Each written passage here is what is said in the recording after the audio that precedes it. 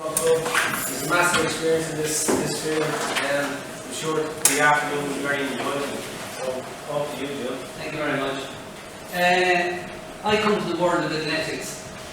Played Gaelic football and hurling. No good with soccer, 2 left feet. So when I came up to Dublin, it always put me in left foot or something like that.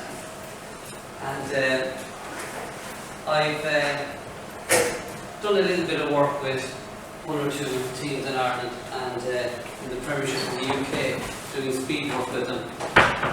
Worked with Graham Taylor. Not that he'd ever be around with us, he'd be always in Spain putting on the tan. But today is an SAQ course. It used to be called SAQ Foundation, but I call it now Movement in Sport. The whole concept is that if we teach people how to move, we can then easier teach them how to move fast and to move with the ball. And at the end of the day, soccer is about what you do with the ball. It's about getting the ball, controlling the ball, and passing the ball. This little course we're going to do today has a few objectives. Now, this is half the course. We'll have to fix another time to come back. The course takes about 5.5 hours. So I don't know if we'll be 3 hours today or 2.5 hours today. I'll just run with what we're going to do today and we'll see. But I want to try to explain the principles upon which our system of training fitness is based. I want to demonstrate the relevance of this type of training to fitness training and coaching program for all sports, but particularly in your case for soccer. Fundamentally, SAQ has a 6-step continuum, and in this course we look at the first 3 steps. Step 1 we look at tonight, step 2 and 3, this evening, step 2 and 3 the next time. I want to try and demonstrate and teach exercises and drills which will promote your ability to coach speed, agility and quickness to the kids, to the underage players. Above all, I want to say, at the end of this course, we're going to say, right, what did we do here? How can I use it out on the pitch with the home farm players? That's going to be my final aim with this course. Now, it comes in 5 parts, and this is kind of the most boring part because I talk and you listen, unfortunately. Part 2 is kind of 15 minutes talk, 45-minute workshop, 20-minute talk, 40-minute workshop, 15-minute talk, 45-minute workshop. So once we get to the red parts here, we'll actually be, and then we finish off with about 20 minutes, making sure that what I've done with you in this course, how it applies, how it doesn't change what you do, but it kind of adds to what you do, and you integrate it, it doesn't take over. And that's what I want to do with you today, or in this course. Lads and ladies, when you are going out to coach any team, whether it's an under-8 or a team in the FA Cup final or in the World Cup final, there are 4 aspects of fitness that you have to look at. Physical, skill, mental and motor. And unfortunately, many coaches, many clubs, many teams emphasize this here. And slowly but surely, this becomes much bigger and it squeezes all the other ones out. That has happened in the Gaelic games for the last 20, 30 years, where nearly the strength conditioning coach is more important than the manager. And that should never happen.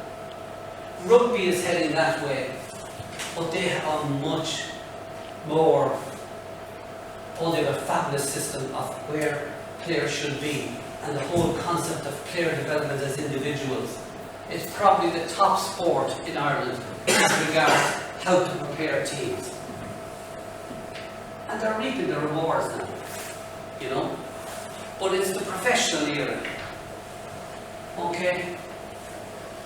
Soccer, to a certain extent, is very lucky that it still places the emphasis on skill. Okay?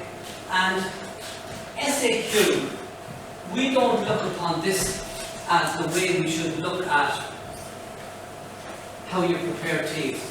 We look upon fitness as a table, and the mental fitness and the physical fitness and the motor fitness should be there to support the skill. And to a certain extent, I think that's the way soccer people look at it. That skill is the most important. Your ability to use the ball or to use space even if you don't have the ball. That is the most important thing. And if we do physical work with the kids, if we do mental work with the kids, if we do motor skills with the kids, the aim should be to promote their ability to handle the ball and to use the ball. And that's where I'm coming from here today. This little course we do today will show you how to integrate the physical work with the motor skill work with the skill of soccer. Unfortunately, in 1955, Roger Bannister, on the 12th of May, ran the first sub-4 minute mile. And everyone was wondering, how did he do it? And how he did it was, he used to do 8 200s in 30 seconds, with 30 seconds rest. That's what he worked up to. He started off with maybe 2 minutes rest. And he used to do 6 400s under a minute each, with a minute rest. He did what was called speed endurance training. So the concept of stamina and speed endurance became important. And soccer coaches in the UK went down the same route. So did the rugby, so did the hockey, so did the Gaelic coaches. And nothing could have been further from the truth. In the 1960s, a very famous miler, Derry Gibbonson, ran the first mile ever in 4 minutes 00.00. It was about 5 or 6 years after Gibbonson. And he put himself up as a fitness trainer. And there was a club over in England, you never hear of them nowadays, you never hear of them nowadays, they're called Manchester City.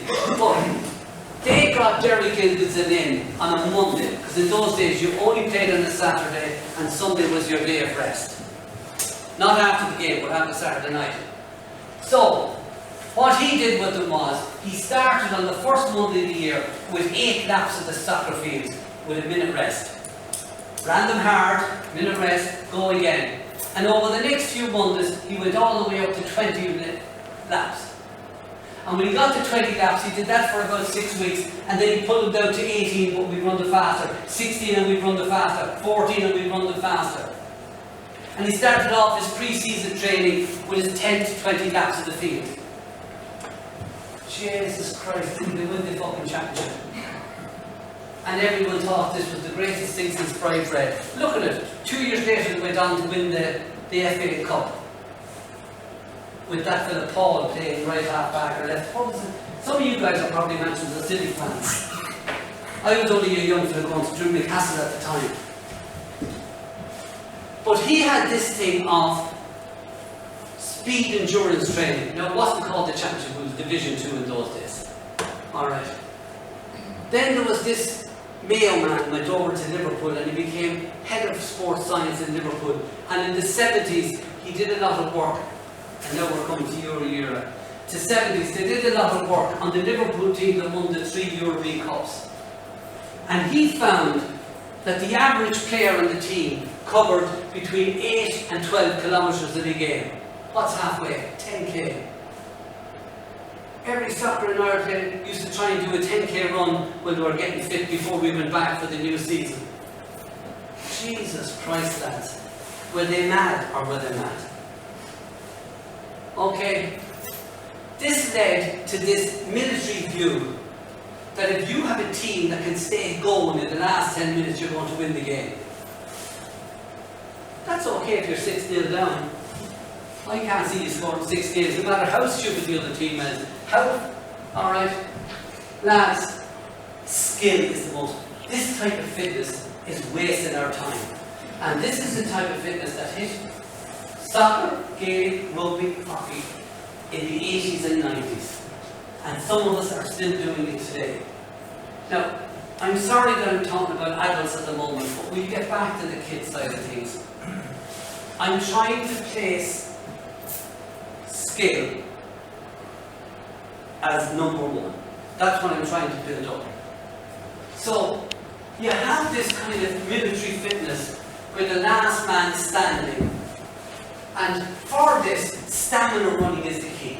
Look, you did it yourselves, 10 laps of the field for the first 6 weeks pre-season, doing this. Look, how stupid you were. Sorry, the manager were. So, the ability we tried to develop was speed endurance. It was done, the basis was continuous stamina. Now, that's okay if you're getting a red fella ready for the Tour de France to run a marathon, or if he was a horse to run the Grand National. But it has no relevance to soccer. A fella dies every 5 or 10 years in the Tour de France. 500 die worldwide doing the marathon, and they shoot a horse every year up an entry. It doesn't suit soccer, lads. This is what we should be doing. Skill should be number one.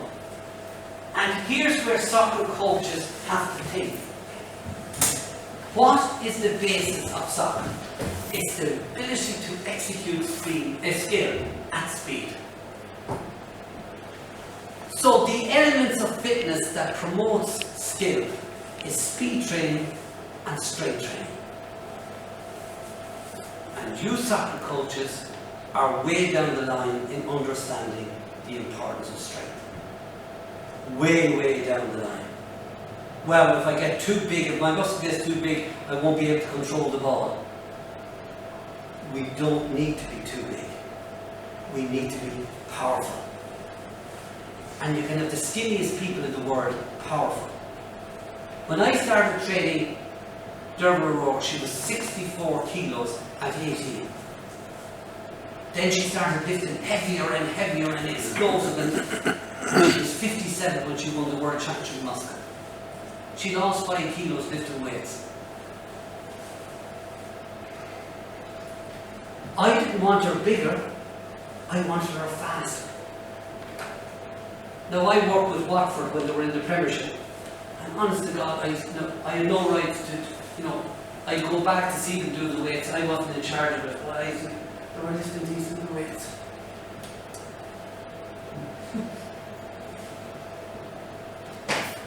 Anyway,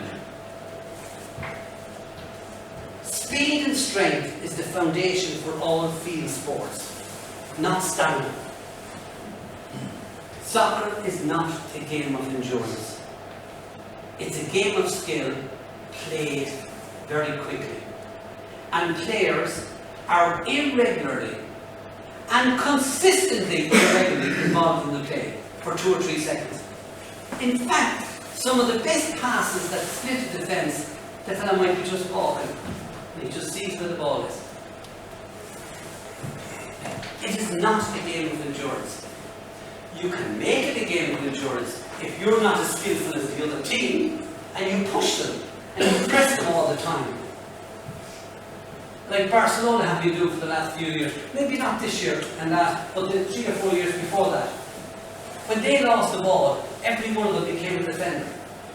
And that's it. You have to be very fit to do that. But you don't have to have stamina. You have to have the ability to repeat efforts of speed, which is completely different. Completely different. The ability to repeat effort, repeat skill, and the basis is what's called a multi-sprint stamina approach. And this is important to all field games. And when we're coaching the under 10s, 12s, 14s, 16s, we have to be knowing what they need when they get to 18 plus. And so our training shouldn't be tailor-made and reduced from senior training. It should be suitable to the kids, but knowing what they need.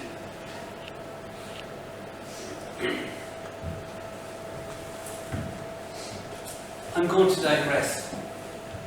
And the reason I'm going to digress is because I'm in Whole Farm with coaches who are working with underage. There are 5 main elements to fitness: speed, strength, stamina, skill, suppleness. The 5 S's.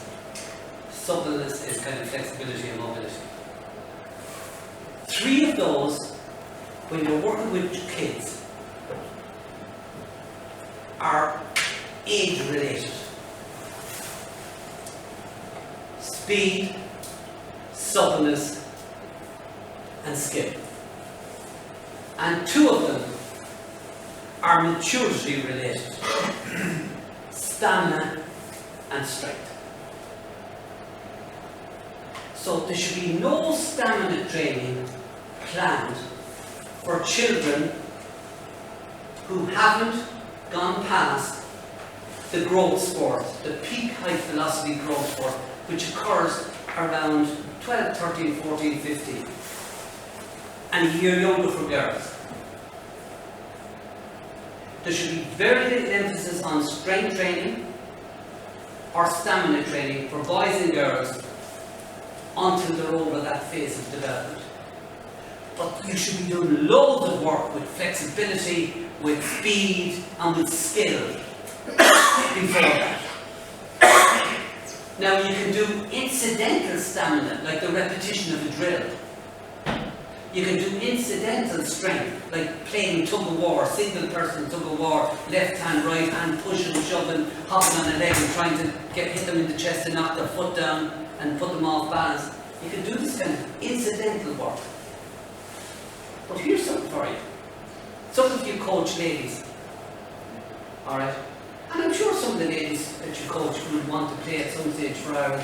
Maybe some of them will give up soccer at 14 and they might want to play on this new Irish volleyball team that's going to win the Olympic Games in 2024.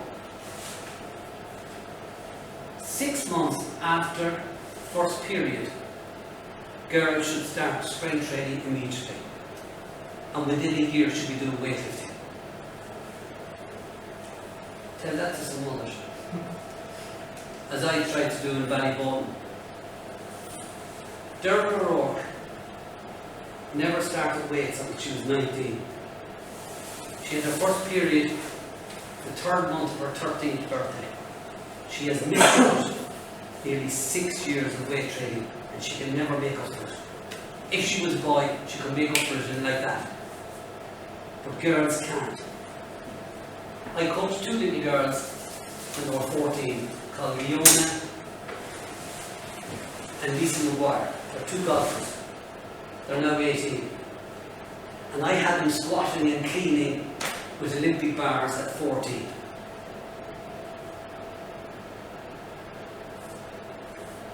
And obviously they've given up a little bit now at the moment. They're doing the leaving cert, but they're going pro as soon as the leaving cert is over. And that's going to pay off for them. So remember, strength and stamina are maturity related. Speed, skill and suppleness are age related. So when you're working with kids, and especially the 12, 13 and 14 year olds, every Monday night their height should be checked. In you come, stand against the wall, okay, that's your mark, that's your mark, that's your mark, that's your mark, and every kid should have their own mark. Now it would be better if their parents did it and they told you. And when you see this big jump, as soon as that is finished, those kids within 6 months, you should have their stamina training. Repeat 20-meter runs. You don't have to do laps of the field. You should be doing your press-ups and sit-ups and all of this kind of work. And even your little barbells and things like that should be starting with them. It's very important for coaches of juveniles to look at the growth spurt of children. And one of the things we have with soccer is this. During that growth spurt, kids become awkward. You know it yourself. You've displayed from the 13 team. Jesus, the number 1. For fuck's sake, he can't even control the ball. He's putting it over the line. He can't go past the fella. Then all of a sudden, 3 months later, well, he's back. That's the growth spurt. And why is that? Because our limbs arms and legs. Progressive exercises and instruction aimed at developing fundamental motor skills in players. The whole idea is to enhance the player's ability to be more skillful at faster speeds. What I'm going to do with you today should permeate your training philosophy. You don't have to do what I'm doing today, but the ideas and the concepts I'm giving you should definitely infiltrate and permeate your training philosophy in how to make people faster, easier to move around the field, and quicker off the mark. That's what I'm doing with you today. What I'm doing should improve your coaching methods, your sessions, your programs, but it won't replace your fitness. We'll come to that another time. SAQ, movement in sport, this is something you should try to integrate into what you're doing at the moment. I don't mind all of this. Oh, sorry. I'll just leave that there for a minute. I want to digress again and talk to you. Jesus, I notice I kind of moved towards the women. I'm not married. I'm 98 next Tuesday, but I've enjoyed looking for her all the time. Anyway, listen lads. I'm sitting down here just to have a quick word with you about something here now, and it's nearly after gone out of my head. It's about soccer. You are a coach of a certain age group team. Under 12 girls, under 12. If you have to look at under 17 boys. Okay. According to Home Farm, they'll all clap your hand if you go out and win the league next year. And the cup. That's one aim. But there's an underlying aim.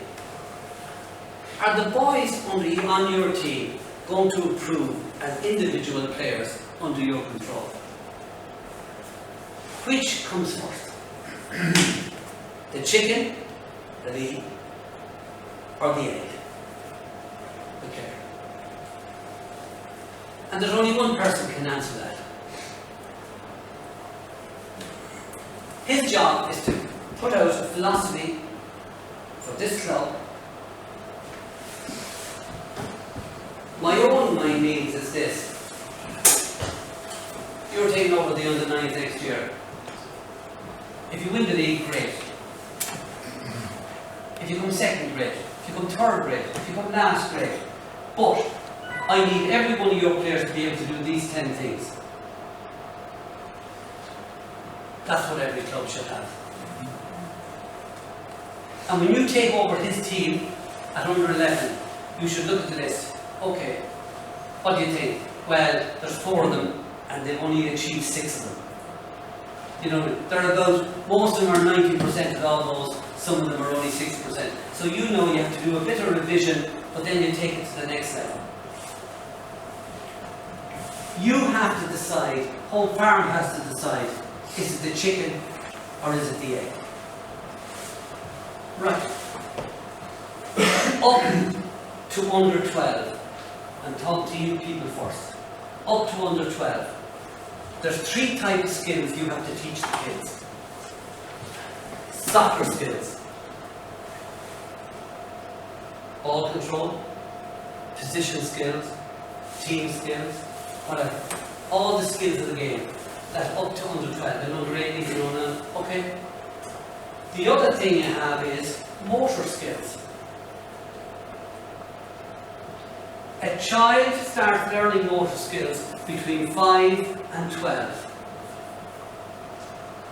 And he's going to be a poorer soccer player if he doesn't have as many motor skills as possible by the time he's 12.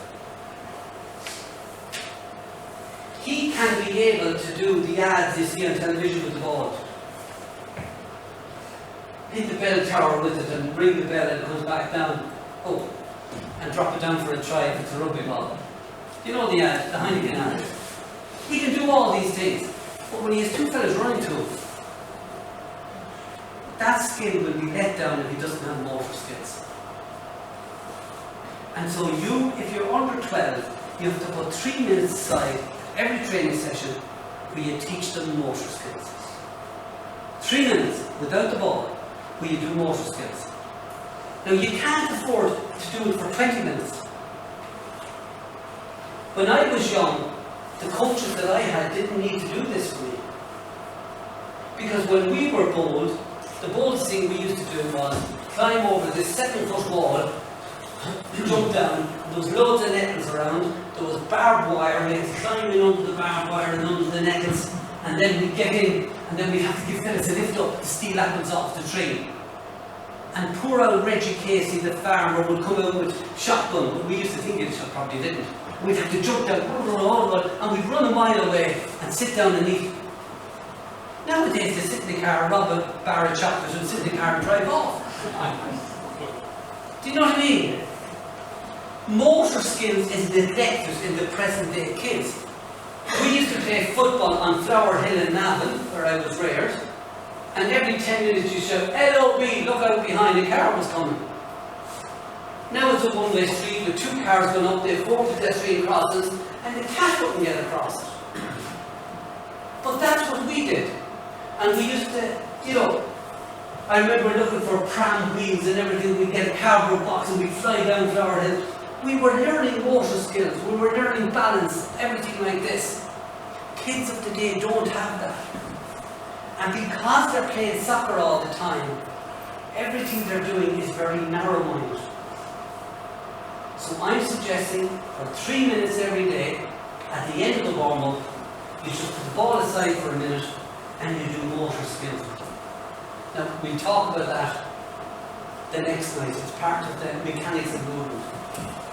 However, there's one other little thing that you need to do for the other 2 minutes, and that is functional skills. And functional skills are about 5 of them. One is the ability to squat up and down. One is the ability to lunge, but you can lunge in every direction. And you can see all the soccer movements taking place. Balance. As soon as I close my eyes, they need to do this because they're not doing it at home. So if you have this wonderful group of under-11s, they're world beaters. If you can do this little 5 minutes with them every training session and give them a little bit of homework with them for 5 minutes when they go home, they will be world beaters. Because their ability to execute the skill under pressure will increase. We know they can execute the skill, but can they do it at top speed? Can they do it under pressure? Can they do it when it's 2 minutes to go? Lads, you have soccer skills, motor skills, and functional skills. Look at it, it doesn't take me. You guys are soccer players. You're in and out of this game. This is, it permeates what you do. You know how few English fellas are in the Premiership. You even know how few Irish guys are in the Premiership at the moment. They're from Germany, they're from France, they're from Norway, they're Sweden, they're South Africa, Brazil, Argentina, France. Why? Because England and Ireland are behind the times in PE in school. These are coming from countries where they're doing motor skills and functional skills and they come out their ear. And when they go out on the street and go out playing soccer, it comes naturally to them. Because all the soccer skills they're learning is backed up with fabulous body function. And that's why we don't have many English, Irish, Scots or Welsh in the Premiership. And until we get our second house in order, we're going down the drain with it. And that's a fact. I'm going to give it to you for my sport. If you went to the German or the French for the Italian schools athletic meetings, under 15 and under 17, the standard would nearly be here, or higher here in Ireland. Higher. But when they become seniors, we can't hold them a match, we can't even hold them. Why? When they're under 13, 14, 15, 16, 17, they're learning skill. More skill. What are we doing? Racing like mad, training, getting them to go faster. Do 10 200s, 12 200s in 30 seconds, 29 seconds. So, our times under 15 and 17s, much better than the rest of Europe. But they take their time to develop the player. One of my closest friends is the director of strength and conditioning for the German Soccer Federation, Andreas Lumberg. Great guy.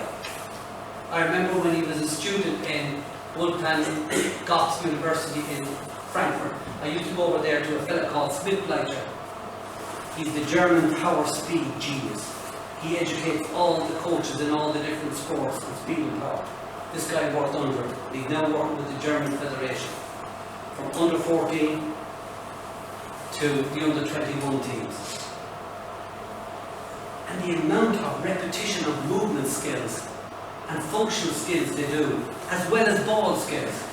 They don't worry about winning the under 13, 14, 15, 16, 17. They put the player first and they win as a result. Lads, it's getting serious in the Premiership. There'll soon be no English and Irish on any team if we don't redress what's happening. You guys come from a background of having played soccer, and probably what I'm saying to you, I sound like a feckin' idiot. And when I go, that's what you'll conclude. He's a bit of an idiot who doesn't know soccer. You're the one that'll lose out. I know I don't know soccer. But I do know how to teach kids. I'm a school teacher by trade. I'm an athletics coach by nature. Okay? And above all, at the end of the day, whether you run a marathon or 100 yards, you can't run fast, you can't win anything. And it's often you guys would say, Jesus, if he had a bit of speed, he'd be good. How often have you heard it? And do you know why he doesn't have speed? Because you don't understand how he moves.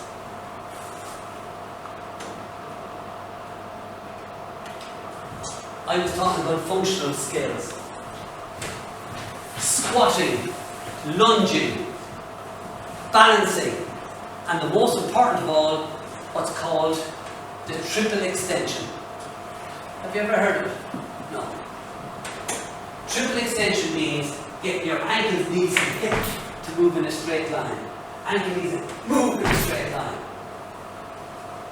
We should be doing that with the kids. Their ability to run fast, start quickly, change direction. So we have to get in drills. Because if you look at kids, some of them will jump like this. Look. There's no triple extension there, there's only double extension. Triple extension is the key to speed. It's the key to heading the ball. It's the key to turning quickly. So there's just 5 or 6 things that we should be doing. I sat down with the Wexford County Board about 8 years ago and I drew up all the work should be done under 11, 12, 13, all the way up. 92 pages I sent into them. It was cut down to 18 and all the work was left out. So they're still following Kilkenny. I went down to them in 2004, we beat Kilkenny first time in a long time. And I knew if the day was hot, we'd beat them. And we did. Lads, SAQ, speed. Speed is the maximum velocity of movement of each and every activity. It's how well you can turn, just like that. How well you can see something. How quickly you can see something. It's running for a ball, taking a pass, jumping for a ball, sprinting over 25 metres, how your arm goes to throw a javelin. That's all speed. And the aim of speed training is to make players faster. That's the aim of speed training. The A stands for agility. And agility means ability to change direction, to change speed. And in the case of, if James has the ball and I'm a defender, being able to come in and change my footwork pattern. Now, if I'm running to take him on, now you wouldn't do this because you know, but if I was running to take him on and my step stays the same length, he's going to send me a dummy. So as I come into him, my steps have to be getting shorter. And sometimes that's why a kid is poor at taking a tackle. He has never learned to shorten his step coming into the tackle.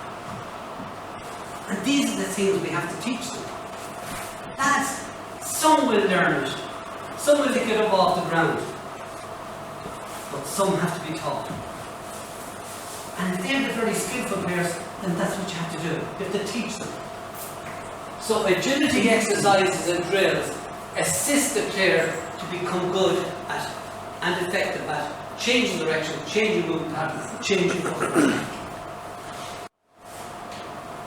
Quickness. Quickness is how quickly you can take that first step. Because as the distance increases, we're looking at acceleration. In 1998, Leinster Rugby went professional, and I had the great honour of taking them for an hour and a half every Monday at 12 o'clock to do speed work with them. And that's where I met Brian O'Driscoll. Gordon Darcy was there. I think Leo Cullen was there, but none of the rest of the presidents were there at the time. David Hickey and Shane Horgan and all. But even at that stage, that was so fast, it was unreal.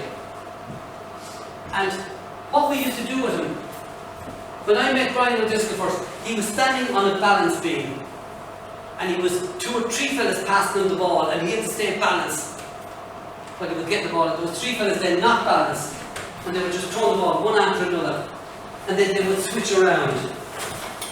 That's the kind of work we were doing, because that's the foundation being able to change direction. Having the patience to do that kind of work. There's only one player, there's only one club in England doing that kind of work, Arsenal.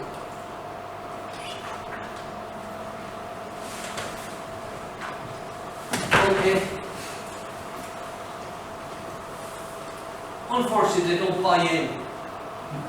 Alright, you know, they try to do it all because he believes in what he's doing. And he doesn't want to buy in because they haven't done the work the others have done and things like that. But he's a genius of a coach. Now I know all you Manchester United, City, Chelsea fans, Spurs fans particularly, you probably hate the life out. But anyway, that's life. Come on, the Gunners. Now folks, for soccer, here are the components of fitness. The ability to react, the ability to initiate movement, the ability to decelerate, accelerate, the ability to go right or left, quick enough, slow down, change your football path, and have a good top speed. And stamina for soccer is the ability to repeat all of those. No one should ever stride the length of a soccer field. You never have to do it in a game. Maybe you do it twice in a game, but if you do enough 30-metre runs, you'll be well able to do 100 for once. That's a fact. I'm working with 45,000 soccer coaches in America. I have a website called Premier Sports College, and we're kind of doing a lot of work with them over there. And I came onto one of the websites. This guy was sending in stupid stuff for training as part of this work. So I went on the website, and the guy went home for the summer, and this is what he gave them. He gave them a 3-mile run, 5 days a week, 10 10 lengths of the football field with 30 seconds rest. And I think it was 100 press-ups to keep fit. Lads, if it was a horse doing the Grand National, it might suit him. But there's no relevance to soccer then. What is the average distance sprinted in a Premiership soccer match? Think about it. What's the average distance? By all the 5,000 players of the Premiership, what's the average distance covered in a game? 13.4 metres. That's it. So if you have a soccer player who's not fit, if he can do 50 of those 13 metre sprints, he'd be well fit to play soccer. Running the length of the field, which is 100 metres, in 15 seconds. Suppose you ran in 15 seconds, that'd be fast going. Minute rest, come back. That means he runs 50 metres in 7.5 seconds. That means he runs 25 metres in 3.75 seconds. No good, in a game he used to run it under 3 seconds. And that kind of stupid training, when you make 2 fast runs in a game, you're out of breath because you've done a million 15-second 100 metres, which is no pace to you. You're not training the muscle fibres you're doing when you run for a fast ball. And that's what getting your second wind is. Your body realises, fuck, I've been training stupidly. So it gives yourself a break. Lads, I'm sorry. I don't know any of your ideas on fitness. And I apologise if I'm juxtaposed to everything you do. I'm not telling you what soccer training should be. I'm telling you what you have to do to get people fit for a game where 13.4 metres is the average distance you run. If it's soccer, great. If it's not, don't listen to it. The ability to repeat all of those. Who's the fastest soccer team in England in the Premiership? Oh, the Gunners. See, Arsenal, they're the fittest. Okay. Who else do you think might be the fastest team? I don't know. But the fastest team is the team that can slow down the quickest. The fastest player on your team is the player that can slow down the quickest. Think about what I'm saying. That's how you know who your fastest player is. The fellow who can slow down the quickest. Interesting. Do you mean the fellow who can recover the quickest? No. After, no. Up you come here. Don't talk anymore. Okay. I want you to run to that wall. But you're not allowed to touch it. Okay. But you can get there as fast as you can. That's what it was. Break the wall now. Let's pretend. Come on. Let's go back. We're running. Now, hold on. We're just here. We've been running flat out here. Now, he sees the wall coming, so he puts the brakes on. I take one more step and puts the brakes on. I'm going to get there fast. Formula 1. The guy who can get to the corner before he starts slowing down is going to make it first. If there's a ball there, he has to be able to slow down. And that's why he's fast. He can use the ball. We never teach kids how to slow up. What I do with kids is, Gerard, stand up there, you're a pole. What I have them doing is 10 metre sprint. And they stop there as fast as they can, but they beat the others, might have 3 of them. And just sticks down there. And they run as fast as they can, drop the hips, ready to tackle.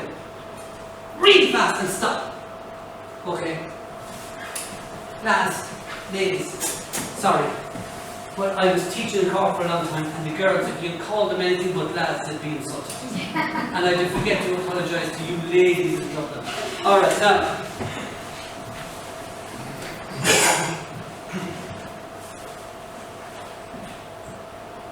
If I bring my hand in like this, I'm concentrically stretching this muscle. It's getting shorter as I lift. So if I lift weights, And I would never have anyone do that kind of a lift. But anyway, that's how your muscle can get really strong as it shortens. But to stop, to control the ball, the muscles have to lengthen. So that kind of lifting down. I lift down the heavy weight now, help me lift it back up, put your weight on, help me lift it back up. Now I lift the next one down. That's what's called eccentric strength. And that's what footballers need. The ability to run as hard as they can at the ball and put the brakes on at the last minute.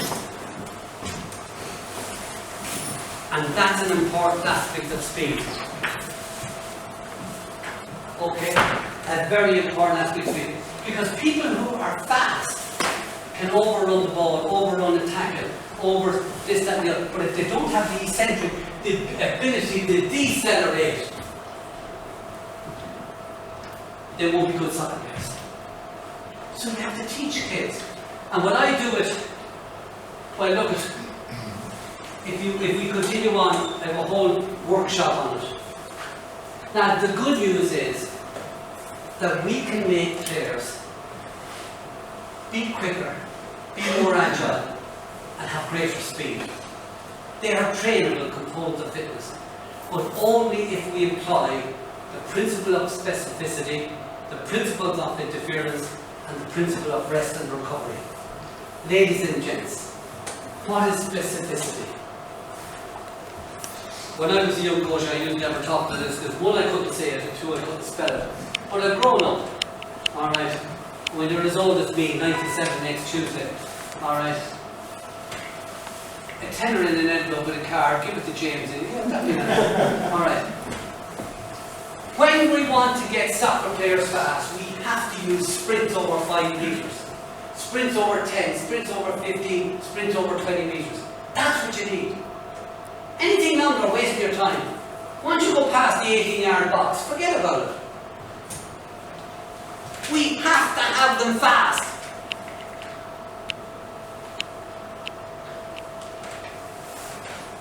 You can't get fast running at 99% effort.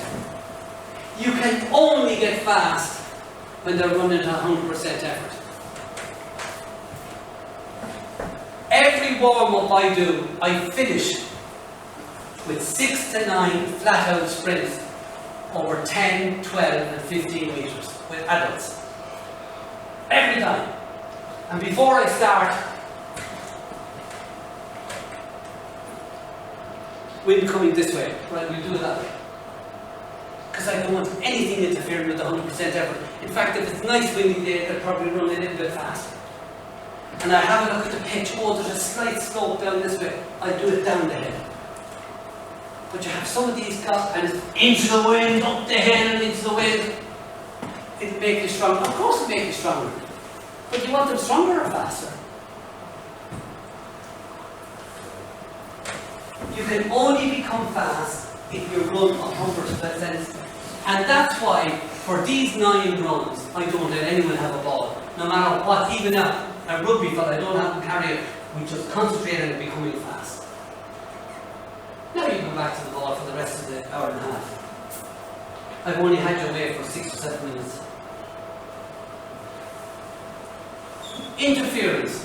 Lads, there's certain training you do that interfere with other things you want to do. And two of the biggest things is endurance training kills speed and flexibility training kills speed. Okay, tongue in cheek, I'll take some of that back. Slow running, too much slow training makes you slow. So when you're doing your 3-on-3 and 4-on-4 and you're going on too long, they slow down, they get knackered, and you'd be better off giving them a break. Right, everyone, have a minute break there and let's get back into this fast. Now, I do it myself, and I give out about fellas doing it. Come on, come on, over here, come on, quick, we haven't all night, come on, quick. Give them the minute break. The ball goes out in the air anyway.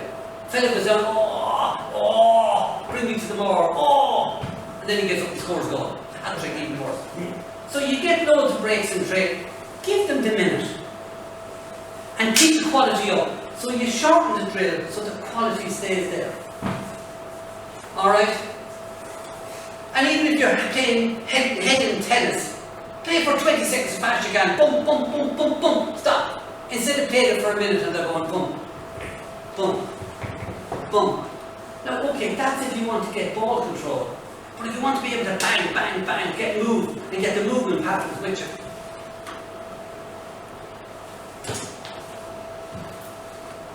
If you start running people slowly, they become good at running slowly.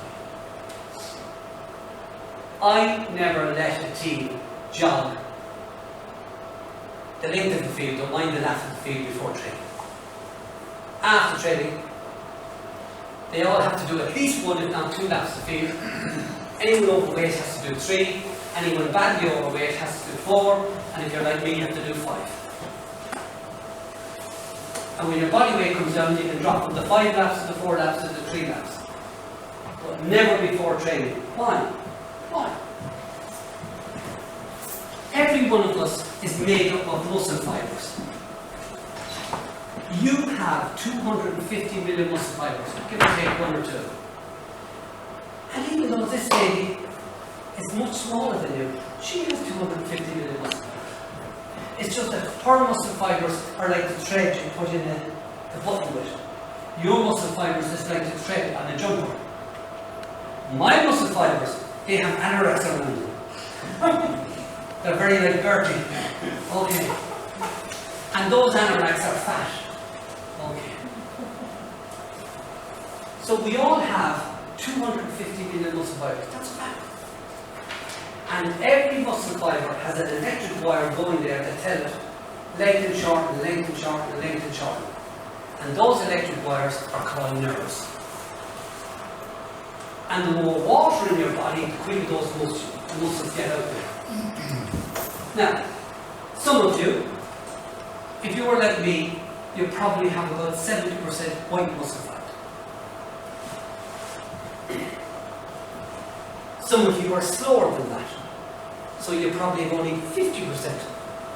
You're 50-50. If you're Sonic Sullivan, you're probably 70% red muscle fibre, 20% white muscle fibre. If you play soccer, the more white muscle fibre you have, the quicker you are reacting in your liver. So the Van Persies and the Rudies, those fellas up in the box who rack, they're all the known white muscle fibre fellas. And the Mick McCarthy and all those guys down at the back, Jesus, I'm showing my age when I go for Mick McCarthy's up there. They've got the slow muscle fibre. And a lot of that may have been inherited. And some of it may not. You are what you are by 80% of the time. I often tell my team, lads, if we want to get better, I want you tonight to go out on the beer and try and pick your parents all over again. Unfortunately, that doesn't happen. You're 80% determined by your genetic makeup. So we can work on 20% of it in terms of white muscle fibre, red muscle fibre determination. Alright? So,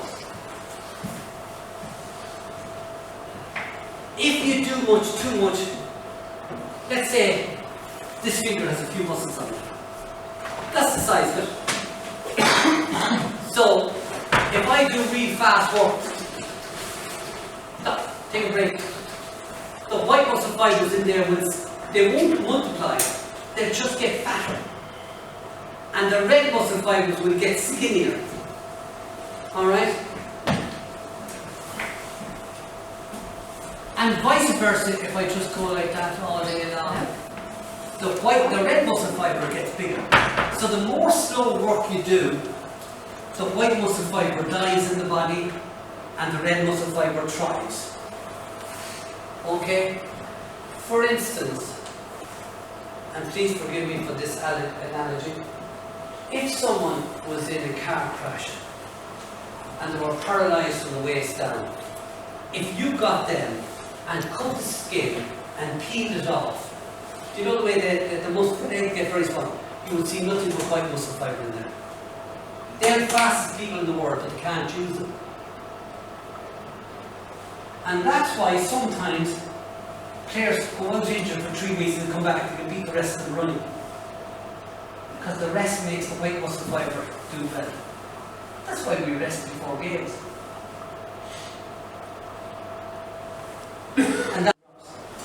And so you might have 2 or 3 days rest. White muscle fibre loves, they're the lazy buggers of the body. Do you know who trains the other 17s? Here we have them. You train the other 17s. There's probably 3 or 4 of your players and they're flyers. Do you know that? Alright. You play a good game, a really tough game on Saturday or Sunday. On a Sunday, you play on a Sunday. On Monday night, the fellas who are slow muscle fibres are probably able to train. The fast fellas might be ready to train on the Wednesday night. The people who have loads of speed take longer to recover from a tough game. And that's why in rugby, sometimes they play on a Saturday, sometimes they don't train till Tuesday, and some of the players are left on the sideline. You wouldn't do that on Saturday. Why? Because you're dead in there with the rest of them. But actually they should train on the first. The fast people take longer to recover from a tough game played on muddy surfaces than your slower players. That's fine. And it's the same for the kids. Now, what we need to do at some stage is look at how we develop the 8, 9 and 10-year-olds in terms of speed. Because that's not what I'm doing today with you, but it's something that you should think about that needs to be done. So stamina running and stamina circuit training, not great for speed. Flexibility development should only be done after training or on its own. It shouldn't be done in training. Why? If I stretch my hamstring there, great, wow, they need that. God, those muscles need that. God, I had a tough game last night. Oh, good. And if I hold it long enough, the nerves get mad. And they're saying, I fucking need it. They hate being stretched. Because nerves are elastic beings. And they hate that plastic stretch. And that's why, in a game, after doing something like that, it gets fed up with you. And that's why we do this kind of, before games, before training. So real flexibility work should never be done within 2 hours of a game. So you're saying don't stretch before a game? Yeah, dynamically stretch. But never stretch before a game. It leads to injury. No. Leads to injury. 2 seconds, 3 seconds max. Instead of doing 3 by 10 seconds, do 10 by 3 seconds. Because it interferes with the speed of the player. Because very flexible people are never fast. You have to be flexible not to get injured and all that. Look, it's a conundrum. Just on that, when I was with UCD, with Dr. Tommy O'Neill, I know Tony Mad. we never stretched. You came in on a Wednesday for an hour and did a bit of stretching on its own. The doc he was the away observer, and he used to be away with all the Italian teams and all. We never stretched I was there for 2 seasons. We never did any stretching, only just one day. We just came in for a Wednesday, and we stretched for 45 minutes. And we rarely had injuries with it. My concept is that soccer players, you should be giving your players 5 minutes of homework every night to stretch the muscles that are relative to you. All your stretching are different. You all have different needs. Okay? For instance,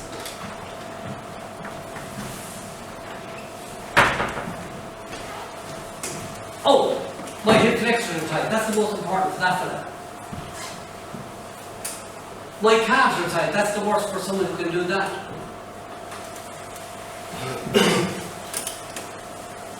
My chest muscles are tight for someone who can do that. My knees go out. My knees come in. My feet turn out.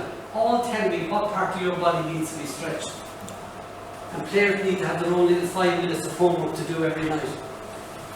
Listen, I want to tell you something about a girl. I met her playing camogie for Wexford.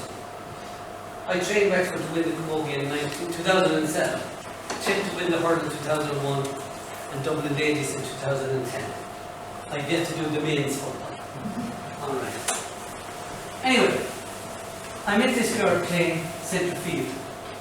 She was great at camogie, and she said to me, I'd love to give it up. I used to do athletics as well. And I said, right. 2 years later, she ran in the European semi-final for 100 metres. And I want to tell you a little story about her. I used to do a session of 50-metre sprints, 4 of them, with 3 minutes rest. 5 minutes, go again. 5 minutes, go again. 16 of them she did. And I remember I was in Belfield one night, this is only about 5 years ago. And whenever they take first step down is when I start the stopwatch. Cross line. 6-5, 6-6, 6-5, 6-6, 6-5, 6-5, 6-6, 6-6, 6-5, 6-6. I remember she won 6-7. I'd be noting it down for her. Say, down your times. And I came across this thing of functional screening. So I screened her and I said, Jesus, Brona, the 2 most important muscles for speed, you've got them very tight. Your flexors are tight and your calves are tight. She says, what can I do? Well, here's the stretch for the calf, the gastrocnemius. Here's the stretch for the soleus, 2 calf muscles. And here's 2 stretches for the hip flexors. 1 minute, 1 minute. 1 minute, 1 minute. 1 minute, 1 minute, 1 minute, left and right. 20 seconds hold 3 times. 8 minutes. And she went off on holidays, but she was training away because she went off the college team, the athletic team. 3 weeks later to the day, we were out in Belfield, and looking up, it was another sunny day, nice time. She ran, and this is no lie. 6-2, 6-3, 6-2, 6-1, 6-2, 6-2, 6-3, 6-1, 6-2. I said, what the fuck have you been eating? Alright, because you know, some of these athletes don't eat the same cabbages as you or I do. Alright. She said, you told me to do that. You told me to do going to bed every night and getting up in the morning. She says, well, I used to do them during my 11s in college, and I do them at lunchtime. And when you'd finish, go home from Santry at 5:30, I do them again. I did them 5 times a week. And in 3 weeks, she was running 4 yards faster over 50 metres. That's 1 yard faster over 12.5. Imagine if all your soccer players could do that.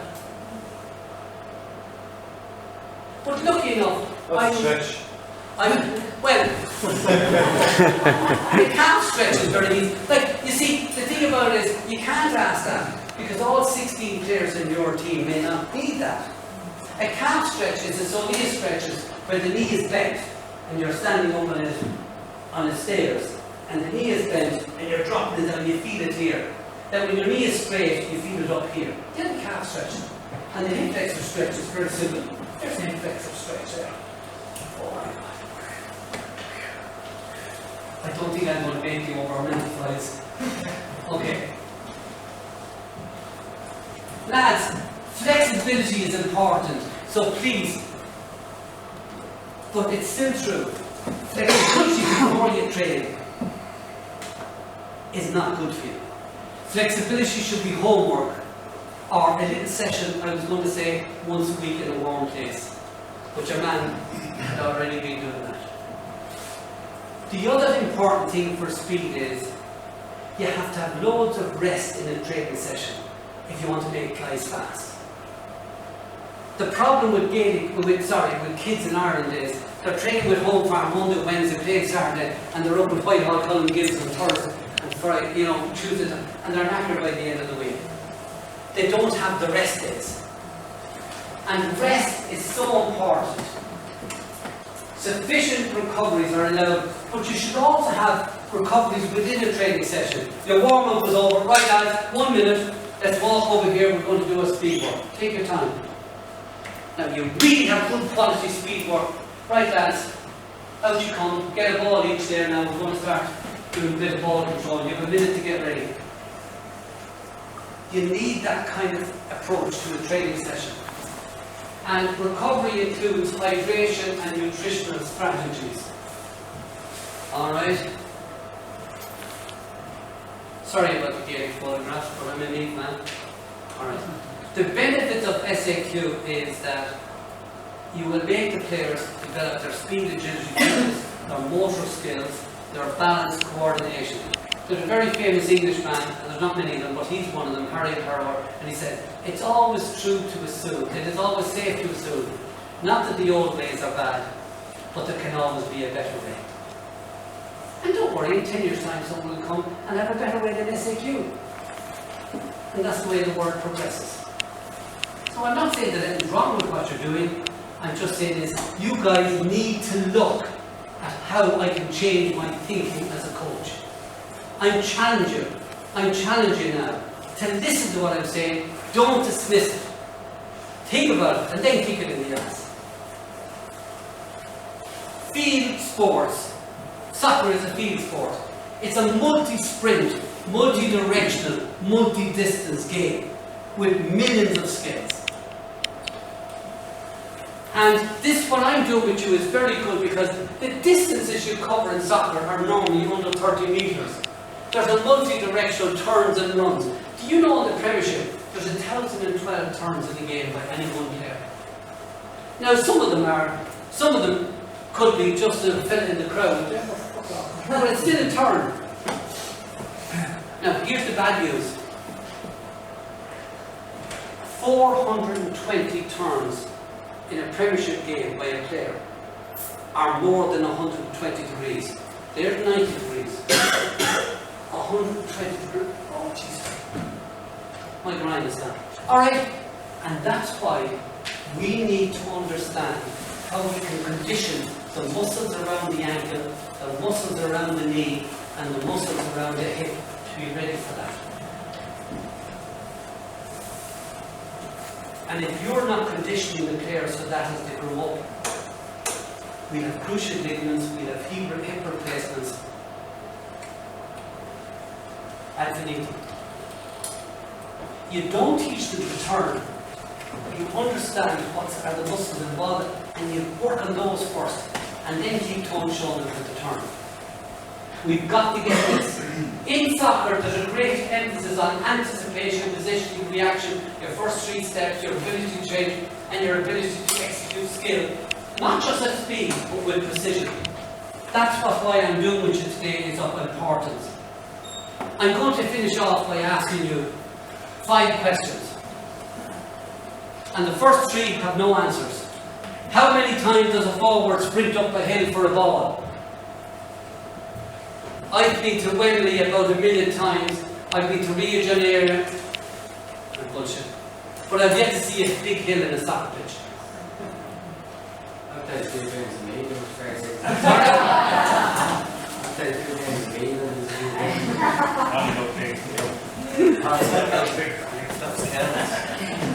Listen, the only hit I ever went I never up took that broad stretch. I never took that broad stretch.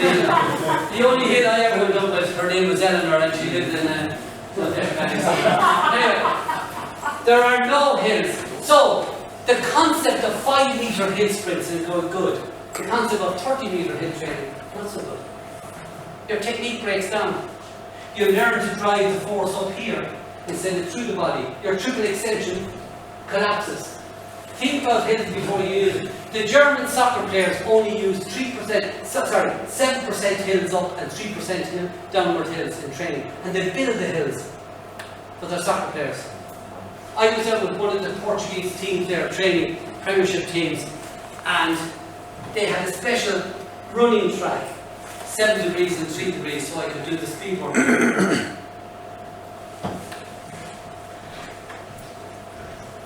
How often does when you see this, how often does a player dribble or solo with the ball for 400 metres? Never. So what the hell are we doing laps in the field for? How often does a defender find himself out of position by 200 metres and he's to sprint 200 metres down? Sure, if you did that, you'd be up at the airport. How many players run 4 laps of a pitch of a sideline in a game? I know if I was a goalkeeper and my cornerback went out for a run around the pitch, I'd do give them hell. So they're not answered. But I'm going to answer these two questions then. How much speed endurance is needed by a soccer player? And the answer is nil. Soccer is a game of repeating skill and repeating skill at speed. Nothing to do with standard. It's what's called speed repeatability sport. Effort repeatability sport. Skill repeatability sport. And where is the best place for soccer players to develop their endurance? This is good news. This is good news. Where is the best place for a soccer player to develop his endurance? Get him a seat and sit down at the dinner table. And that's where a soccer player can get his endurance for the game best. Cut out eating fat. A good diet and a soccer player's endurance is looked after. Fact. Same applies to rugby, same applies to Gaelic games. But it doesn't apply to marathon. They have to go out and run 20 miles, 10 miles, 5 miles, 25 miles. But a soccer player doesn't. He's going with the ball. So let's not get our sports mixed up, lads. Because so many people do.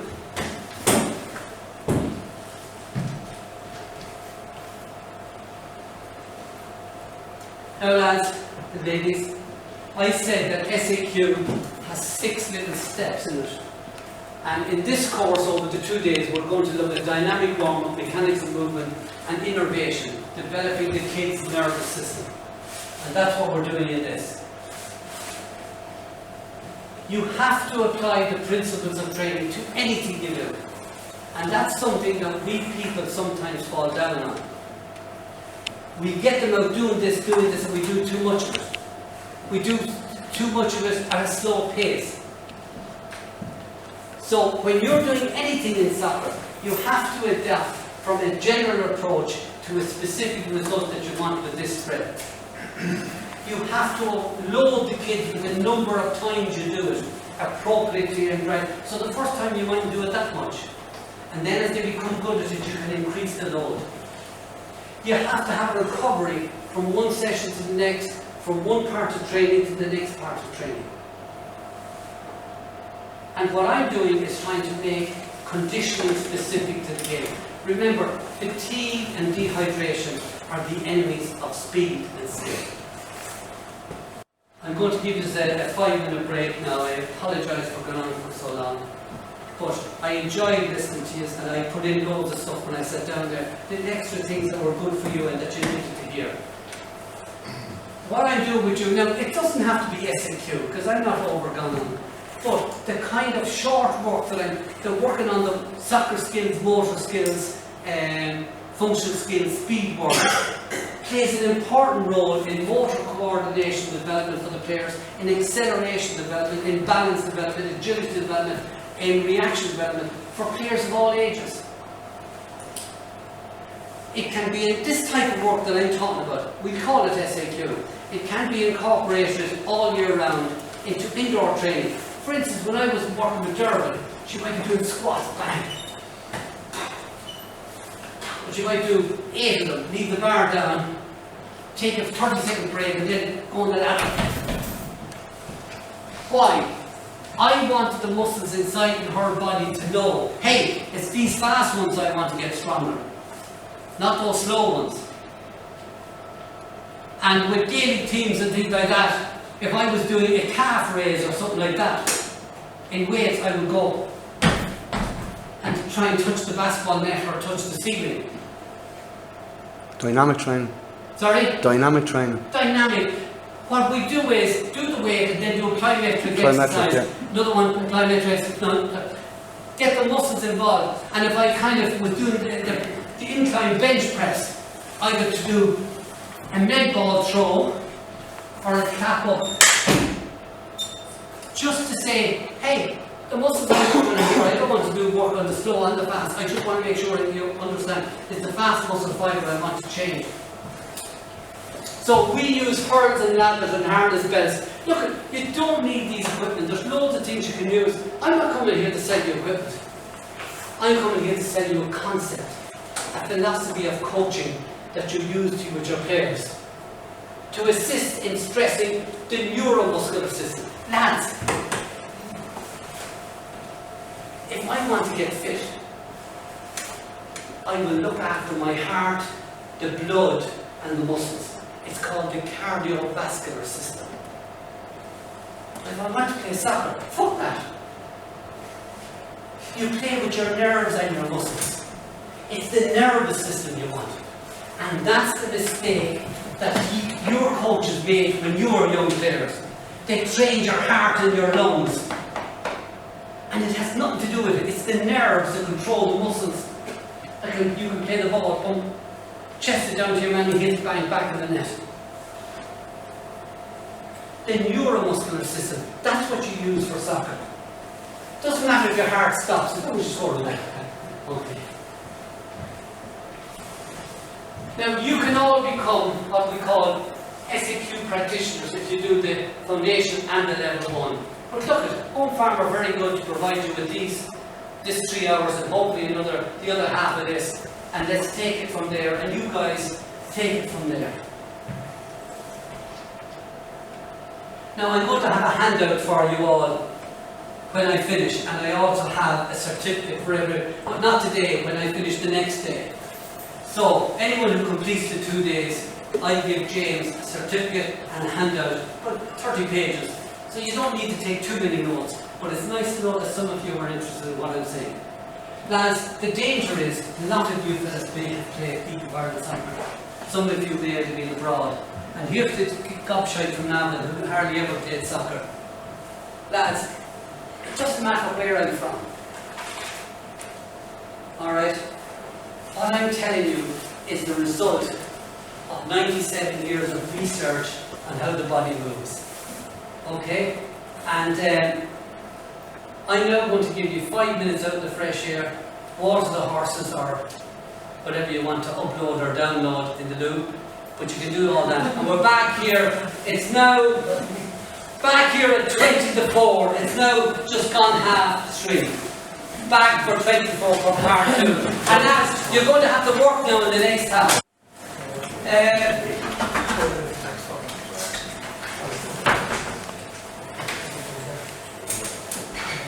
I used to be a teacher up in St. Gabriel School in Walmart. I was the principal there, and I find one of the days for the past pupils, she remembers me, they kept her mouth shut.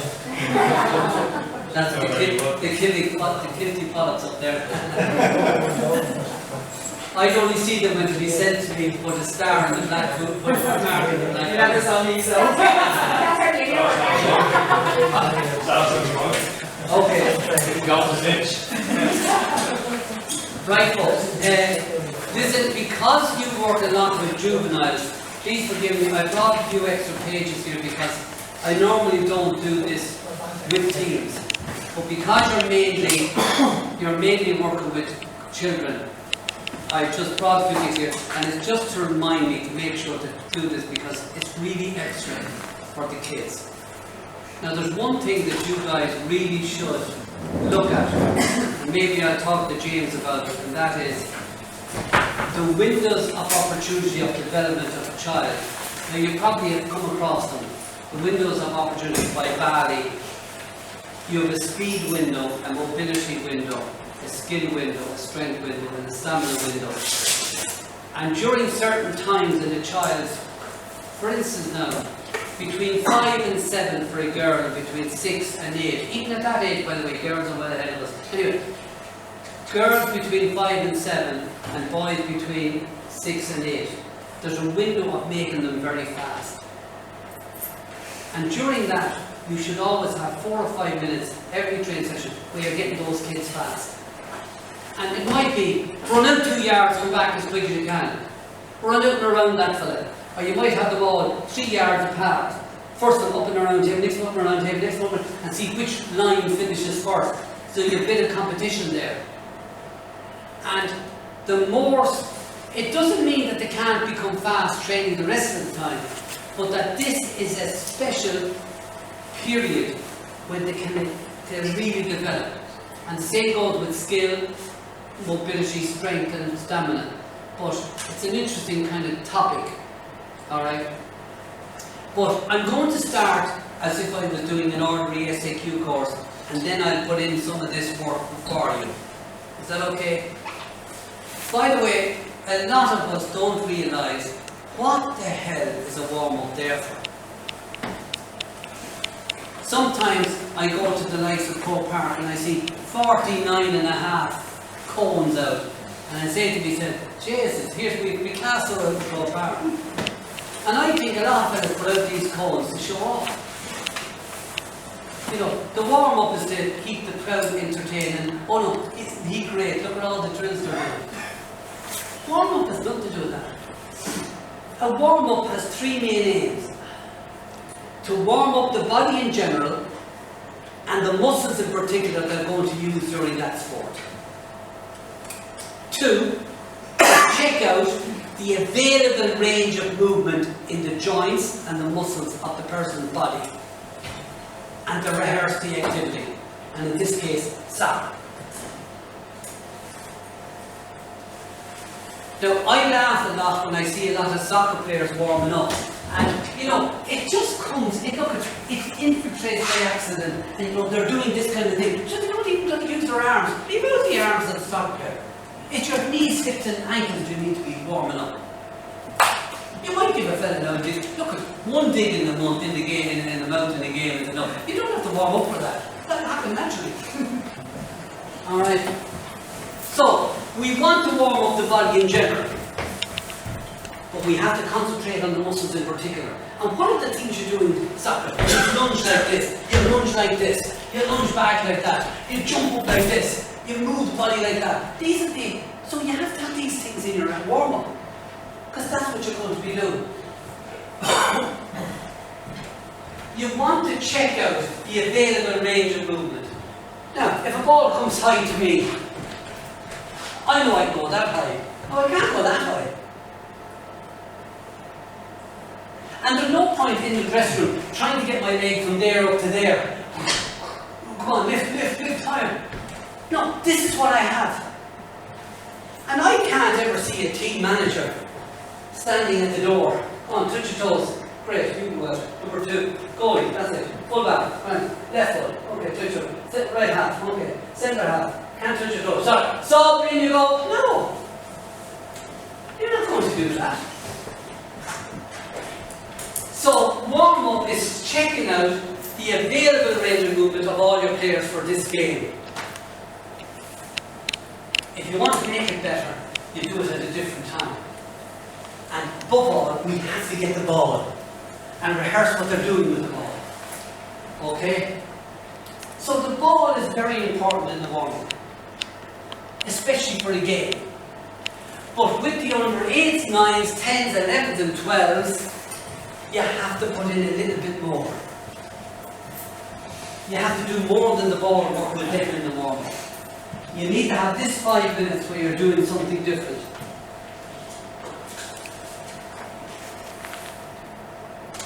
Now, the government, in its wisdom,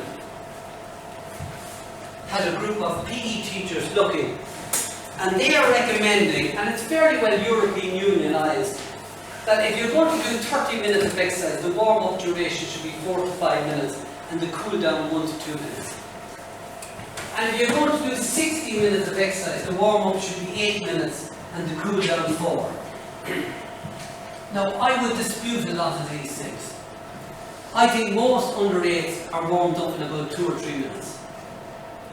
Under 9s, probably the same. Under 10, maybe 4 minutes. Under 11s, 4, and under 12, maybe 5 minutes. To be well warmed up at that period of time. Jesus, you know, they can even put their toe in their ear, don't mind it in their mouth. Alright, but ask me to do it. Now, that'll be a different thing. So, sometimes a lot of these people here, you know, the worst thing you can do is have a long warm. Now again, something I normally don't do in this course, but I've written a module on strength and conditioning for soccer, for our online course. And it's the theory and practice of warm-up and cool-down. And one of the things about a warm-up Your warm-up, the most effective warm-up ends with 5 minutes before kick-off.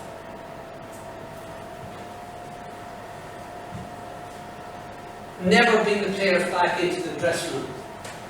Leave them on the pitch. Research has shown us this. It's only 2 years old, so how do you know about it? Of course you don't. Well, I tell you now. The worst warm-up of all is, we're in the under 12 final, All-Ireland under 14 final. We're playing Derry down in Galway. Jesus, the pitch is in Merview Park. You know any friends out there? Oh yeah, John, there's a team about a mile away, there's a lovely pitch, warm up there.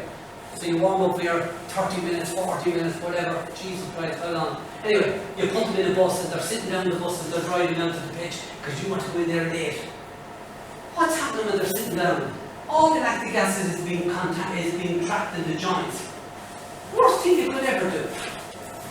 Warm up should be 15 minutes max with a senior team. End of story. And with a juvenile team, probably finished in 12, 10 minutes, under 17, 16, 15, 14. And with you guys, should be finished in 4 or 5 minutes. Warm up should be finished. Okay. However, sorry, is that including your no, rehearsal? no. This is for a game. For a game. Well, you don't be doing that for a game. But in a training session, you should complete the 10 minutes with the under 8, 9 to 10 by doing maybe 1 or 2 and have a plan out for which functional work you're going to do every day. So over the end of the year, they'll get loads of chances to express functional movement and motor skill movement. Okay. Jim, what do you recommend for a game? For a game, I would recommend for the under 10, under 8, 9, 10, 11, maybe 5 or 6 minutes, and for the under 12, 34, up to 15, 10, max 15 minutes. And finish the game as close to the... Now, here's the next thing for you. And you probably may have never heard this before.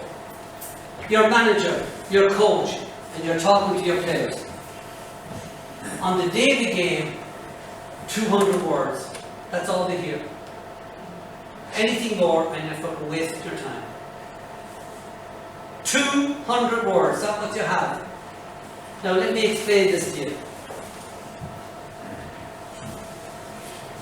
I used to sit there, but now that she's a past pupil, I'd say, well, she might have to get me back.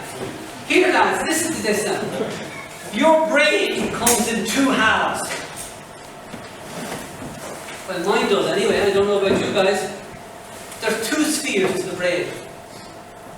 And one side is your artistic side, and one side is your logistic side. It thinks things out. It looks for information. This side, that's the artist, that's the singer, that's the striptease person. That they use this side of the brain. Well, they use more of the brain. But anyway, this is this side. And when you go playing, you want the players to use this side, and this side is what they use in training. And if you start giving them too many directions, by the start of the game, they're using the learning one. And where are all the lovely artistic expression? So 200 words, that's your limit. There should be no talking of tactics on the day of the game. That's on this side. You want them to express themselves. Come on lads, you're going to do well today. Give it a go lads, give it a go. Remember how good you are. Keep going. Don't be talking, your man needs a left foot, stick on him. Because now you're getting them to think with the other side of the brain that you don't want them to use. Think about it lads. Think about it lads. I know nothing about soccer. You're the geniuses. You kick the touch what I'm saying, or you say, maybe he has something that we could use. I'm not holding myself up as God Almighty. Alright? I'm just holding yourself up as someone who's offering a few ideas. So, Dermot O'Rourke is someone that I coached for 9 years, and we won a world championship, and we won a silver medal, then we fell out. Anyway, I knew very little about hurls. And I honestly believe that's why Dermot was a good, great competitor. Because I could never tell right on the day of a race. I remember getting ready for the European, where she got the silver medal. She had to run the final in lane 1. And lane 1 is for all the middle distance races. It's the deadest lane on any track. And I said, oh, shut almighty, she's not going to get a medal here. And we went out onto the warm-up area. She said, come on, how am I going? Brilliant, come on, fast. And she said, how's my trail leg? Brilliant. I wasn't even looking at it. How about you? Brilliant. I didn't want her to get into this side of the brain at all. I wanted this side going, this side going, this side going. When she won the World Championship in Moscow, there was no one with the Irish team who knew anything about hurdles. Best thing ever happened. She said, Jim, what am I going to do? Your man. Oh, he's in doubles. Never know, could be your next or never. He knows nothing about hurdles. I said, brilliant, brilliant, don't worry, he'll be alright with you. Lads, think about it. You want them to train this way. Okay, lads, we're going to set up a tight forward. When the ball comes from this side, this is what I want you to do. That's training, training, training. Game, now you're here. Express yourself. You've learned everything. The last training session is when you put all the tactics into force. Now, okay, in juvenile, you won't know the team beforehand and then just come out and be, oh, Jesus, your man is there. And you may have to say something, but you have 200 words. And try and not give directions to them on the day of the game. Keep it to a limit. If you have to, you have to. We all know that. There's what the latest research and warm-up is telling us. 15 minutes is as good. This is, Premiership teams there. 15 minutes, finish 5 minutes before the game, and 5 minutes before the game, let the players to their own devices. If they want to hit the ball among themselves or whatever, let them do, let them get their mind ready, get them calm. Now with kids it's probably different, but we should be kind of, they're going to have to kick the ball. Anyway, that's the latest research that I want to talk about warm-ups to you. Alright? So, please note that there's a difference between stretching that is recommended to warm up and stretching that's necessary to develop flexibility. First, let us look at warm-up stretching.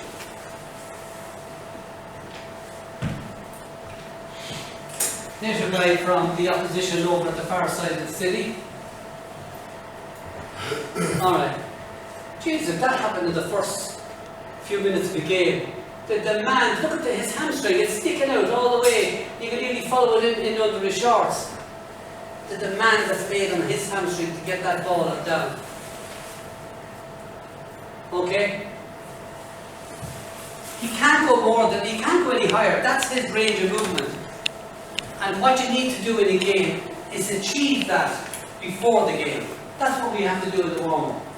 Get to the range of movement that he has.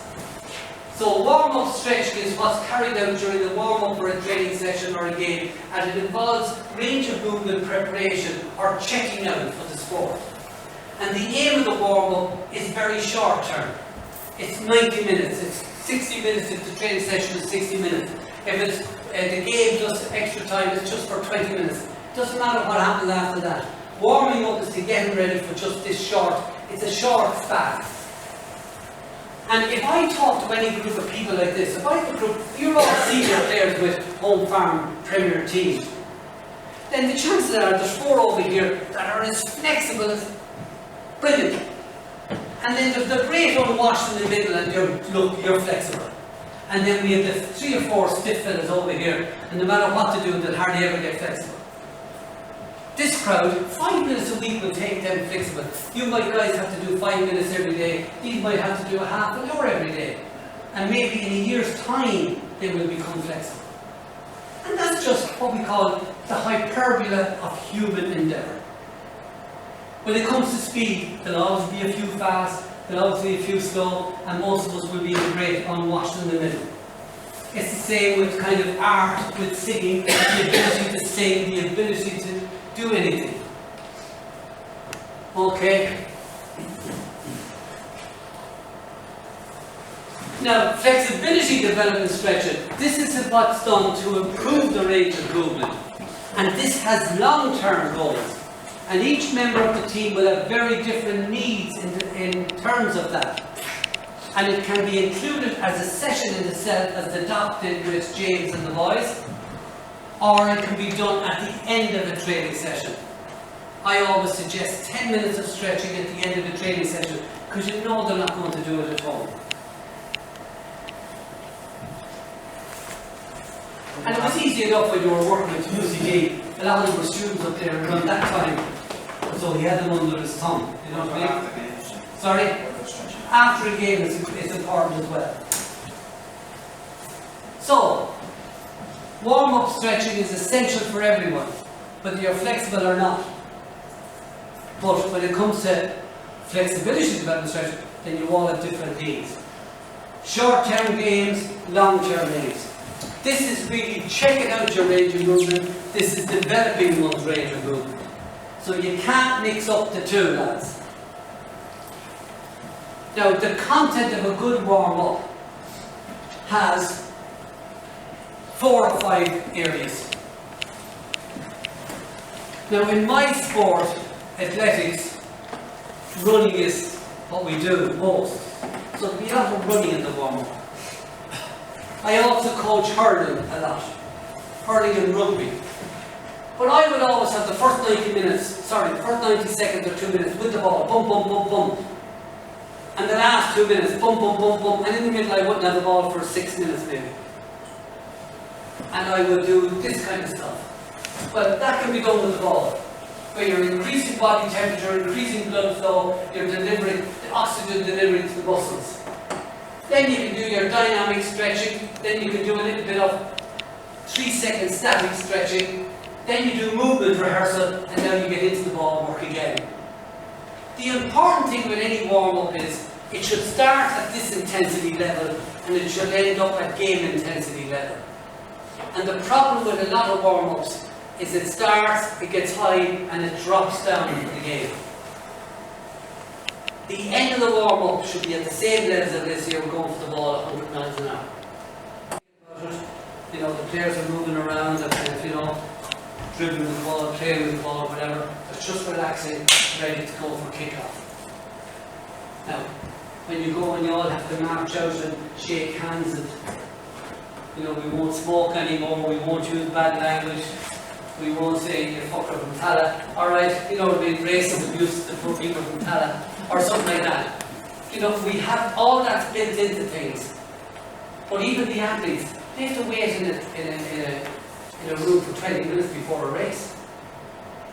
So, you have to be up there and just kind of moving around, you know, keeping yourself, and then maybe just think, go into a corner and just think, and just really fast. I want to do a 30-meter sprint. That's be 30 meters over in 4 seconds. Okay? And so they have to make up different things like this. Alright? But I'm going to go through this with you now. I'll do everything except the ball, because you guys are geniuses with that. Now, there's different ways of doing a warm-up. This was the old classic SAQ way. And by the way, you might have 15-20 meters and you divide it mentally into the traffic lights. Be careful, ready to go, and go.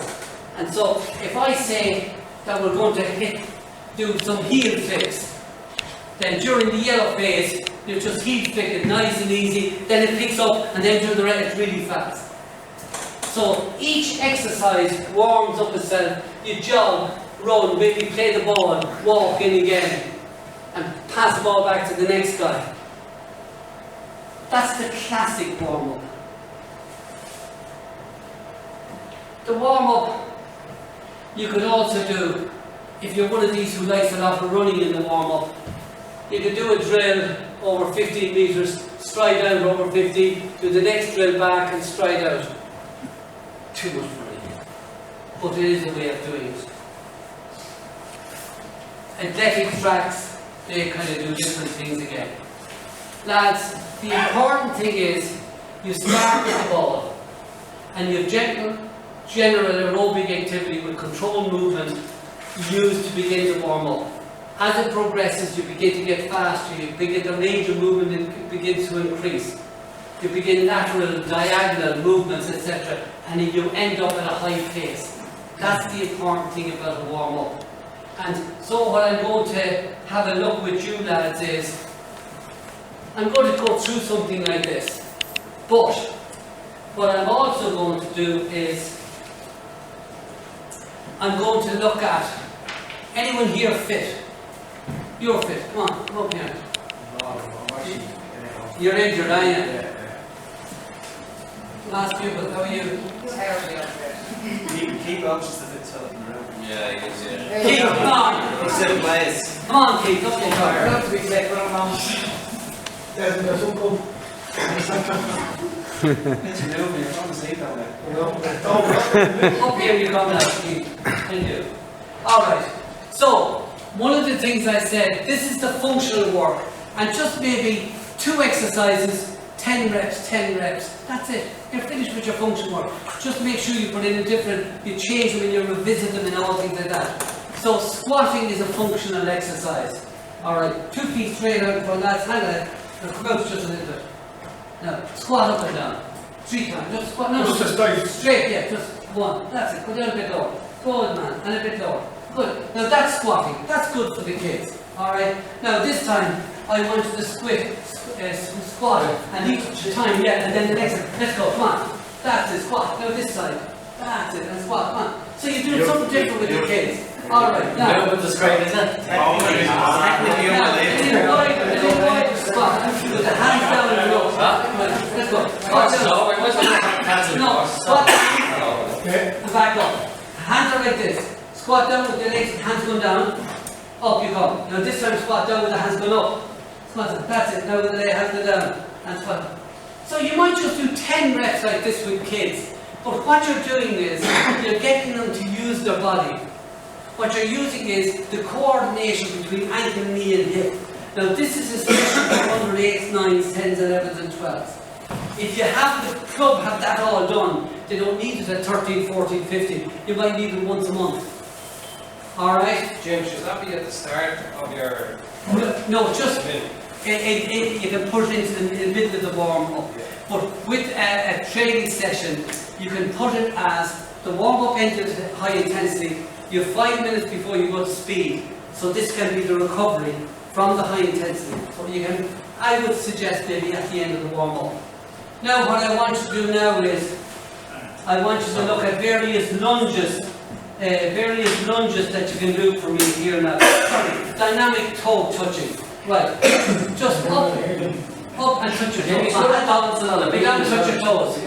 Good, and back up again. And just a few of those. Now this time, balance on your right foot. And what I want you to do is go over, touch with the left and back up. Left foot and back up. Great. Left foot and back up. Now can you do that? See the way he's bending his knee. Let's go. Right, there you go. Back up. Now do it with your straight leg. Now there's a difference in those 2 exercises. Alright? I won't use his, because he's not half as nice as mine. But I'm going to show you my arse for a minute. Okay. Alright. Now, that there is your glute max. And that's important for jumping and running. But there's a little muscle up here called the glute medius. And that's the muscle that if you have a good glute medius on your left leg, you'll be very accurate with your right foot. Because remember, soccer is played on one leg at a time. It's not a 2-legged act. It's a 1-legged activity. One balance, the other plays. And that's the muscle that balances you when you keep it. And a lot of people who can't keep with their left, it's because this is weak. Now, if you have the bent knee, that's developing this muscle. The straight leg, that's developing this muscle. And you need to develop both. So teaching kids to do those little exercises. However, what I want kids is, when you go down, I want you to come up like that. Okay, let's go. Okay, that's it. That's a long to go. He's Alright, let's go. And come up with this knee. No, this knee. Good. And back down again. And come up with this knee. Good. Okay. Alright. So, these are all different balancing exercises that you can do. Alright? And your balances exercise where you go out in a T-junction and come up like that. And you move it, the kids are moving it. So all of that, you need balance. Balance is a functional movement. Squatting is a functional movement. Lunging is a functional movement.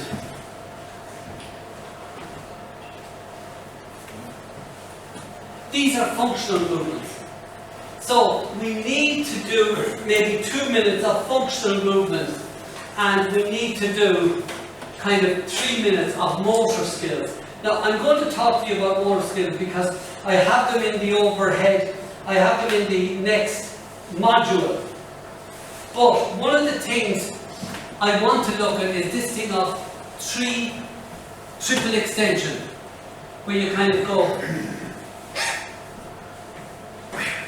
try to hit the hips forward and up on your toes. That's a simple triple extension. We do need to do that with the kids. But you can also do it like this. Alright? If you do it like this, they can do it like this. So, they can do it like this. Extend and jump to the side. Now the emphasis is going to be on this. Extend and jump to the side. So there's loads of little exercises like this. Up like that. Triple extension movements. And they need to get some of those every night that you have them with your exercises. And then you have the back. Can you come out to me? A good man. Good. Okay, stand on your right leg only and lift the left knee up to here. Good, good. Okay, right, hold like that. Good. And you have all the kids hold for 10 seconds. Down, switch legs, hold. Oh, he's good on this one. Alright, now, bring this one up again. Alright. Now, look up here, now close your eyes. Okay? And have the kids doing things like this. Now, the next thing what you do is, knee up like this, come on. Now, start hopping on this leg. No, that's hopping. Good. It's easier to hop than to balance. Now, hop with your eyes closed. Good man. So, this kind of what they call balance is important. Now, also you have this here, look, you're up like this.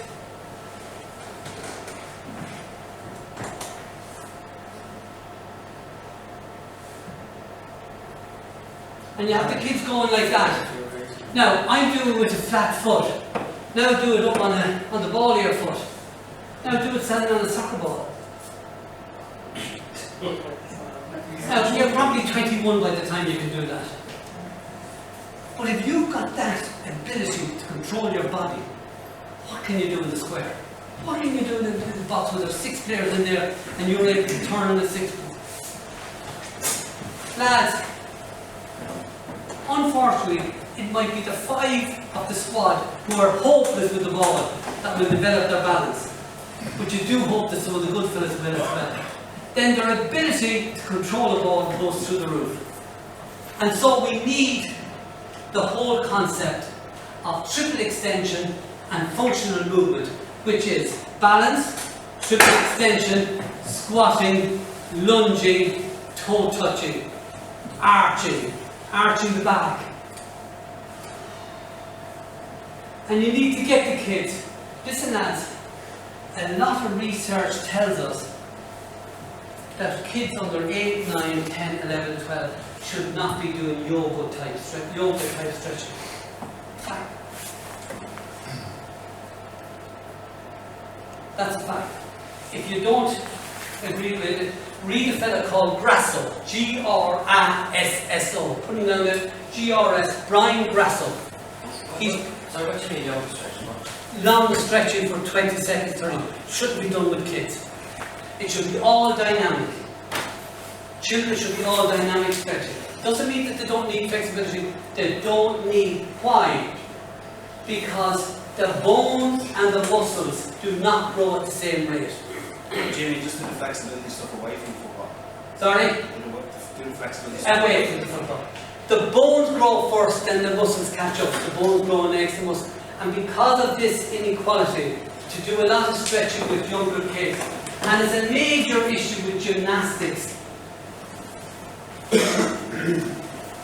Lucky enough, soccer is not a nearly development sport. Alright? Take, for instance, Tiger Woods, did nothing but golf from that size. And then your Federer, who played basketball and soccer to a very high level, he was under 15. And both of them won the nominates. So you have both sides of the coin. Alright? But the researchers tell us that with the under 8, 9, 10s, 11s and 12s, you need dynamic work. So, functional, squatting, lunging, balancing, triple extension, back stretching, but it's movement. Okay? Stabilizing the hip and moving the body. Not stabilizing the hips and moving the body. They need 2 minutes of this every day at training. They need 3 minutes of motor skills. Because once they hit 12, they need to have the facilities in their body to do whatever they want to do. I often feel that a child is like a filing cabinet with 4 drawers in their brain. And when they hit 5, there's nothing in any of the drawers. By the time they're 12, we shouldn't be able to, they should be so stuffed with paper, and every piece of paper is a new motor skill that they've learned. And this is a motor skill of walking.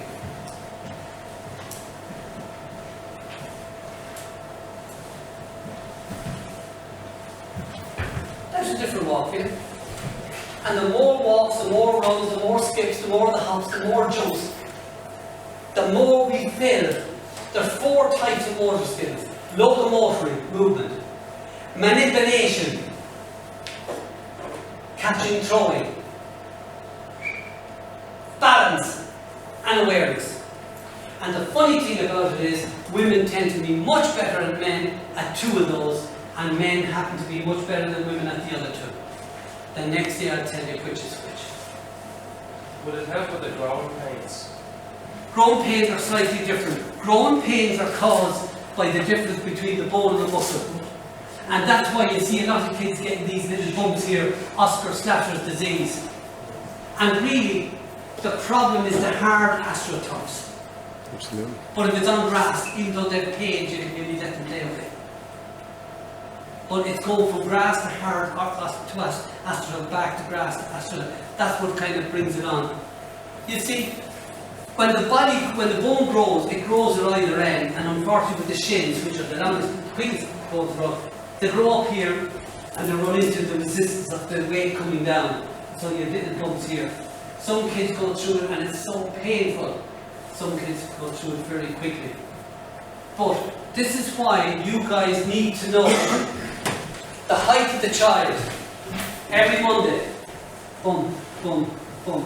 All of a sudden Monday will be up here, next Monday will be up here, 3 months' time will be up here, then he'll be up here, and the following Monday here. Now you know he's gone through his, what they call the peak height velocity growth. Now we know we can start looking at stamina and speed as an element of fitness, but before that we shouldn't. There's a lot of things you can do when you know this with the child. You know that during the end of that he's going to be getting very awkward, or she'll be very awkward. Okay?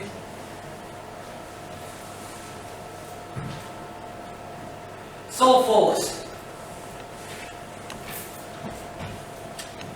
is it still raining out there? Yeah.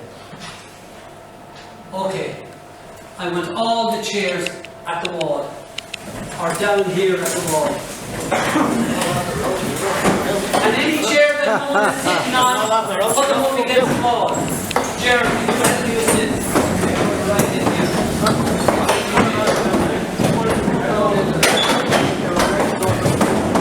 Because the hardest thing is managing the all. He wants to be last.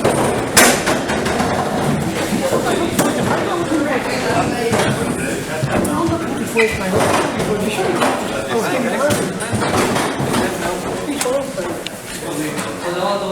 not going to be sitting down anymore. So if you hold those up and put them away, you know you can read those. Now listen, any of you over 18 can sit down, but I want all the under 18s out here and we're going to work. Hey, are you Keith, come on. Back to the wall. Come on, all of you are going to participate. Come on, back to the wall. Come on. Back. Come on, girl. Come on. Get up there. You're going to get up there, Greg. 60 kids on the stage. All the under 60s. Come on. Come on. Okay. So now a very important part of the body for the soccer is the groin. So look. All the way over. Let's go. Come on. Great dancer, James. I wouldn't know, I never met an alien in my life. Right. And crisscross over. This is most ladylike. Let's go.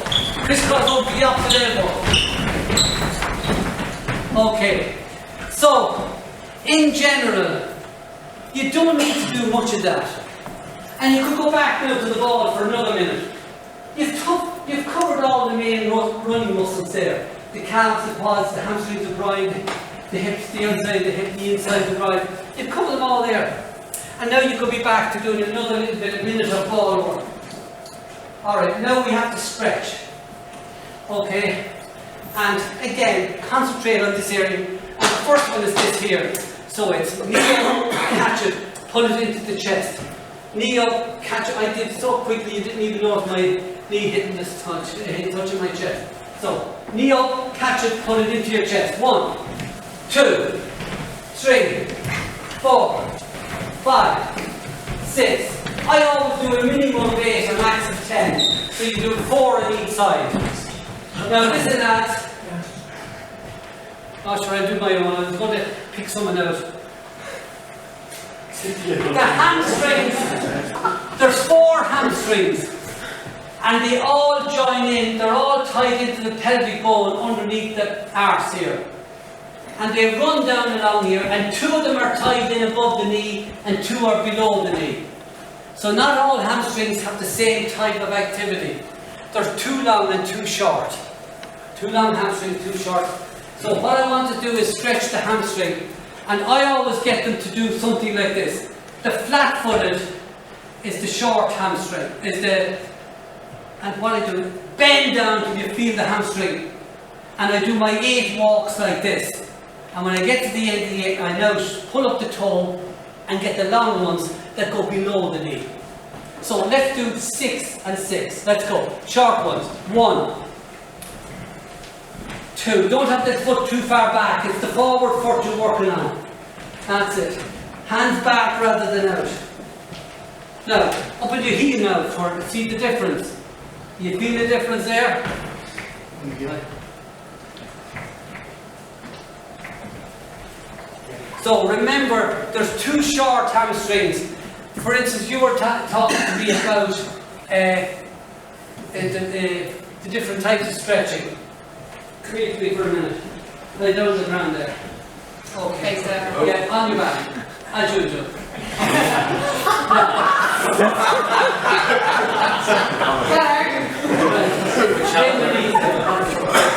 Now, what I want you to do is, I want you to hold this knee into your chest with your hands. One of your hands. Watch what I show you. In there. Right down, right down. Now get your other hand here.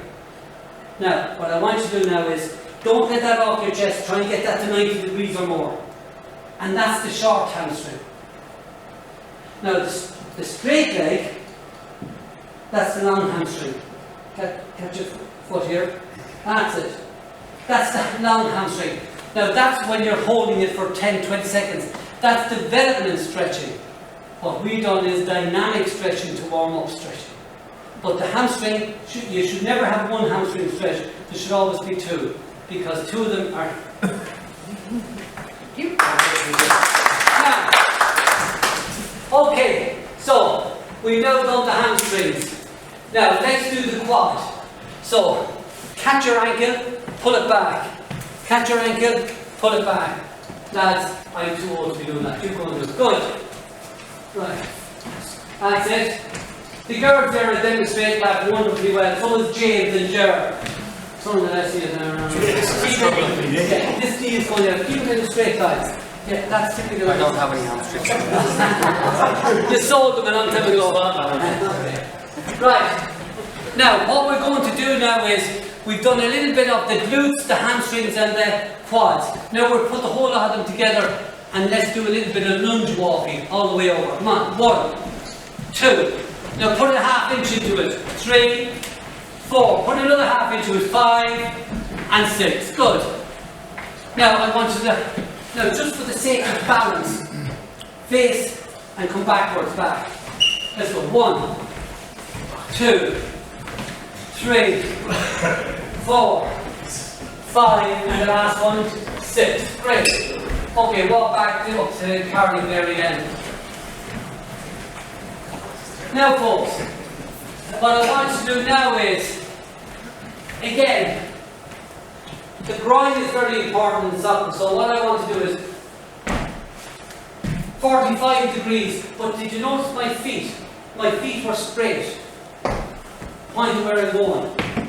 So I want you to get really low down. Can you do it for me? Let's go. 1, that's it, really far out, come on, 45 degrees, come on, 45 degrees. Good, 45 degrees, good, 45 degrees, and stand up. Now I want you to do it backwards like this.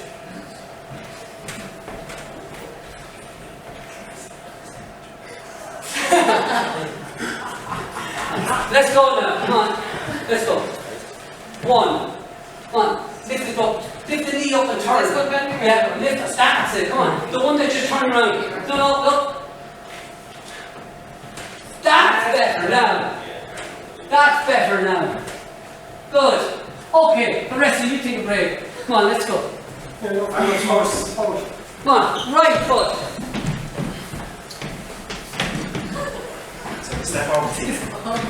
Yeah, we need a little bit more room, but we don't have it. Now stop. Now see if you get back in the same number. Let's go, come on. Really rotate the knee. Rotate the knee. Rotate. Keep you very good. Can't say about the rest of you. Okay. Alright. Now what I want to do is, so we're now going to squat. And what I want to do is face this way and look at, what I want to do is squat, turn around, squat, turn around, and come up along here, 6 of them, let's go. And a squat, turn around, squat. Yeah, your arms should be equal distance between your heels. It's like going to the toilet out in the woods. Come on, you don't want to have much. Okay, good. Now, as you notice there's a lot of motor skills in what I'm doing with them. And even under 18s, even League of Ireland players, even Premiership players, you'd be surprised that it's developing their motor skills so that their ball control will improve. And if I'm doing this, I've been timed at a major hurling match, finishing in 8 minutes 50 seconds. And that's with 90 seconds of ball at the start and 2 minutes at the end. So it looks as if it takes a long time here at the moment, but it doesn't. When you have them taught, you're covering all the bases. And we have everything except the calves done there. So here's what I want for the calves. Bad press up with your arse in the air. Yeah, bad press up, arse there. Just be careful that you have the right fella behind you. Okay, right now. Press your right heel into the ground. Now your left. And your right. And your left. And your right. And your left. And your right. And your left. And your right. And your left. And your right. And your left. And your left. And picking it up. Good. Up you get. Now, that's all the major muscles of the legs. Now what I want to do, lads, is I now want to start doing that fast. So over you get.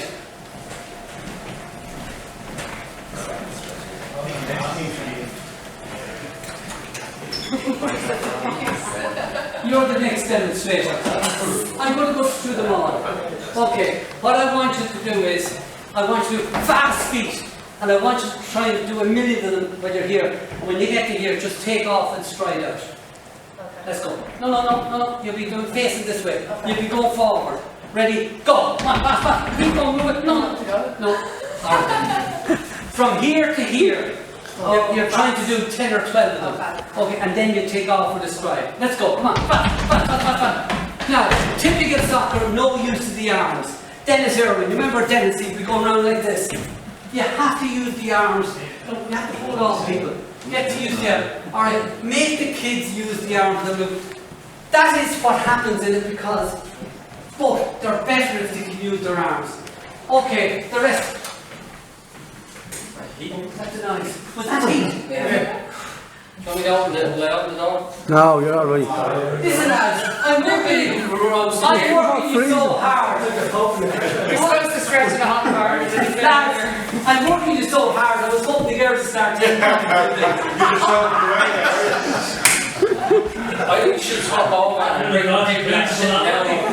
Yeah, okay. Right lads, ready, fast feet, and run! Jump lads. Now the warm-up is if you notice the intensity is increasing, so now I'm letting them walk back.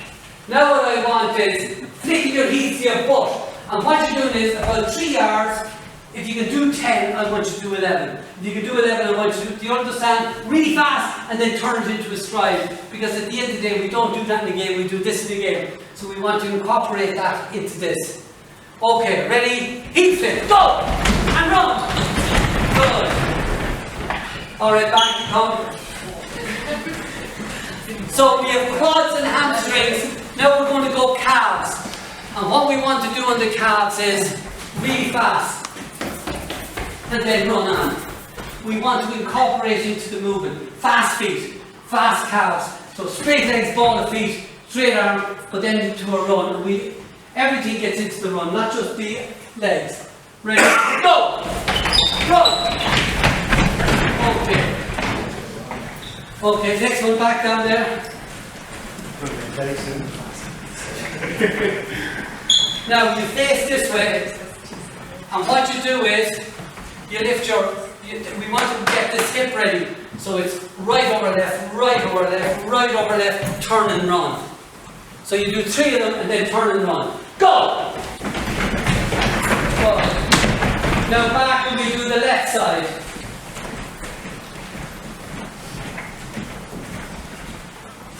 Face that way. Go! Turn and run. Good. And now we're coming to the last bit of the warm-up. Okay? And the last little bit of the warm-up is very simple. You're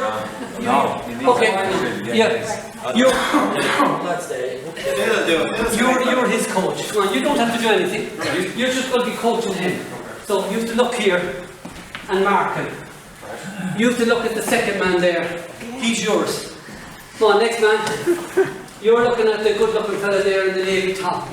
Next man, you're the coach now for James. Now it's your time to give out. You never get another chance to tell him he's a bastard. Right now, come on. You're looking after Sergeant Kilty there, Ger, with the TA. You're looking after your man Keith. Come on, you're the coach with the lovely blonde hair. And you're the coach for my lovely past pupil. The rest of you are not good enough to be coaches. Okay, lads. Don't know how you have to do a run, look. Right. Right foot on the line. Come on, right foot on the line. We're going to have a race to here. And Home Farm have donated €500 to the winner. The race is to here. I'm going to say go, and the first person here. We know that's unbelievable. Home Farm have agreed to give $500,000 to it. The other half will be for the race off your left. Just to there. Just to here. The race is here. Are you ready now? Right. Okay. I forgot to tell you, you have to win by 10 yards. Okay, I want you to look at your player and I want you to see what happens to their right foot. You have to tell me what did they do with their right foot. Because this is coaching kids how to move. Okay? Ready? Go! back you go again. Left foot out. Okay, watch.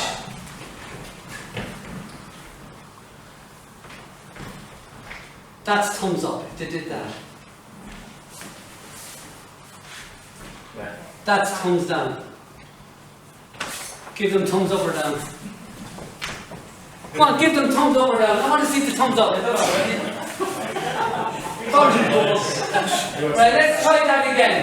Now, here's the race. Look, here's the race. Well, I'll say go. That's all you have to do. You don't have to run any fast now. Right foot forward again. Right foot. Yeah, we have to get it right. Go!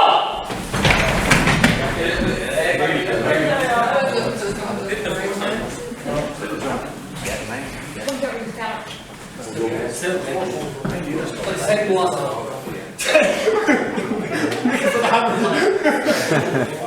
Always hard. It's okay. We're now doing a bit of coaching. Now off your left foot on the line. The race is to here. Go! Up or down, come on, just talk to him, go over and talk to him.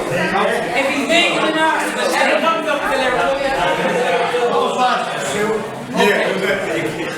I always send 6 sprints. I did not focus what I One off the left, one off the right. And I have the kids, what I have usually is 10 metres apart. This kid is coaching this kid. So, sprint, go! No, stop. And this sort of tells them. And also, they don't know what they're doing. Then these sprint and they watch. And so, look, it's only a minute and you have 6 sprints done. But you're learning to have good footwork. That when they're kind of, what happens? Lads, look at this, watch. Somebody here, the ball is there, there's no one in the goals. It's 1-1, it's 90 minutes, World Cup time. I suppose why the heck up with anything that. But anyway, let's pretend. Watch what happens. I go. There I am on my first step. The fellow beside me goes. Here he is in his first step. Is he going to get the ball now? No. Because the distance in soccer is such that if a fellow gets a drop on you. Now we know Paul McGrath was anticipation mister and he was able to anticipate where the ball would be. But if you're marking, then you have to have good feet to mark Paul McGrath to get there first. What? So now listen lads. Don't follow the masters. Okay, left foot on the ground. Oh no, sorry, they were good at that. Where are they? Now here's the next one. Face out the window. 2 feet. I don't want any feet out like that. I want the 2 feet dead straight. Now, there's 3 things they can do here. Watch them. 3 things. I'm going to show you. Ready? Go. That's the first thing they'll do. Watch for that one. Here's the second thing they'll go. Ready? Go. That's the second thing they'll do. Watch for the third thing. Ready? Go. Now only one of those is right. You have to teach the kid the right one. But let's see how good these are before we start. Set, go! Okay, back we go again. Right lads, here's the right one. This is the one that's correct. Moving to your right, your left cheek of your left arse does the work. The one thing you don't do, this is the one that leads to cruciate ligament trouble in 5 years down the road. This here, hope is for a soccer player. Cogs are in the ground, you'll never get round. Go on right, lead with your right. And to be right, the hip, knee and ankle should be going to the ball. Ball. Ball. Knee, hip and ankle should be facing where you're going. How many of them got it right? Sure, so quick. Okay, let's do it again. Oh, they were very fast. Let's go again. No. Playing to your right. Going to your right. Watch it again now, lads. Ready? Go. He had it right, I think. He had it right though, in fairness. I was watching him. You want to know what we're talking about? James? Yeah, I know what you're saying. Right, that's it. Not happy, Nick. This way. This way. You're going left. You're worried now. Ready? Go!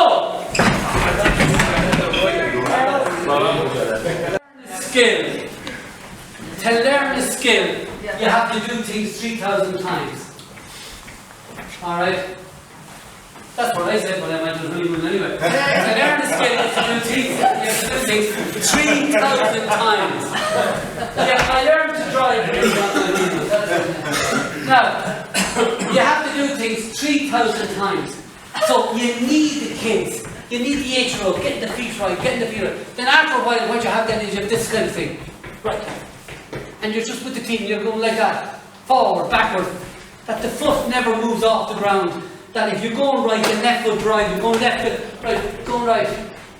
And there's little things like this, you can do with 8, 9, 10, 11, 12. This is more kind of really for the 12, 13, 14-year-olds. That's where they benefit most.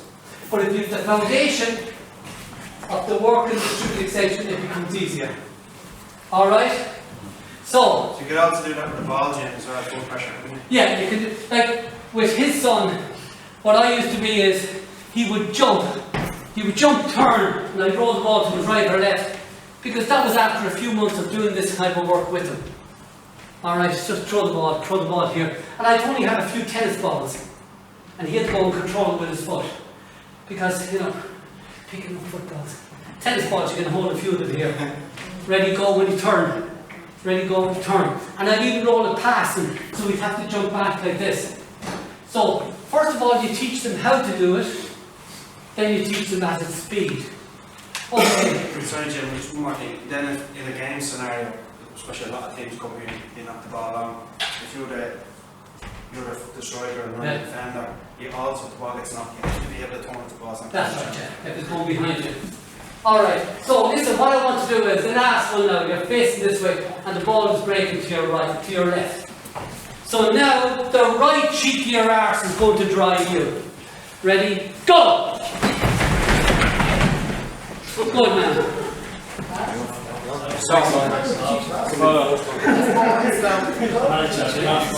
Okay lads, hey. All I want now is facing this way. Okay, you lads have to pick out which is the nicest ass in the place. No, only joking.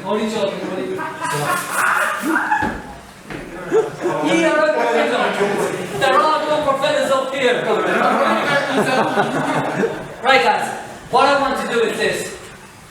I'm going to say, watch, ready, right, turn to the right.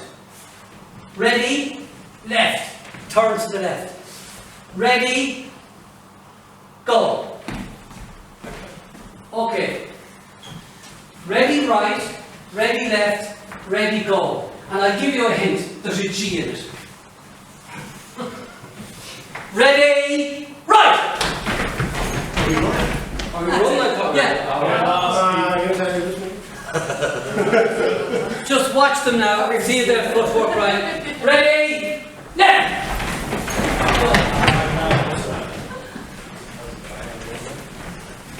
Again. Ready, go! Alright, okay. Get over here, Tim. Sit down again, lads. Thank you for your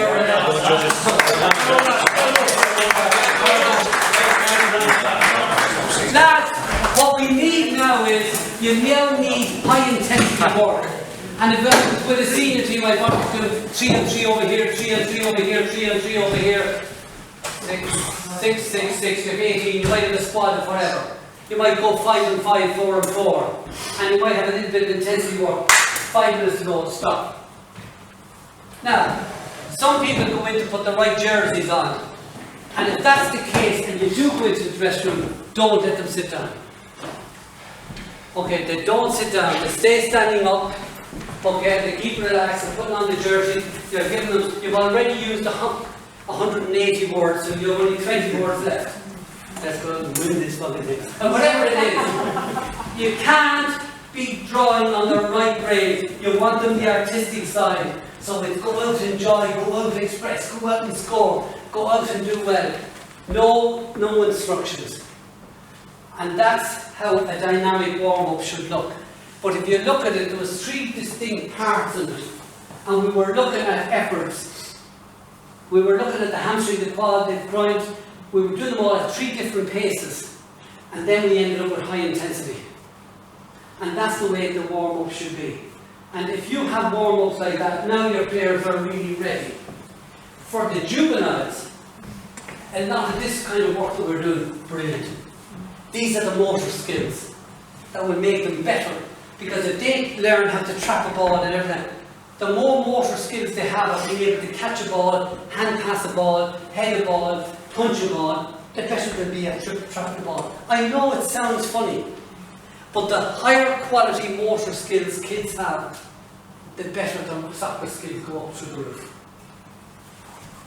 So, we've got to about 10 minutes to 5. I'm going to throw out now some questions for a few minutes, and I'm going to sit down here and have a little rest beside your man here who has... Come down because the sore hand. Yeah, sore hand. Lads, any questions? Yeah, if you want to get a chair for yourself, lads. Any questions at all or anything like that? Obviously, all the players are fit, you're hoping before you do your dramatic warm-ups. But if a fella's not 100% fit, is there any danger that he could damage? Yes, of course. Yes, of course. But if he's fit, can he play? So what you're saying to me is, look, there's a guy here, he's a little bit dodgy, but I'm going to play because I need to play. Or the opposite, it could be he thinks he's fit and he's not, and some point, especially at their level, children cheat to play. Oh yeah, they tend to play, but there is something wrong with it. The worry I'd have is he's going to make it worse without him knowing it. Yes, that will make it worse, but he'll know it. You'll see that he can't do it. But you must remember, what is the aim of a warm-up? The aim of a warm-up is to raise the body temperature, okay, to evaluate range of movement. Yeah, to evaluate the range of movement and to practice the soccer skills. Now, doing that, if I was doing that with those fellas here today and we said there was no instruction, I'd be probably finished in about 5 minutes. So I can afford to have 2 minutes of soccer and 3 minutes of soccer at the end and have a nice 10-minute warm-up. Now, you do less of this. The younger they are, the more of this type of work you have to do. You need those motor skills, especially with your under 8, 9, 10, 11 and 12. From 5 to 12 is when people learn fundamental motor skills. From 9 to 14, there's a crisscross of what they call sport-specific skills. And for soccer, they're all the skills of soccer. They overlay. And by the time a guy is 14, he should be what we call physically literate. There's a girl called Mary I think Moorhead might be her name. She's a very famous lecturer in England, and she has done a lot of work on this thing called developing kids' physical literacy before you develop their soccer literacy. Physical literacy before they develop snooker literacy. Physical literacy before they golf literacy. And kind of the aim should be that when children reach the kind of the peak height velocity time, that they should be physically literate. But physical literacy means motor skills, fundamental motor skills, with whatever sport they play, what they call fundamental sport skills. It's not actually, okay, if I have a ball there and I go up and I kick it like that, that's kicking a ball. That's a fundamental motor skill. Okay? If I kick it like this, that's a fundamental sports skill. But in soccer, I might just play it like this, or I might chip it over there. That's a sport-specific skill. So every motor skill appears in soccer under a different name. And it goes through 3 development phases. Fundamental motor skill, fundamental sport skill, soccer-specific skill. And some of them don't end up in soccer. Like the ability to catch a ball. The only one who catches in soccer is the goalkeeper. Alright. Now, if I had Keith, what do you call that mad Irish fellow who could put the ball in the box with the throws? The lap. That's his name. Right. Now, if you're in the team, I can always tell who's good at giving us a long throw. Put your hands over your head. Squat down as low as you can go. Jeez, he's a good long throw. Have you? No, go throw. I bet you beat most of these. Now myself out before he's out there. Alright. No, it was awful. To be good at throwing the ball, the people who take the short throws, there's an imbalance between the muscles here and the muscles here. If these are too strong and these are too weak, you don't throw very far. The chances are with the lap, these are very strong and these are weak. So the lap never did bench press, thank God. And no soccer player should be doing bench press. Unfortunately, soccer players like to look good, not just on the field but in the nightclub. And they go into doing these body weights, wasting their time. Soccer players should be learning the clean and the snatch, speed. That's what they should be learning. And if they can't do it with, just do it with the dumbbell. That's what they need. Little weights like that, explosive, boom. We don't want strength out of the weights. We want power. And power is your ability to express force. Remember lads, look at making players faster. When I was a young coach, this is what we used to say. It was the length of the stride by how many you take in a second, which is cadence. So if this guy could take 5 feet in a stride and he could take 3 in a second, his speed is 21 feet per second in that direction. And if he wanted to get any faster, he had that length of the stride length or increase the cadence. If you lengthen the stride length, you'll probably go slower. And that never really, it's true, but it never really taught us about training. And the modern way of looking at speed is, watch. What force you generate on the ground and how little time you spend exerting it. And the weight room increases the force, and the plyometric jumps, and the fasting paddles, and the drills we're doing, have you put the ball in the, put your foot in the foot, exert the force quicker.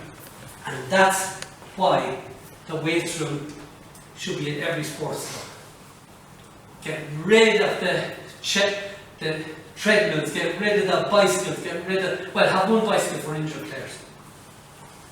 What age should they start doing any weight training? Well, they should start the weight training, this type of weight training. How'd you come to me? No, you're alright. Oh, Keith, how'd you come? Yeah. No, pop on your right foot, come on. And you're trying to put, and I'm trying to get you, yeah, and you're, that's fine. Alright, we're playing with each other, and I'm trying to get him to put his foot. That kind of strength training you can start when they're 12, 13, around the time of peak height velocity ending. Boys and girls should be starting. Yeah, but the girls must start. In the weight room. Jim, that's what I was going to ask you. Before you get to that, doing that, all that work you were talking Oh, about. the functional one. Yeah, but that all leads to good technique. Yeah, After doing it. So that's the point of. That's the point. Yeah. Jim, What age, Jim? Sorry. About 14. 14, Yeah. weights and dumbbells and... All that type of stuff. Yeah. But that has to be measured after that. Yeah, it has to be 6 months after peak height you can start. But what you start with this type of work first for maybe a year or two. And while they're doing this then, they might have just sticks. And they're just learning the triple extension and getting ready. Like for a soccer player, for a weightlifter, they'll do what's called the drop clean. Oh, a soccer player wants to do the power clean. It's just a triple extension really fast. So slightly different. But So Jimmy, that's why rugby players are getting faster at 30 than they were at 20. so you're training. While soccer players are getting slower at 30 than they were at 20. Sorry, Jim. So you're training your body to move quicker. You're teaching the body to move. And when you can the bodies move, now you can use all these things in the price. They're actually invigorating, but they're also enhancing your performance. Jim, one point on that, regarding the growth sports and the peak. Yeah. If one of the issues we would have, if we have a squad of 16 to 18, there could be 6 months to 8 months in between one player's growth sport and another. Yeah. So how do we manage? You get the parent to do it. They'll tell you. But even Oh, no. He's talking about when they introduce the strength work and all that. speed and strength. So Yeah. if we're doing gym sessions, should we exclude players that Yes, you should. You should have them do it, and you might have 3 or 4 exercises for you guys do these 3, you two do these 4 things. So it's almost individual. It's almost individual, but coaching a team is very hard to have an individual because you're on your own. But that's why you have an assistant manager and another. And one of you should take one group and the other take the other, and then they swap over. Yeah. All right. To do it right. Now, I honestly believe you'll see Arsenal making great progress because they're the first to bring in a long-term player development guy who's working with all their under 12, 13, 14, 15, up to 18. He's a friend of mine from Galway, Des Ryan. He's gone in there and he's brought in Johnny O'Connor, the ex-rugby player, who has just done a course in strength and conditioning to work with him. They've got a strength and conditioning, Jerry Flannery, the Munster hooker. And they're the first team to do that. The first team to do that.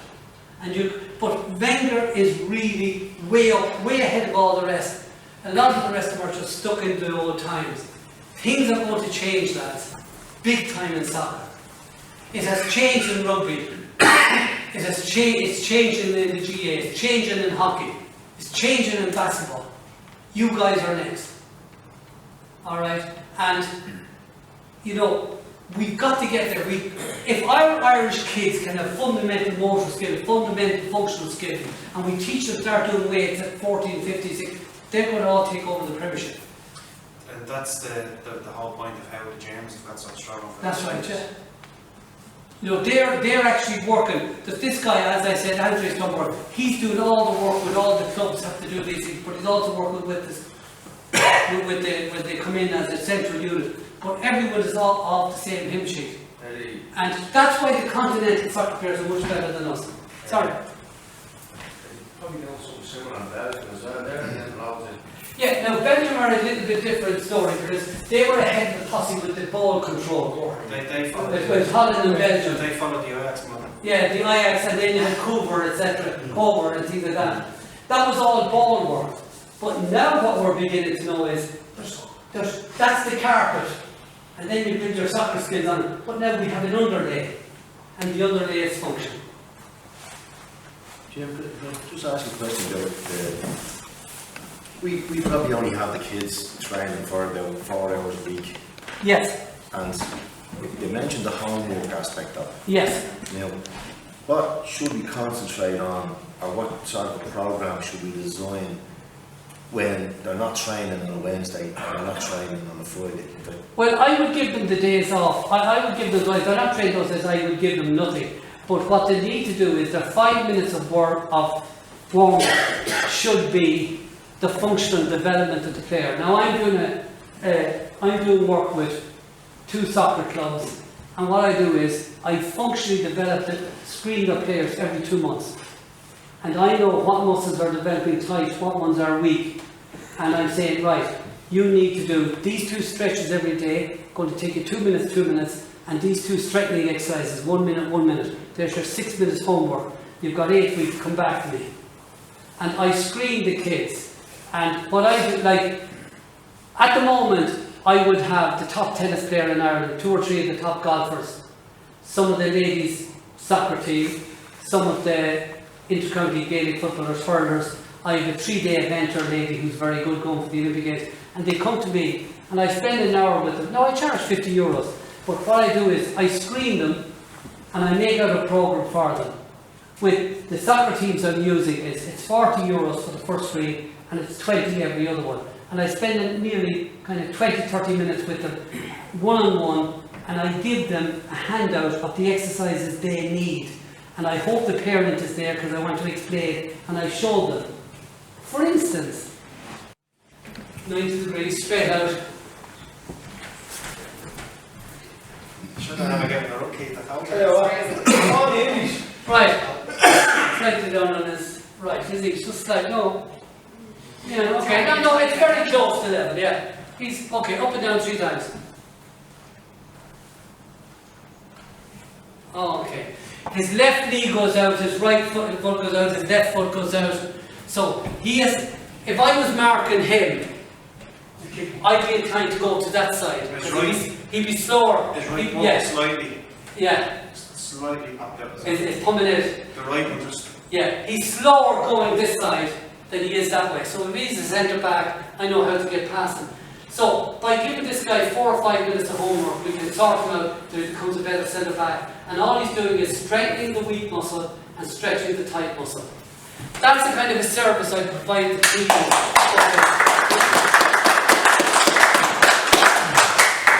Lads, on Heineken weekends, there's only one sport for me. So I'm rushing home to see Ulster and Leicester because it's going to be a great game at 6 o'clock. It's the wrong Okay, sport. haven't been so happy with Leinster winning last night. Alright, and unfortunately, the team manager has fixed the game for half 2 and I'll have to take the Munster match tomorrow. Listen, it was a privilege to speak with you. We have to fix the second date. If it was to be this week, we could have it from 8 to 11 on Wednesday night or 7 to 10 on Wednesday night. I'm free Wednesday night and I'd be free next Sunday, but not next Saturday. But I would be, I'm in Athlone on Sunday. My partner is a high jumper, a Russian high jumper, and she wants to jump. She's over 50s. And I have to bring her down to Athlone on Saturday. Saturday, 1st of February. She was nearly blown out 20 minutes ago. Yeah, okay. Is that okay for everyone? Saturday the 1st of February, the same time, no? I'm only saying past 2 weeks, is it? Are you? I'm going to say past that day. Okay, do you want to agree a date now before we go? We can't just to keep it, just to keep the continuity. Why not Wednesday night? Wednesday night. Next Wednesday, are you training on Wednesday? Yeah. What time would you train at? 7:30 to what? 9? 9. I'm prepared to start at 9 if you want, and we'd be finished at 11:30.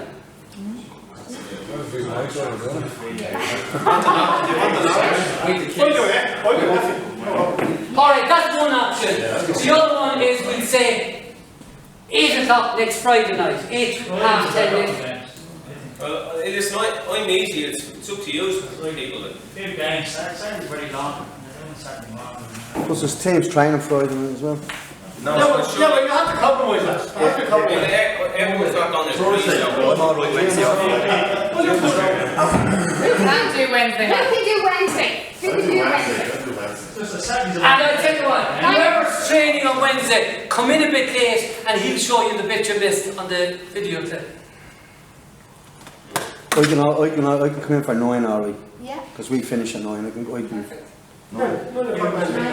Yeah, it's probably too late to go from 9 to half 11. 8 to 10:15, half 10. Will that do? Yeah. Right, 8 o'clock, and I'll try and be finished by 10:15. Yeah. Listen, on behalf of our firm, I'd like to thank Jim. Thanks, Jim. I found it really interesting. I'm sure everything will go away and think about the training sessions and come next week we'll be a little bit wiser as well. So on behalf of the club, thanks Jim. Now, next Wednesday night, I'll give out the manuals and I'll give out the certs, okay? And I'll bring the number that's there. If anyone missed the first day and they come along, I'll include them in because they can look at the little video clip that they've made there. Okay? This is great. Development for soccer. I want to look at a few drills that help develop good movement. I'm going to propose a systematic approach to coaching movement skills, to coaching fundamental motor skills as we call them.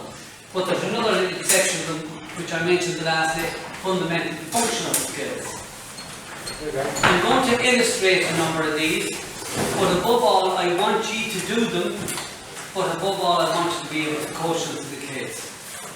So that's what I want, that you are equipped to do this type of work with children. Now listen folks, very good soccer skills are dependent on the level of fundamental motor skills that a kid has. That's a fact. And the problem with us is the hit and miss that we have in producing an international soccer player and not producing one. It's not that the two fellas didn't learn all the skills. You show them how to head, you show them how to trap, you show them how to give a pass, how to play here, how to defend. You've shown them all this. But if someone has a base, a foundation that the house is well built by having natural motor skills. This guy will blossom and this guy will kind of go out of place, and he might be looking to play AIL or something like that. No, that's the rugby. A Leinster League or something like that, instead of playing in the Premiership. It's not that you don't do your work, but what you guys don't appreciate, and what soccer coaches don't appreciate, is the importance of the child, whether he's 6, 16, 26, 36 or 96, having motor skills. And the funny thing about it is, we can learn motor skills at 6 to 12, 16 to 22, 26 to 32, 46 to 52, we can do it. My motor skills have improved in the last 15 years when I started doing these things. I don't do them anymore now because I'm so old, so I get other people to do them. I tell you what to do and everyone imitates the first person. So, motor skills, if we teach 3 minutes of motor skills every night at a training session, especially to the under 12s down, but we can do it with the under 14, 15, 16s as well. Your results when you coach the soccer skills, it won't improve like that. But next year's crowd might say, Jesus, it's easier to get them to do this, it's easier to get them to step over the ball and step back. Because they're motor skills. And their motor skills can be developed by throwing a ball against the wall and catching it. And how is that going to help them with this? Because it's a transfer through the system. So tonight's little talk is going to talk to you about motor skills. Now, fundamental motor skills are based on intermuscular coordination and intramuscular coordination. By the way, if you ever study sports science, if you ever study strength and conditioning, that little phrase comes up as a basis for everything that's wonderful in sport.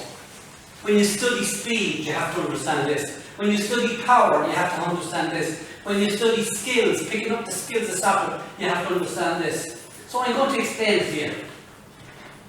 Intermuscular coordination means that all the muscles in this, all the fibres in this muscle work together to pull my arm back like that. Some people are really good at doing that. Other people, that's the way they do it. There's a little bit of a twist, because not all the muscle fibres are working together. Now that's a very simple explanation. This would be a better one. Doing that is easy for me, because I have good motor skills. Doing this will be difficult for some of the lads, because they don't have good motor skills. They have soccer skills built on wet sand. If I was good at soccer, it would be built on solid concrete, because my motor skills are good. Now, I told you the last day, everyone has 250 million muscle fibres, give or take 1 or 2. And so in this muscle here, there's about 2 million. And if all these 2 million work together when I want to move my hand, now that's an easy way, but that's a more difficult way to move the hand. That's a more difficult way to move the hand. That's a more difficult way to move the hand. So if they all work together, the chances are I will hit the ball, chances are I will catch the ball, chances are I will be able to give a good throw. And the same applies for every muscle. Intramuscular coordination means that the muscles in the chest work with the muscles in the deltoids, work with the muscles in the biceps. So there's an intramuscular between. We used to have, when I was a young fella, the Intercity Cup, where the provinces played Dublin. Alright, the king of the province played the king of Dublin. It was the start of the year. It was like the charity shield in England. We've Intercity. Alright? Sorry. Apologies, I said. Inter is between 2 muscles, and intra is within a muscle. Sorry. Completely. Alright? So, if the muscles work together within a muscle and also with the muscles inside, now we have perfection. And that's what happens to the young 9-year-old who can do this over a ball, and the 9-year-old that can only do it when he gets to 11. And if we taught him motor skills, if we took him away from the ball, just taught him to do that, and taught him to do this, and maybe to do this. Just do that. All of a sudden now probably his ball will be much better. So we have to make up movement skills for him. Alright. So, not having motor skills is like building a house on wet sand. What do you call the place that have all the trouble with the builders? Could be some of you guys. You're at the age of buying a house. What? Right, yeah. And then, you know, the foundation that Liberty Hall is on, solid. Alright? So, in Ireland, evidence exists that mechanical coordination, that's another name for motor skills, mechanical is neglected in the present youth. And this was research done by the Department of Education. In fact, it was done through a fellow called P.J. Smith down in Limerick. Alright? P.J. used to be the coach of Tony Ward when he was a young player, playing with Munster, Garnion and with Ireland. Alright? And he did the research on primary schools, Tipperary, Laois, Limerick, North Kerry, South Clare. He did loads of on about 10,000 kids over a 5-year period. And what they found was that the children who went to primary school in that time had much less motor skills than the fellas like me who went to school in the 50s. Because when we were in school, it would be kind of right, left, out, out, out, up. We were doing to rhythm. And then when we got to 13 and 14, and we started to notice girls were there, we went to a rinke. We used to go to Kayleys.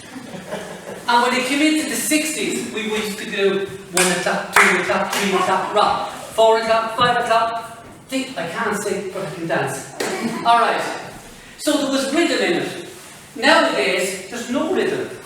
Because music makes millions a day, and they're not going to provide music like rock around the clock because the present generation couldn't dance to it. Because it's getting weaker and weaker and weaker. So if you were 10 in 1986, 96 you're 20, 06 you're 30, you're now 36 or 37. So everyone under 37 or 38 has very poor motor skills. Probably 50% of what your parents had. And you play sport and they didn't. But they had the motor skills to be able to do rock and roll. They had the motor skills to be able to do what they want to do. Now, some kids were probably 12 and they're about 39 now. So, you're either in the area of people who have motor skills or not. And this is getting worse. Because the PE in primary school is not worth a shite. The PE in secondary school is just about standing on its feet. Barely.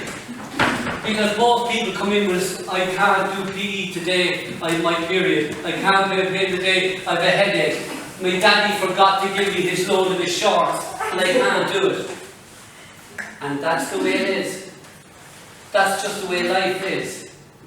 So, this leads that teachers in Ireland are not doing their jobs. Parents in Ireland are not doing their jobs. If any of your children came home with the arse out of your trousers, you give them a slap and you have to buy new trousers. My day we just put a different patch over it and out you went again and fell and dragged along the ground. But we learned motor skills.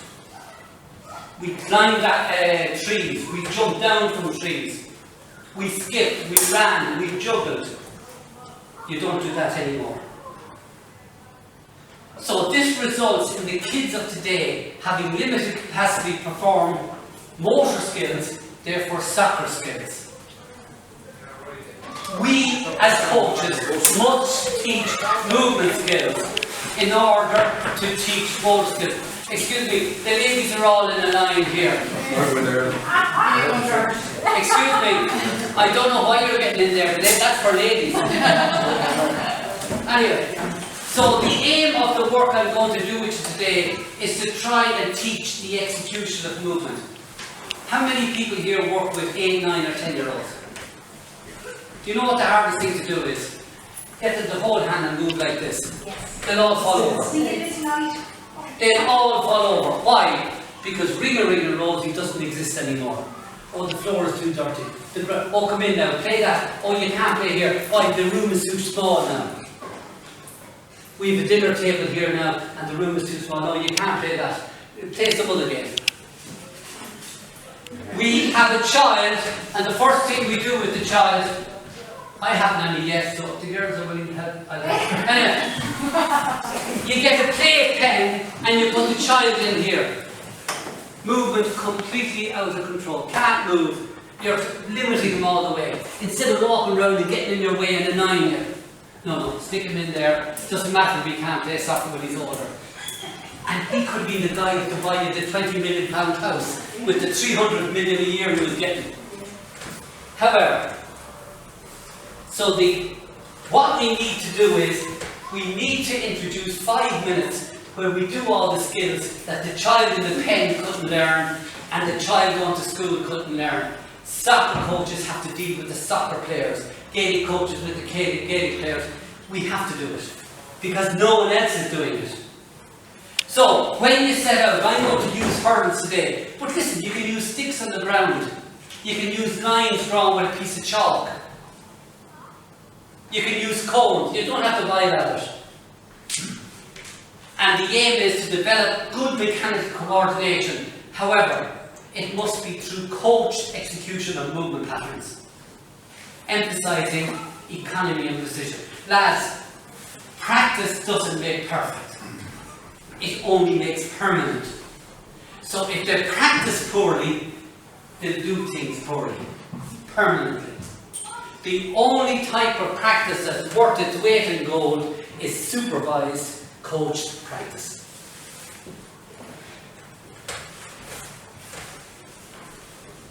Now, some of you have children, some of you may have children, some of you, like myself, are probably looking forward to having children. A developing child acquires various levels of skills. For instance, between 0 and 1.5, they develop reflexive skills. Between kind of 1.5 and 5, they develop rudimentary motor skills. And that starts after they learn to walk. So that's why I'm saying any time between 1 and 1.5.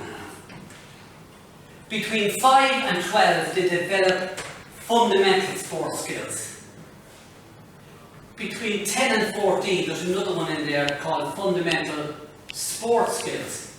Skills that occur in a lot of sports. And then from 12-year-old on, by the way, that's physical literacy, when they reach that level, then you have soccer skills. Now that doesn't mean you don't teach soccer skills to an 8-year-old or a 6-year-old. No, you can. But these are the appropriate times to learn. The problem is that our soccer skills are based on the quality and level of the fundamental skills. And that's based on the rudimentary, the 1.5 to 5-year-old skills. Research tells us that 2, 3, 4 and 5-year-olds in Ireland have the same skills as they had in the 90s, the 80s, the 70s, the 60s. But this area here, when they get away from mum and dad, when mum and dad hasn't got the ability to teach them how to move, the 5 to 12-year-olds is gone way down. Hence, the rugby players, the soccer players, the Gaelic players who are really skillful are getting less and less. Some of them just happen to have skills, and they just happen to acquire motor skills by accident, not by design. And that's why our PE program is letting us down. No PE teacher should be throwing in a ball and ref the game.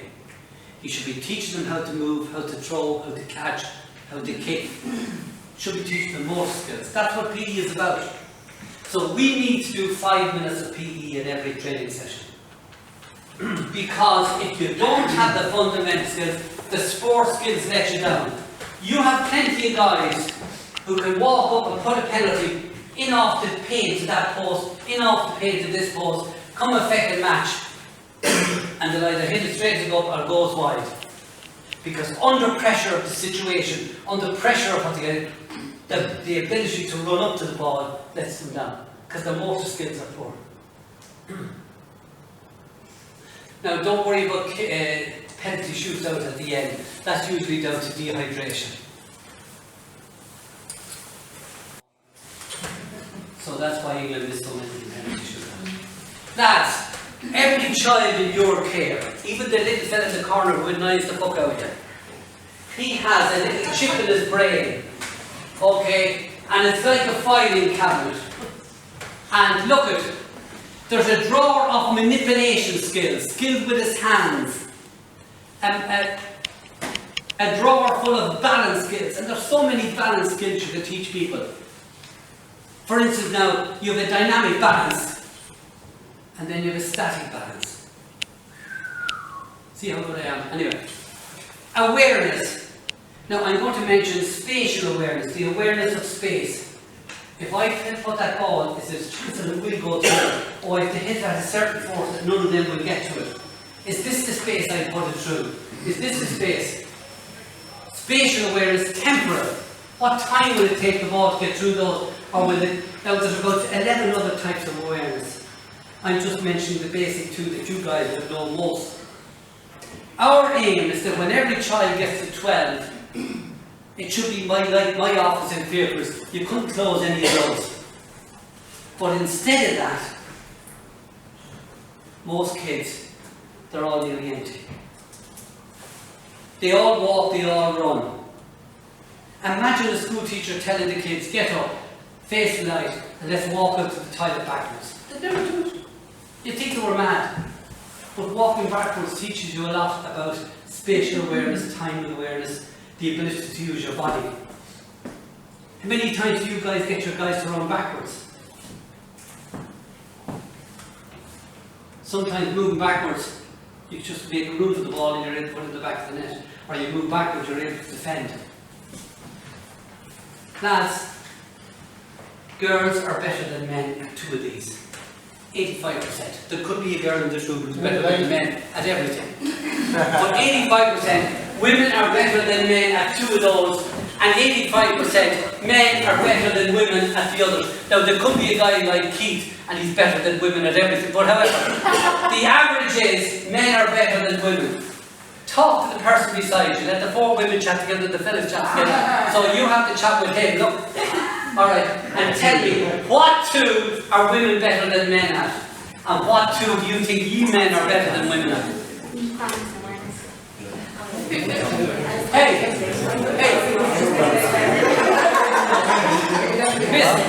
Miss who missed that? Talk to me! You two, and you two. At least you were brave enough to make it up to talk to the women. And we didn't hear from Sandra.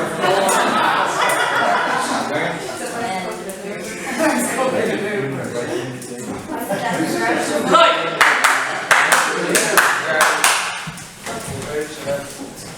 The two lads at the back who are watching the scores. What's that, manipulation Yeah. awareness? The men are better at. No, women are better than manipulation awareness. Okay, they can manipulate us like anything, and they're aware when the bills come in and everything. Alright, okay. The two lads over there, what did you discuss? Balance and awareness. For the women? Jesus, that's different than his. You mean to tell me Keith could be wrong? Mandy, Yes. what are you women better than men at? Balance and awareness. Okay. What about yourself? Alright. Well, in the Olympic Games there's a balance beam. Who uses it, the men or the women? Yeah. Women are generally better at learning balance than men. So what is the other one? So we know men are now two of the others, not balance. They're better. The other one that women are generally better at is learning locomotion skills, movement skills. That's why they can dance quicker than us. Doing the locomotion with me. Okay, right. I was driving, that's why Now, men are generally better at catching things and everything like that. Take your hands out of your pockets. Anyway, men are better at using their hands, usually. Alright? And they're usually better at when to give the pass. Will I have time to do this? When do I give it? Do I give it now? And that's the difficulty for women. I know I have never coached women's soccer players, but I did coach women Gaelic players. I coached Dublin. But sometimes they pass, oh, it goes straight. That was one of the skills that we found hard.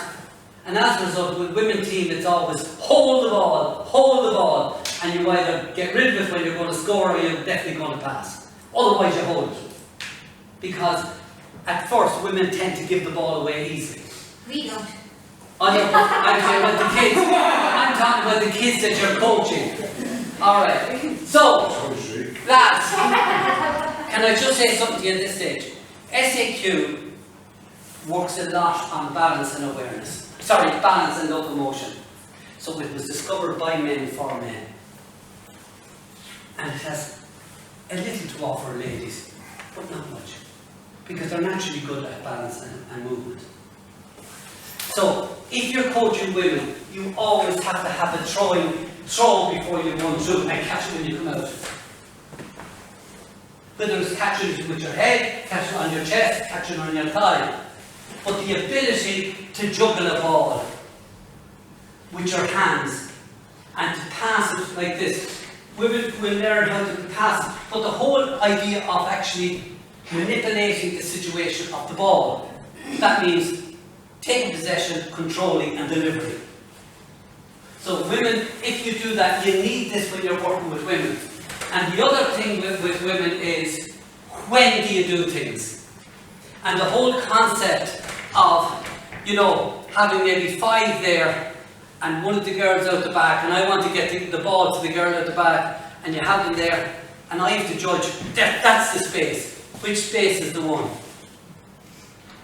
If you ever brought a child down Grafton Street on a Saturday, Christmas Eve, it's a Saturday, and all of a sudden the child sees Granny and Grandad walking towards them, that child will make a beeline and hit everyone in sight.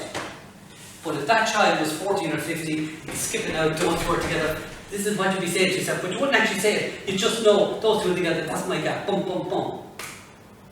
Girls of 6, 7, 8 are worse than boys at 6, 7, 8 making those decisions. And they're the decisions, if you coach girls, that you have to look for.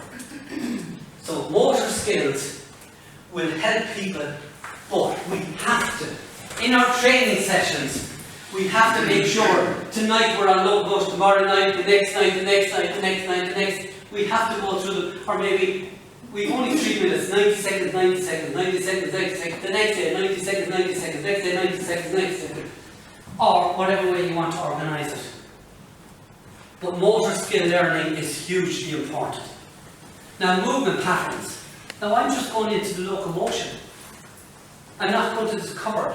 But if we just take one of those drawers and take the locomotion one, there's linear, there's lateral, there's diagonal, there's upwards, downwards, change of direction, twisting and turning. And all of those activities can be different if your team has the ball and the team hasn't the ball. If you have the ball, you have control of what you're doing. If you haven't, you have to react to what you're doing. So every action you make is either planned or random. Wow, now we're getting into an area. So if I'm teaching you how to change direction and I put down 3 cones, 1, 2, 3, that's planned agility. But in the game it's reactive. So that's only a starting point. So you now need to take it on a little bit longer. Now that's only looking inside one of those drawers. Alright? We have another 3 drawers to look into. No, we still have other, you know, we need to look under manipulation, awareness and everything else. Now, when you're teaching movement, I always get people, or teaching any kind of a skill, even a skill with a ball, let them try it first and don't complain. Let them get a feel of, you want to kick with the inside of your foot, and you want to kind of twist it over like that. Get a feel of it, they're making an arc, let them get a feel of it. Now, you want to teach the skill of movement, the teach of kicking. Let them move up and watch how the feet go. Then you look at how the knees work, how the arms work, how the core position, how the head position is. They're the steps. And they're the steps that we're going to use when I teach you some motor skills today. There will be locomotory, there will be some balance in it, there'll be a little bit of spatial awareness, there'll be very few manipulation at the moment tonight. So, good running form. That girl was 10th in the European Seniors. Gold medal under 17, typical Irish. Bronze medal under 19, bronze medal under 23, 10th as a senior. Okay, that's Kira Sheehy from out near Templeogue. Alright, 23.02 for a 200. But, see this here? She used to spend 300 milliseconds on the ground more on her right foot than her left, and that just displayed the reason for it. When I sorted that out, she did her big jump.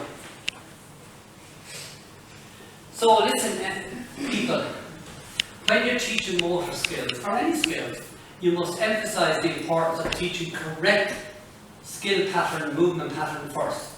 You ensure that the players learn the technique of movement before the speed. Investment will be rewarded, but it takes time, your time. It takes patience, your patience. It takes coaching, your coaching.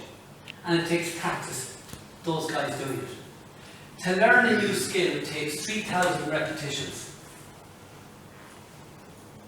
So if you're doing a new skill every Wednesday night, not really good. You teach a new skill Wednesday night, you do as many repetitions under control. Next Wednesday night you do them again. Next Wednesday night you might introduce another one for maybe just the introduction to another one, and you give them to practice it at home, etc. But practice it at home makes it permanent, and if it's not supervised. Right, so after you get the feel of the skill, there's 5 steps. Feet, knees, core position, head position, body position. Concentrate on individual drills before you start going sideways and then going forward in the one drill. Teach each of the movement patterns first. Now folks, there's a drawing of all the drills you could possibly do in the book that I hand out, which I didn't hand out, and the kind of illustrated of what to do, what should be taught, what's the aim of this drill. What I'm going to do, as I do in every course, I'm going to do 4 drills with you. That's all I'm going to do. And I'm going to spend a lot of time teaching the first drill, which is simple, and then I'll introduce the other 3 fairly quickly. Now what I want you to do is, I want you to move the seats just as you are, move them right back against the back, and you're moving into it.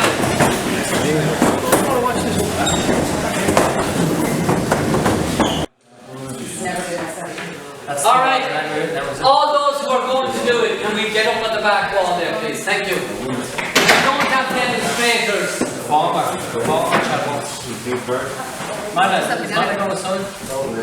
we don't need that.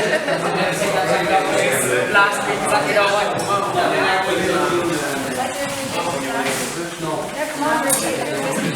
Motor skills is never much of what you're really. Alright, lads. Here you are, first to go. In behind them. Now, as I say, as I say, 3 minutes. 3 minutes of this gets a certain amount done, but it's generally your locomotion and balance is all you're working on. You have to do things like lunging and all that as well. So I'm giving you 5 minutes every training session, 2 of functional skills and 3 of motor skills. So this is some of the work. You don't have to do it every time, but you might do it for a month and then give the herds and knowledge to a different team, and you can then put in other work that you can do. So what I want to do is 1 foot in each space, just run through that. Okay, let's go. That's it, come on. Don't be waiting for me to say come on. When she finishes, you go. Wait a minute. Good then. Alright, let's go back here now. Now, they've all got a feel of it. Normally you give people 2 goals, but we're under time constraints. Now, the first thing I want you to do, lads, is I want you to run on the balls of your feet. Okay? I want you to run on the balls of your feet, not on your heels. Okay? So let's concentrate on running on the balls of your feet. And the rest of you start looking and kind of be there saying, Jesus, that one is hopeless, that one is hopeless, look at the heels. But because otherwise you're not going to develop your coaching eye. I didn't develop a coaching eye until I was 30 years a coach. I coached one of the best hurling athletes ever in Ireland, TJ Kearns. 3 Olympic Games. Every time we went to Olympic Games, we ran faster than he ever ran before. 3 Irish record at 3 Olympic Games. 88, 92, 96. But I knew nothing about, I wasn't able to see what he was doing. But quite recently, my coaching eye has become very good through the use of functional development. Okay, so let's see, are they on the ball of the foot? Now there's no coaching here, but I want to develop your coaching eye that you can recognise he is or he isn't doing something. Let's go. Let's go. Let's go. Let's go. Now, the last two are going too fast. This is not about how fast it is. This is about getting 10 out of 10 gymnastics, ice skating. Okay? Now, they all get 10 out of 10 for that. Okay? But if you start going fast, and the kids all start going fast, speed is not what's aimed. When we put the ladder out, we'll be doing speed. We'll be activating the nerves. This is about getting the muscle to function. And it's about thinking about what you're doing. The ladder is, we forget the thinking and we go fast. Hey, when you finish, you go back. Okay, come on. Now this time, and by the way, you all should be sitting down there, but look, you'll have to watch. This time, I want you on the ball of your feet, but I want the feet straight. I don't want any feet going out like that. I want you to keep feet straight so you're using your ass muscle, the muscle you're not using really. Because that's going to make you jump higher for a header, kick a ball harder, run faster, turn faster. If you can keep your feet straight when you move. So, you're going to be finding this difficult. Don't mind those crowd laughing at you. You're learning about it. Okay, try and keep your 2 feet straight and on the ball of your feet. Let's go. No! Same drill, same drill. You're running to the front. The ball of feet straight. Ball of feet straight. No, she's going out. 10%, 5%. Let's go. 3 or 4% on the left, not bad on the right. Let's go. 3 or 4% on the left, okay on the right. Let's go. 1%, 1%. Very, I know, it was a little. Oh, a huge improvement from what I expected. Let's go. Let's go. Feet have to be straight. Okay. Kicks all the balls with his right foot, so the right foot is going out there. Are you lefty? Can I say something to you? Yeah. You would be a much better kicker with your right foot. Right. You see, soccer is a one-legged game. And if I keep with my right foot, there's a little muscle up here, just kind of, if you're wearing Speedos, it's just above the Speedos.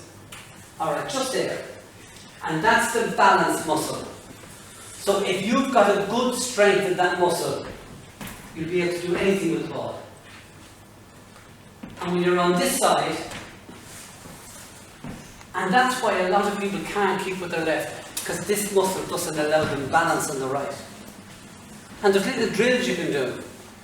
You can leave those over here on the ground, or or look, it's easy to keep them behind the bag, they won't go there. Now the next thing I want you to do now is, I want the girl behind this girl. You're going first, and you come back for the last one to have a look. I want to look at the heels. And what I don't want is, I don't want the heels going out. I want the heels in a straight line as well. Okay? Because the heels going out tells me more about your body. And so we need to do work with those kids. Why they can't keep their feet straight. So you're going to look at her, he's going to look at you, you're going to look at him, you're going to look at him, you're going to look at you. And if possible, 2 of you can watch this girl, 2 of you can watch this one, 2 of you can watch those. Do you know what I mean? Watch as many as you can, because we have to try and develop. Can you take this off here so we can have a look at your running? The first layer, Jim. What? The first layer. Yeah, the first layer. We leave that there, and if I go home with it, great. You have to call for it. Now, let's go. We have to see the heels in a straight line as well. Let's go. Okay, heels slightly coming in on the right. Let's go. Yeah, heels slightly coming in on the right because the fairly good heels there now, lads. Let's go. Not bad heels there now at all. They're in a straight line. Let's go. The heels are good there actually, but the feet aren't. You know. Heels are good. Can you see what I'm seeing? Okay. Now we move from the feet now up to the knees. So what we want is, remember this. Yo-yo, come here to me. Put your hand on her shoulder there, because what I'm going to do here could knock you over. Just put your hand on her shoulder just to balance. Good. Now give me one of your feet up here. Give me your knee up. Good. Now, if you're running with a high knee lift, you can't run fast. And in fact, the higher you lift it, your speed is going backwards. 7-inch hurls, that's all you need with a high knee lift for soccer. You don't need to be up there. Okay? You have to be close to the ground. If the ball is over there on your man's feet, I've only one thing to help me, and that is the ground. The better I hit the ground, the quicker I get there. Now you don't want to do this. So there's a ratio of how many times you strike the ground to get there. But most people concentrate on lifting the knee. You shouldn't. To run fast, you concentrate on getting the knee down. It's get it down, get it down, get it down, get it down, get it down. And if this force is good, this comes up automatically. But if you concentrate, lift, lift, lift, lift, there's my force, look. And another thing is this, folks. A lot of people say, drive your arms. Think about it. If that leg is driven back to make you go fast, this arm has to come forward. So you pump the arms forward and the legs dive back. The opposite of what everyone tells you. Lift the knees, pump back the arms. Technically you're slowing yourself down. So if the force on the ground is hard enough, this knee comes up to the appropriate height. So I want you to concentrate now on putting the foot down, putting the foot down, putting the foot down. But let's do it just getting the knee up first. Feel your knee moving over those and don't lift them too high. Just enough to feel the hurl. Let's go. Now the next time you come round, concentrate on slapping it down. Let's go. Don't go fast. Don't go fast. Don't go fast, James. Go good. Don't go fast. Go good. Excellent. Go good. Good. Now put them down. Put the foot down. Good. Put the foot down. Put the foot down. That's it. Put the foot down. Force down. Now we're beginning to move. And kind of remember, when you're doing this kind of work with the kids, cones will do you. You don't have to buy hurls. Cones will do you. Manchester United senior team, they use 4-inch hurls. You go to the doctor to buy hurls and they'll give you the 12-inch. No wonder we've all groin strains. We're lifting the knees too high. 7 inches is high as you ever need. That's for an adult. 4 inches for the under 12s. But really, little cones that come up an inch or two is enough. Alright? Now remember, we're trying to think. Now by the way, you might do every kid 2 little runs, 16, 8 on 8. So you only need 10 cones or 12 cones. So what we're doing is we might stick until they can get the feet straight. Now there's other things you have to give them as homework to do that. Because if the feet are out, this muscle going across here is tight and this is weak. So you have to strengthen this and stretch this. And eventually the feet will come straight and they'll all become faster straight away. Okay? That's work that I do with people one-on-one. The likes of Corey Carrington will come to me. The likes of Leona and Lisa Maguire, the 2 golfers from Cavan. Sam Berry, Ireland's #1 tennis player. they would come to me. A few of the girls from the Dunleary Waves come to me. Quite a lot of GA players and rugby players come to me. And I do one-on-one with them. I spend an hour to an hour and a half with them, and looking at why can they not do certain things. And I give them kind of a 10-minute program they do before going to bed at night. Program starts with, give me 10 minutes, I'll be with you. Alright? And then you do your 10 minutes of work. Sometimes it goes to 12, sometimes it's only 8. I just pick 2 problems that they have and sort them out. Okay? Ger has a kind of an emerging talent group, not an official one, of very good under 16s and under 12s. And I work with all of those. And we're over every 6 to 8 weeks, I look at them, functionally screen them and try to get them. So what we're trying to do here now is, we're trying to, the force of the foot placement is downwards, not upwards. Okay? Now what I want you to do, folks, is I want you to suck in your navel into your spine, like this. Look. See, my tummy disappeared. Look again. Suck it in. Now, what actually has happened is you're turning your hips into a neutral alignment. At the moment, I have a slightly anterior pelvic tilt. An anterior pelvic tilt is usually a sign of someone who's fast. Another sign of someone who's fast is that the kneecap goes halfway over almost to the toes. A lot of you now might have your kneecaps behind your ankle. They're so straight. And the other thing for speed is that your butt doesn't hang, it lifts. What we used to coach, when I was coaching Trinity 30 years ago, is they have hockey arses. A little bit high here. And that's the sign of speed. And that's what the black athletes get from East Africa, where they all originated. And that's where your Jamaicans are great sprinters. If you look at them, that's what they have. And we can develop that. Now we can't have, you know, there's certain things you can't have. But what you really don't need is the posterior pelvic tilt. Now there's one thing with the anterior pelvic tilt is the hamstrings will always be weak.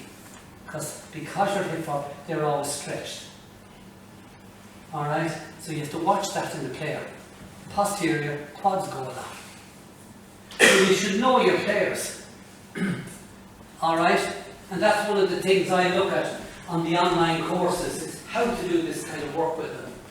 Alright? So now what I want to do is suck in your navel, neutralise your hips, and run through with good core. Okay? Let's go.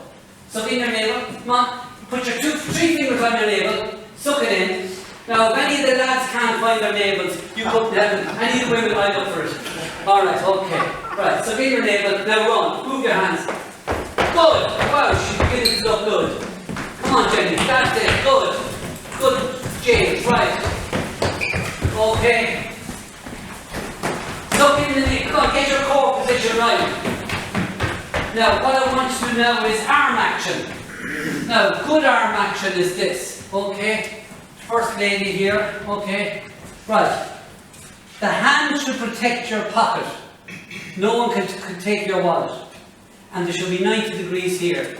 As it goes forward, it gets bigger of an angle, and then it comes up so that the knuckle of the thumb is in line with your shoulders. That's all. So, it's from there to there. Forward, forward, forward, forward, forward, forward, forward, forward, forward. So now let's use good arm action. Hey, before you start, let's all practice it. Come on, come on. Let's all practice it. You're a little bit stiff with it. Not bad. A little bit stiff. Your elbows aren't going back. You're just doing this. Come on. Get to your pocket. If I can steal my wallet, your wallet, I can keep it. That's better now. That's it. Now let's run. Come on.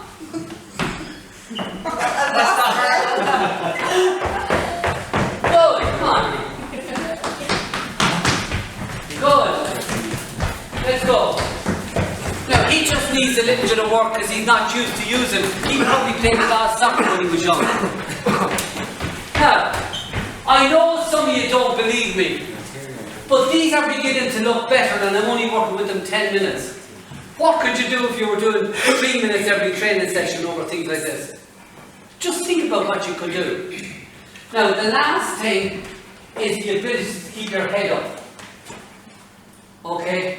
And we won't do that tonight because they need to get good at it. But up to about 3 years ago, I could fly over that looking around me like this.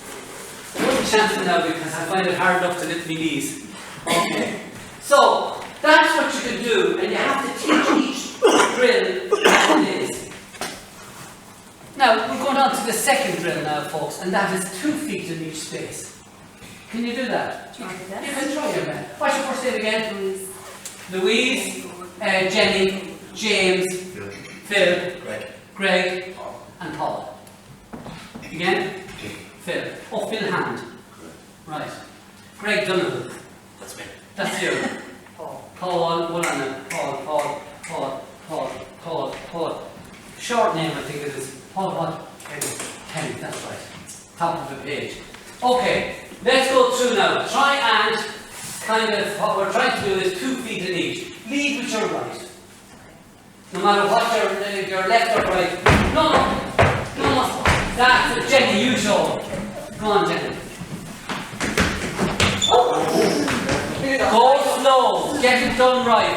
I'm going to let you go as fast as you can when I have the horn down. Go slow and get that. One. No. Yeah, okay. Wow. Now, there's 3 types.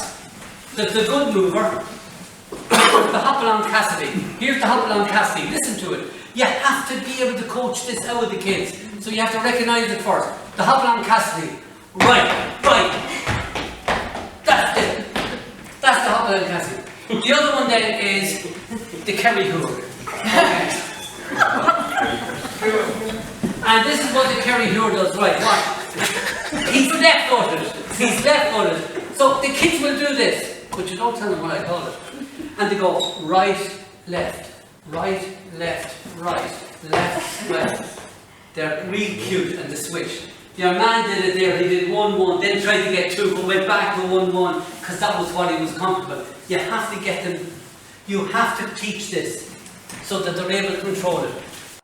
Now, he's worried about the distance between them because he feels his feet are very big. But there should be 18 inches between those. 12 inches for maybe under 10s. 16 inches for 12, 13s, 14s. And then, but if there's some big lads, I use that for everyone. So can we do it again? 2 feet in each. Leading with your right for the last time, leading with your right. How would we call that lady? Hop-along Cassidy, yeah. We have to get her that. Let's go. Very good.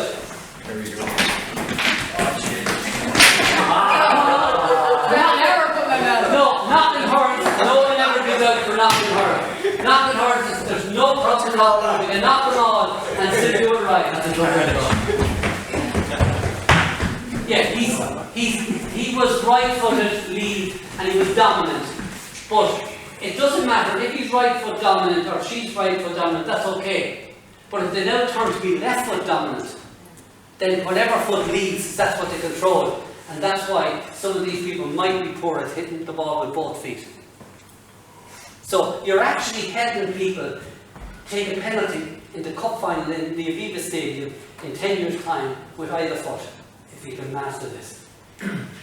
That's how this has influence to all the soccer skills the kids are going to learn. Lead with your left. Oh, sorry, you haven't finished out your right. Okay. Yeah, don't go fast, just get the rhythm.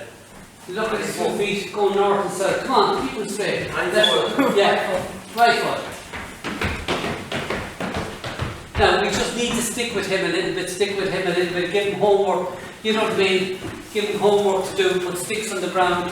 You know, he might have a carpet in the local pub that are lined on the building, but everyone's are in the gents. It might be square, gents style. But don't get caught in there. All right.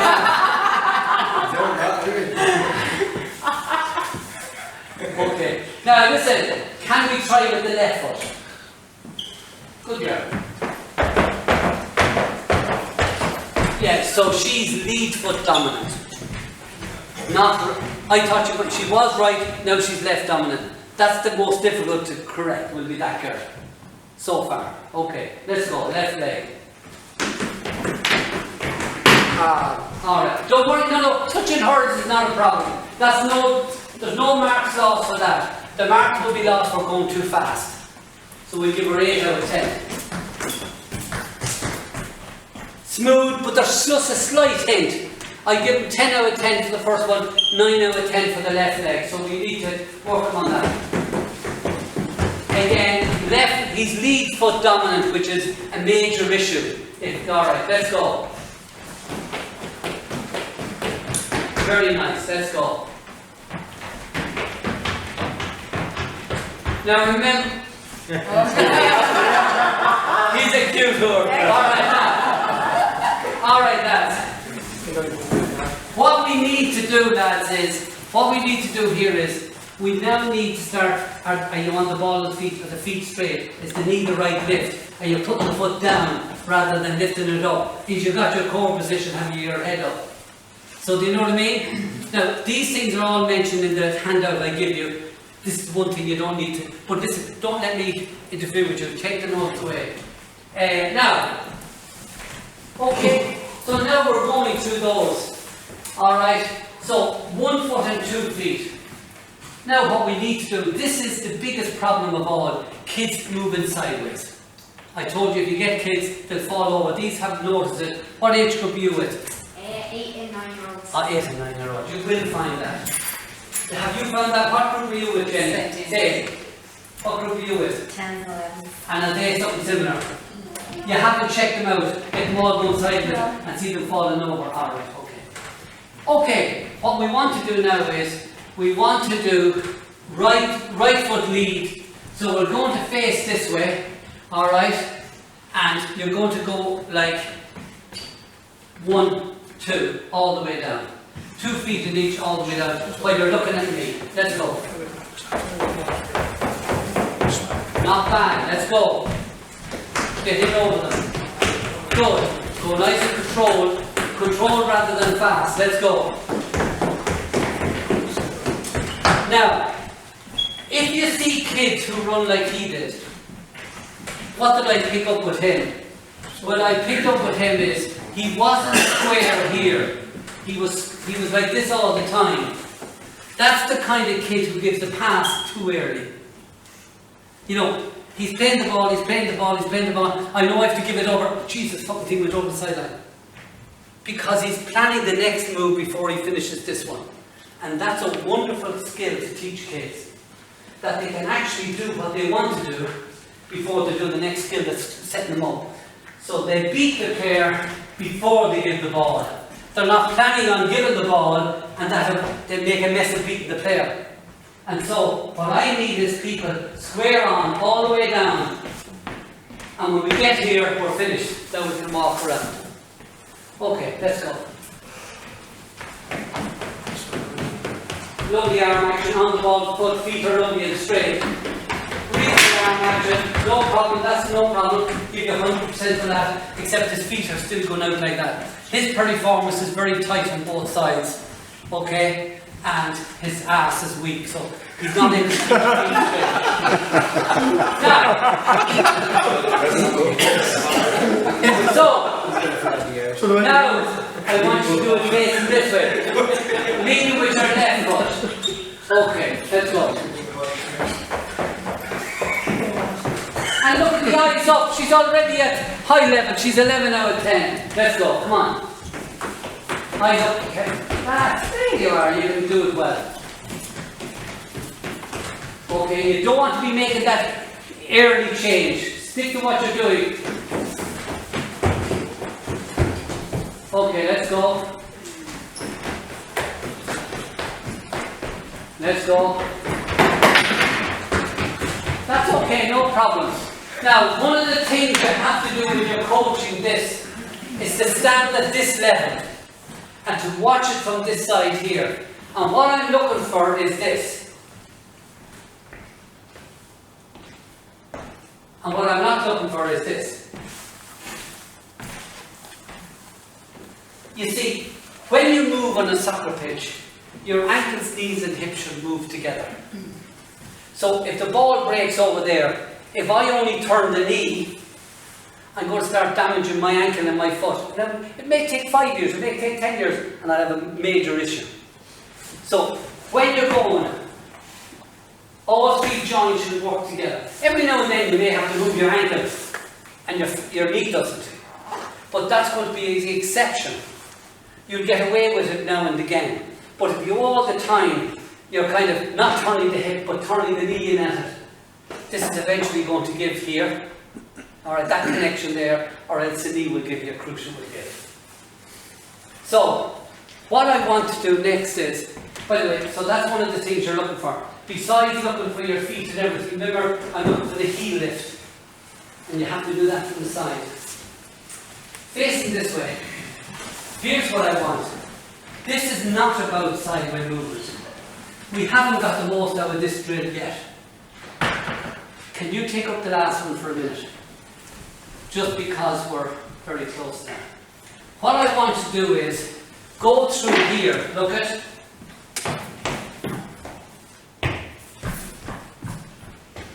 And the ball is over here. So what we're teaching you to do is a breaking ball to your right. So watch it very slow motion. Feet are dead straight. Knees are lifted.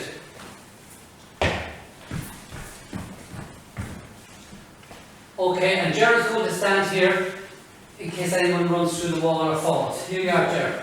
Now after the two girls you can move. Okay, let's go. Excellent, well done. Jennifer.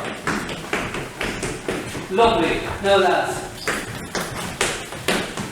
Good. Good. Good. You all set up the best 6 to me. Alright. Now what you will find is 4 weeks after trying this, the girls will all be having it right. 70% of the boys will have it because locomotion is a boy's problem. Okay, so if you get this right, they'll start being able to break to right and left. And that's the key there.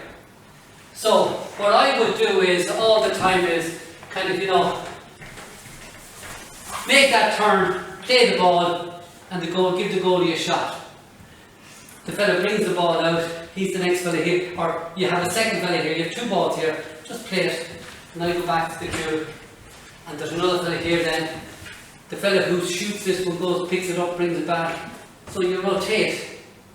Alright? Now it doesn't matter if you have only 3 or 4 on this.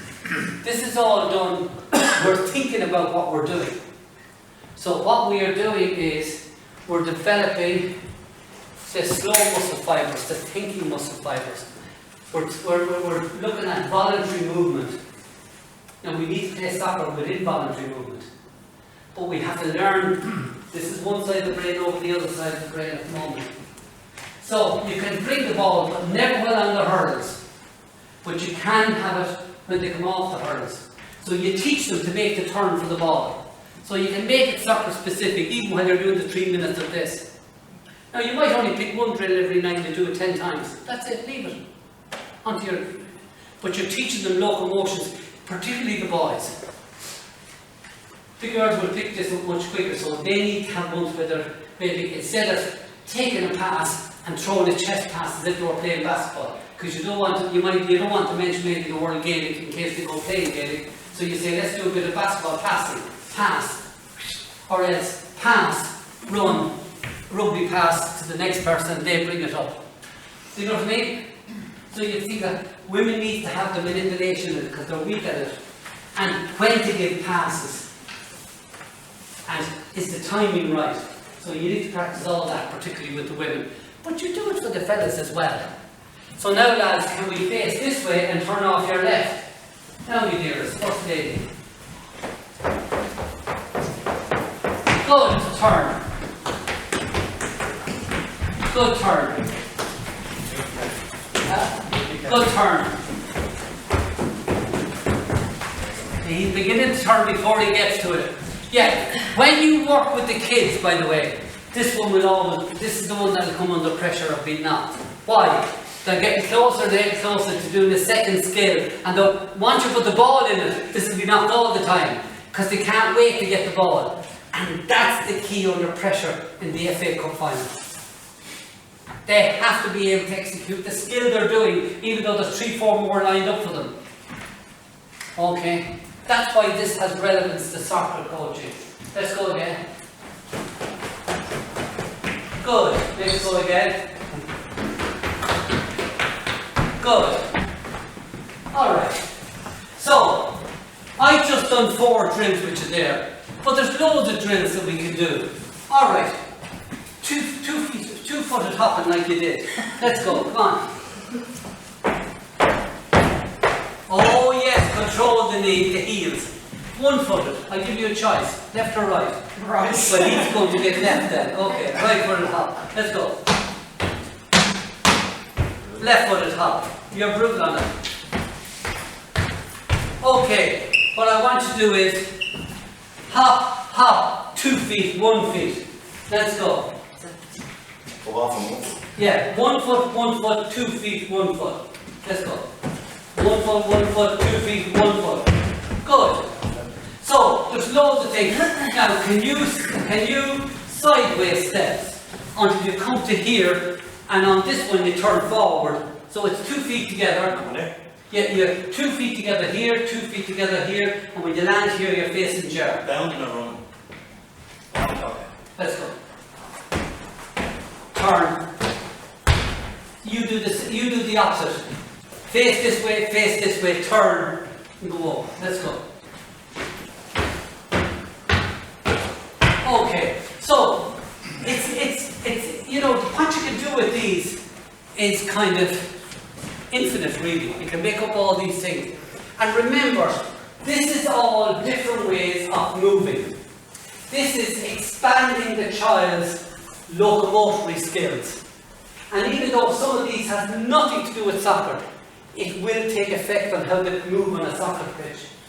And like I said to you, what we want is that the locomotion draw, the bottom one, that there's a page for every new experience they ever got. And the more pages in there, the better he will bring to being a person playing soccer when he's 14, 15, 16. Alright? Alright. So, can we lift everything and bring the seats forward? Would you, James, will you help me here with this? The next workshop we want to do is about speed. And I'm not saying it is speed training. That's actually what we do at level 1. How to teach people acceleration, fast speed, deceleration, etc., etc. What I'm doing here now is how we can prepare the player to become a fast player when we do speed work with them. And this is what we call innervation. Activating the nerves. Innervating the nerves. And it's teaching the soccer players to think faster, to move faster, to be more skillful faster is the ultimate aim.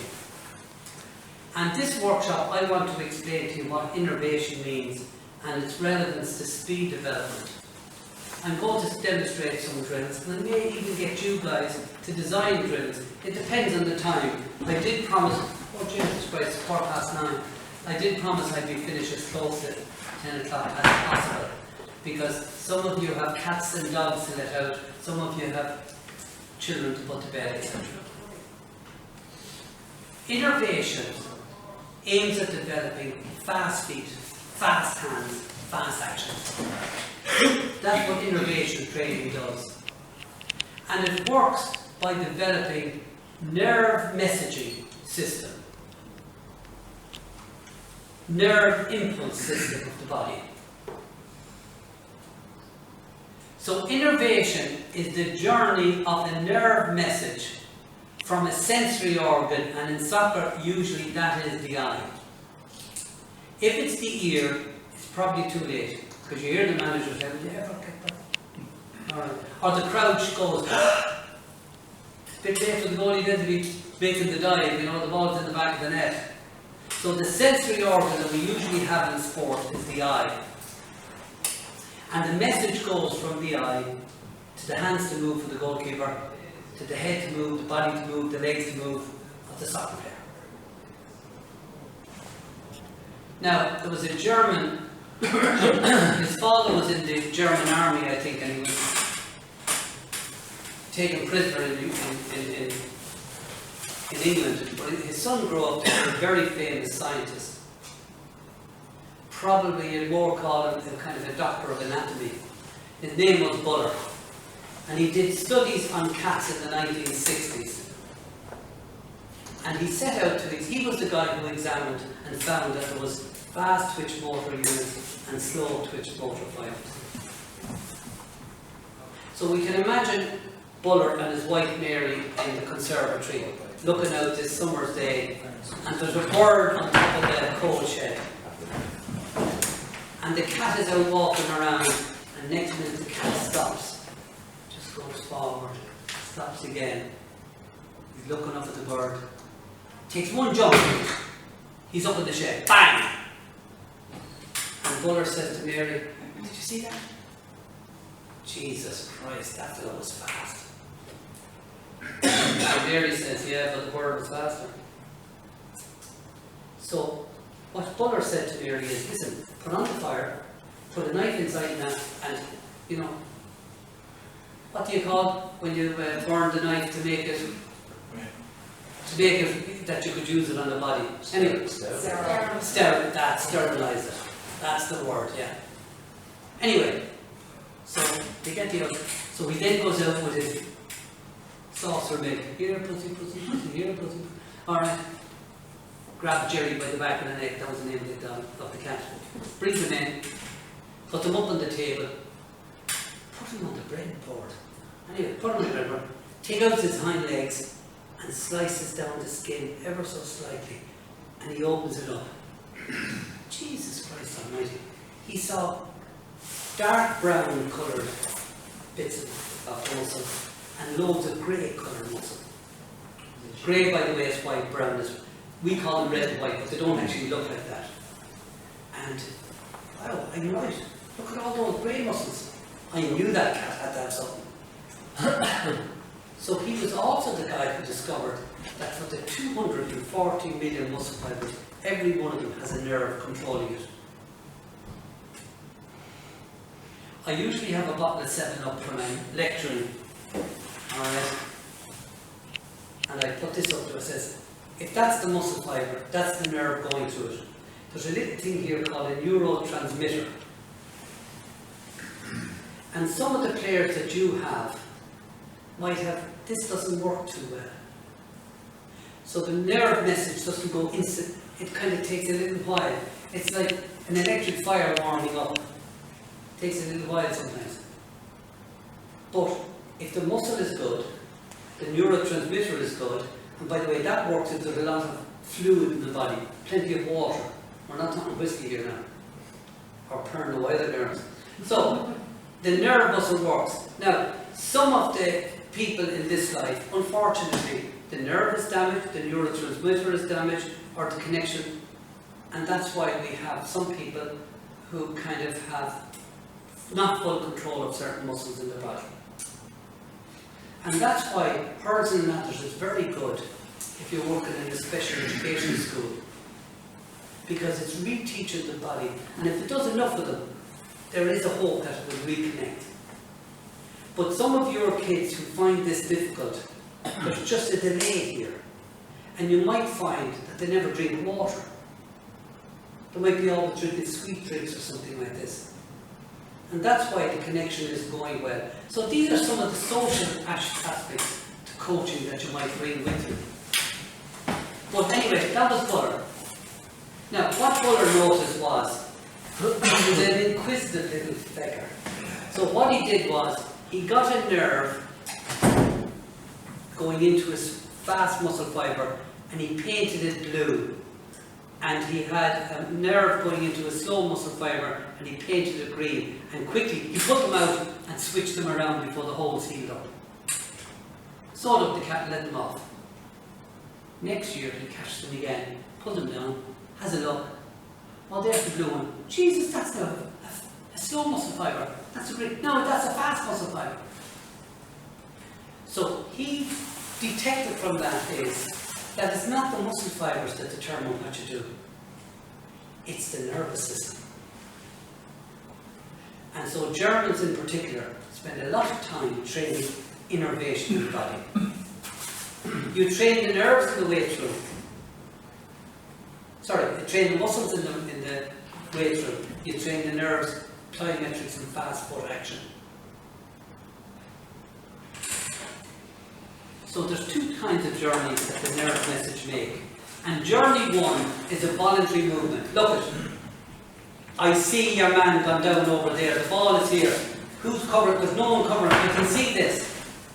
So my brain is interpreting what's happening here. Now if this ball goes over there, there's no one. So I'm drawn out to half. So the message input is sent out by the eye to the top of the spinal cord, up to the brain interprets, the brain gets go, you get over there and cover him. Because this fella can easily be covered by the other guy. And that's a voluntary movement.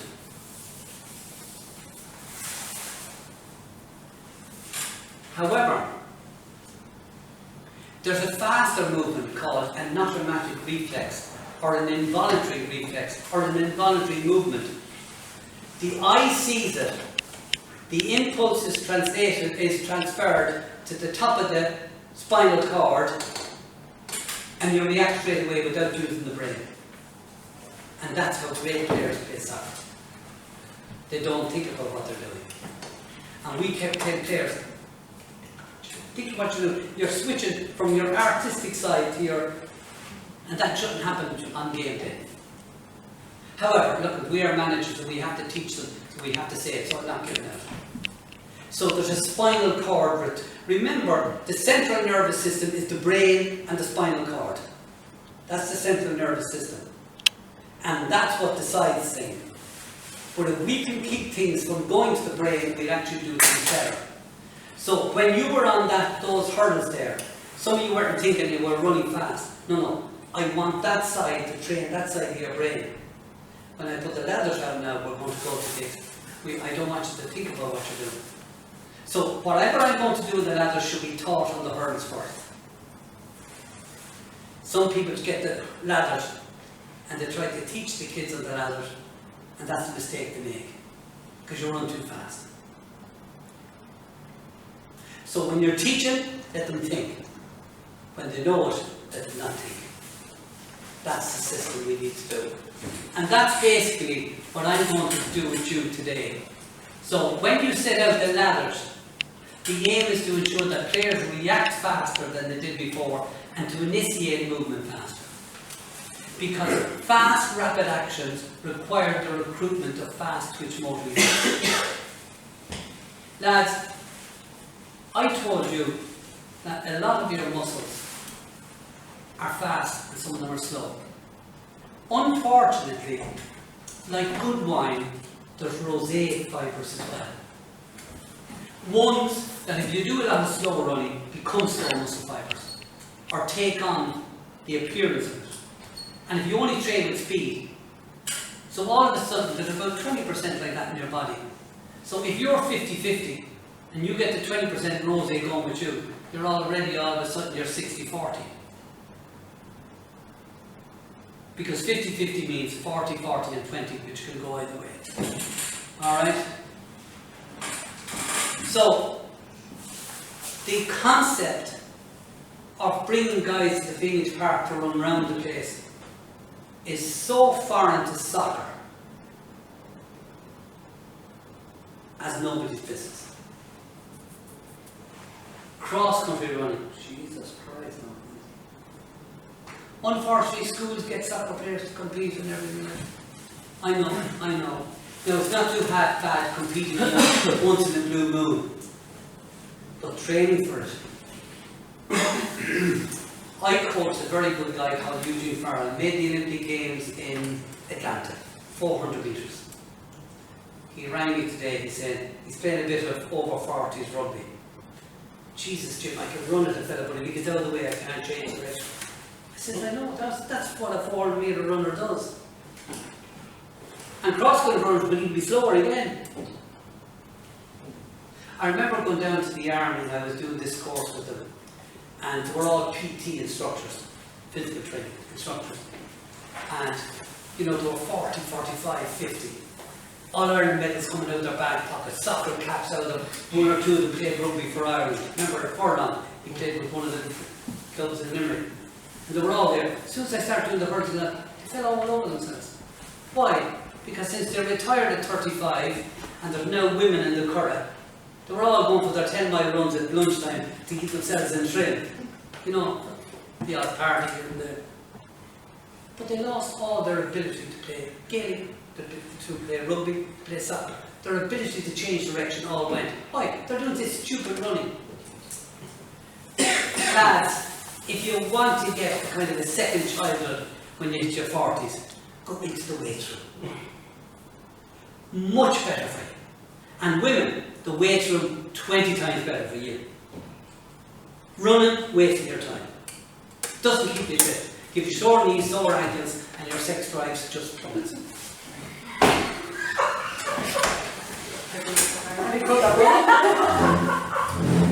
So, don't marry those 10k runners. Okay, right.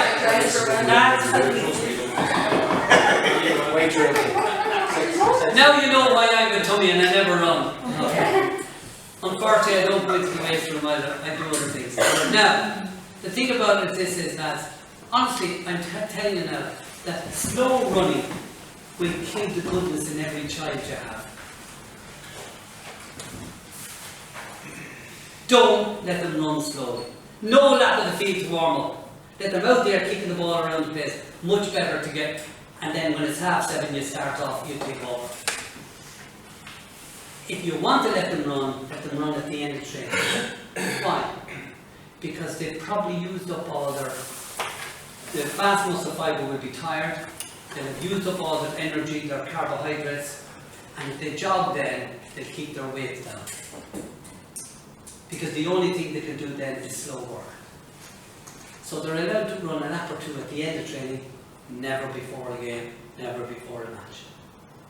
It's better that they kick the ball all over the place and stay in the same half of the field or say 1/4 of the field.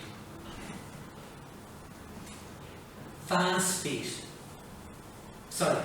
nerves feed fast feet.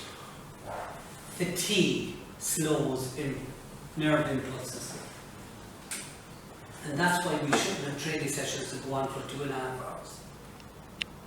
In fact, fatigue changes the muscle type recruited. So if people come to training tired and you do sprints with them, they're actually developing their soft muscle fibre.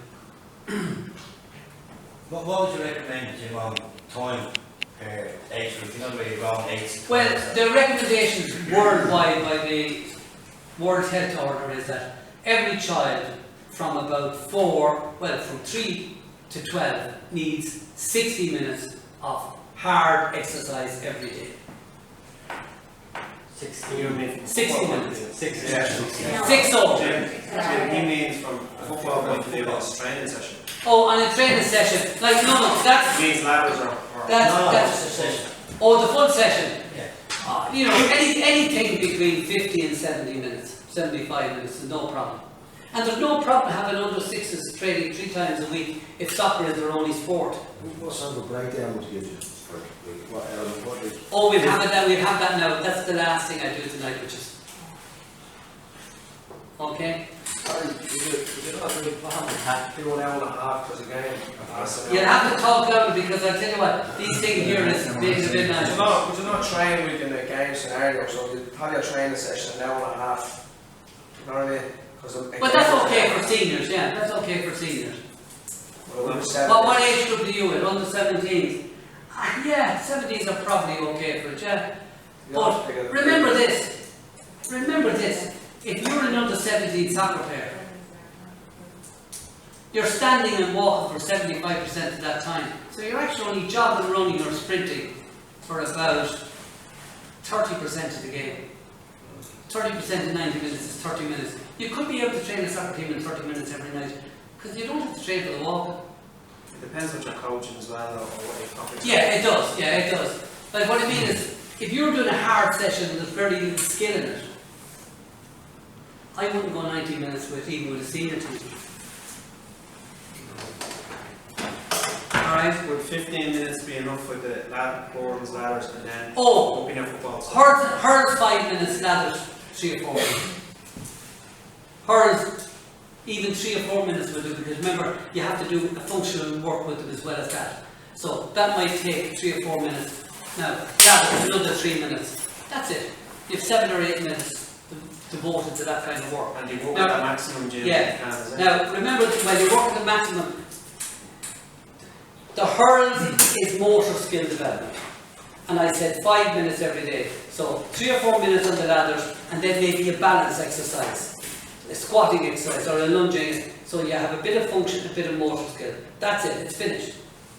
The ladders is actually basis for speed. So that's part of your speed training. Do you know what I mean? But I will be showing you what we recommend for primary schools, post-primary and senior. We'll be doing that later on. Lads, you train fast when they're fresh. So speed work should be done early in the training session. And Jim, can that be done all year round? Yes. I do speed the first day back with a team. Unless they're the local pub club, then I might wait a few weeks until they lose a bit of fat. Is that why you're running around the field then? What I do now actually train the home farm first. I come along and I do body fat test. 4 sites. And anyone who's over 40 has to run 4 laps at the pitch after training. If they're between 30 and 35, between 35 and 40, 3 laps at the pitch. 35 to 30, 2 laps at the pitch, and all those under 30, 1 lap at the pitch after training. And that keeps going on for 6 weeks till I measure again, and if you're down, you go up. Lads, where is the best place to lose weight? At the dining table, to develop your stamina at the dining table. Remember I said that? Okay. So, that's how I determine. Do you know what I mean? And I remember Mary Neville, if you're talking to her, there was a few of them used together, and we used to call themselves the fatties, because they had 4 laps at the pitch after training to do. But you know what? It's a great idea. Do you know why? Because when 30 women run into the showers, isn't it great to have that 5 or 6 of them are in first, and they're finished before the rest of the others come in? Because 30 go in and they're all giving out, will you ever hurry up? And but if you do it this way, you know what I mean? Even if you have 16 on the men's team, well, 4 of them will be doing 4 laps, 3 of them will be doing 3 laps, only 1 of them might be only doing 1 lap. He's into the shower, and so all of a sudden there's no rows in the shower. I wasn't thinking the men involved. Alright, okay. Now,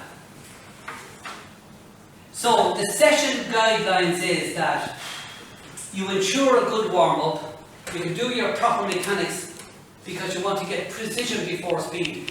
But once you put the ladders down, you're now into speed training. And you only need 3, 4, 5 minutes of it. And then you need your 10 sprints. Sorry Jim, can you mix the two? What? Boards and ladders. Oh yeah, in the one training session, yeah. The hurls is the precision before the speed.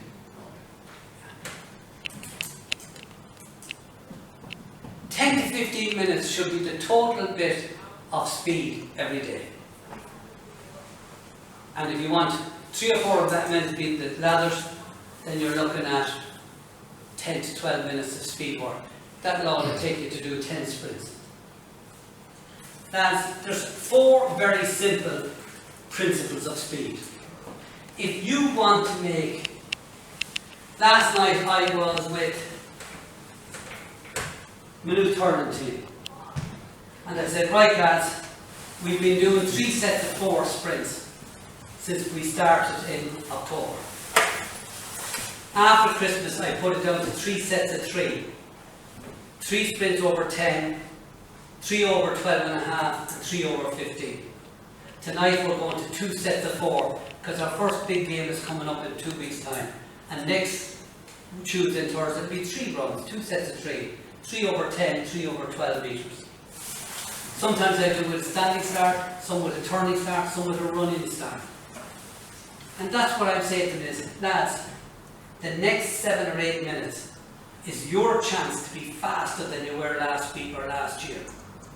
And once this part of the training is over, you can't become faster, because all the work you're doing on the pitch will be, you'll be doing so much of it, it won't be top. So this is your only chance to become fast. So concentrate on the system, get with someone who's equal to you and have a race over the 6 times. Slow fellas get together, fast people get together. And that's how I organise it. Alright. So you must make maximum effort. 99% effort is not good enough. You can't get fast running at 99% effort. You must use short distances. And in the terms of the mechanics or the innervation, that's a half level. That's enough for you. You must ensure good recoveries.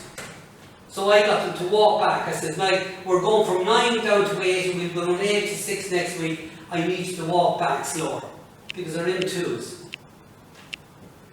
Monitor the number of repetitions of each drill on the ladder or of each run, and they are the principles of speed. The other principle of speed is speed should be done early in the week.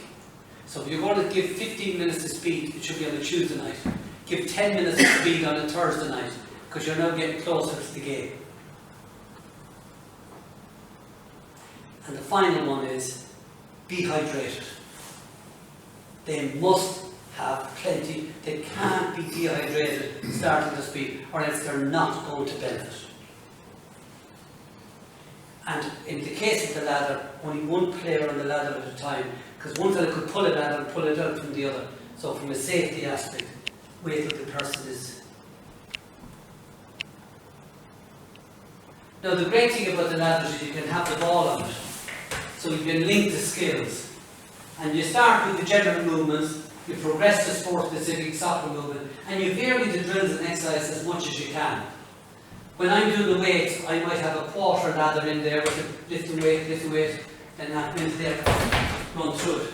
So to make sure that the muscles were activating at the fast twitch motor units, not the slow twitch motor units. Now folks, can we put all the chairs back and can we put out one ladder? Guys, we're just going to do these. Now this time I want you running as fast as you can.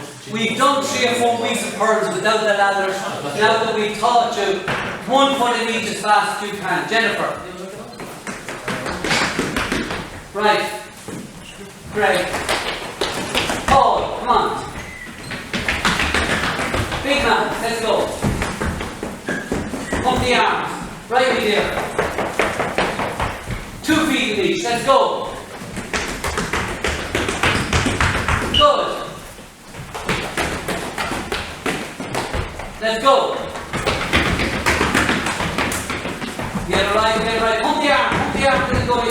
Okay, right. So, you can do that with a right leg lead and a left leg lead, and they should be able to do it with both. Otherwise, they won't be able to keep with both. Right. Face it that way first. And don't forget your turn at the end. What's up to you in? At the, oh yeah, 2 in each. Let's go, fast. Pump the arms, pump the arm, pump the arm, pump the arm, pump the arm. Ah! Now that type of turning will lead to cruciate ligament eventually, because what's happening here is the weight here, the tooth goes like this. So over the years, the knee is going like that, and then it can go. Remember, knee hip and it goes in the direction you want to run. Right, Jennifer. Good girl. Let's roll. Good. Right, Paul. Good. Let's go. Good. Now, outside of this man here, if you look at those 4, they all did the same thing. The movements were perfect. But look at what they had wrong.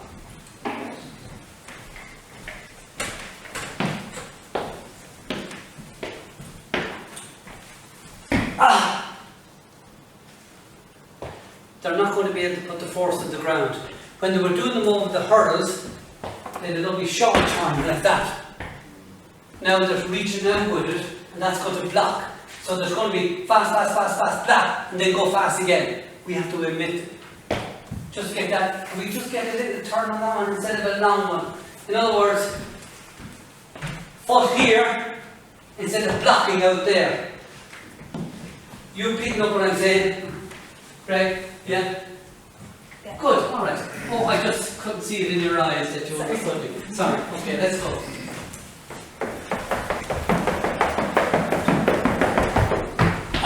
Get the foot turned. Right, Jennifer? Good, that's better. Keep square, and then turn. Good. Bit too long on that step, Paul. Alright, crisscrossed over at the line. Yeah. Alright, okay folks. Left side, face me. Let's go. Good. Let's go. Let's go. Let's go. Let's go. Right.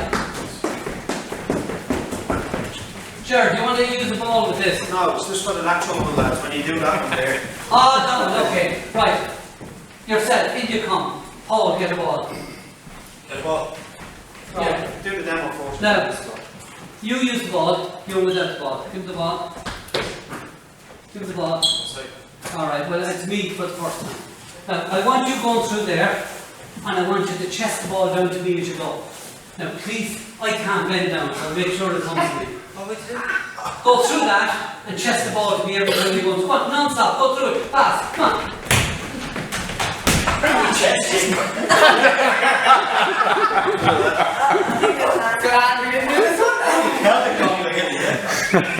Head the ball. That's your belly Right, button, Greg. Head the ball to me.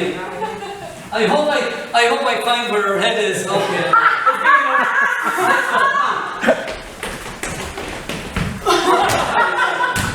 Okay. Right now, this time, Paul. Well, come out and play the ball. Every now and then, you have to leave the lads and play the ball and get back into it. Yeah, and you're facing me. Come on. Get back into it. Come on, get back into it. That's it. Okay. With the ladders, it's safe enough to have the ball in play. Alright? But with the hurls, no. So you can make this fairly specific if you wish. Alright, now really what I should have done with Paul was play it to his foot like that. Alright, rather than, but I felt I wouldn't be able to catch it, so I said, okay. So Jim, just even for controlling the ball, when you're using the ladders, that movement there, when you have the ball on the ground and you're moving it from side to side, like so, it's developing that skill. Do you know what I'm saying? Yeah. So to be able to push off from left to right, to be able to do it with the ball, that's one of the best things you can actually do with it. Right, okay. Now, you hold the ball actually, Gerald. Now, what we did there, lads, was we did 2 linear drills. That was 1. That was 2. Let's mix them up. So you go through with 1, and when I say switch, you switch to 2. Okay. Let's go. Fast. Switch. 2 and switch to 1.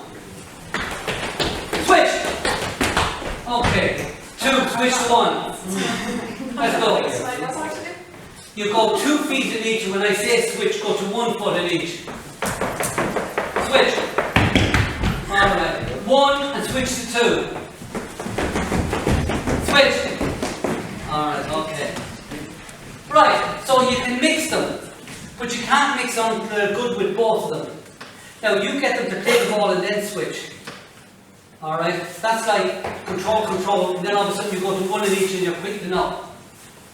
Right, you can do the same with the lateral.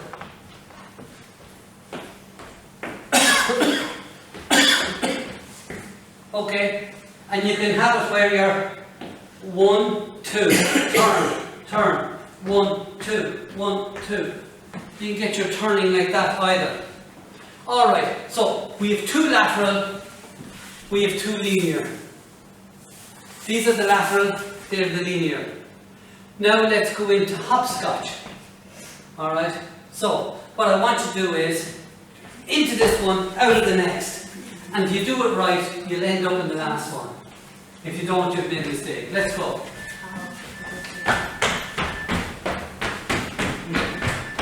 Alright, you made a mistake. Let's go. Do you skip one every time? Everyone, you skip one every time. In, out, in,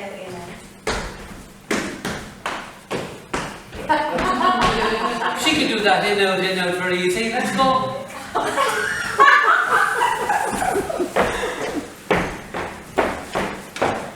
Very good. Let's go. Good man. Let's go.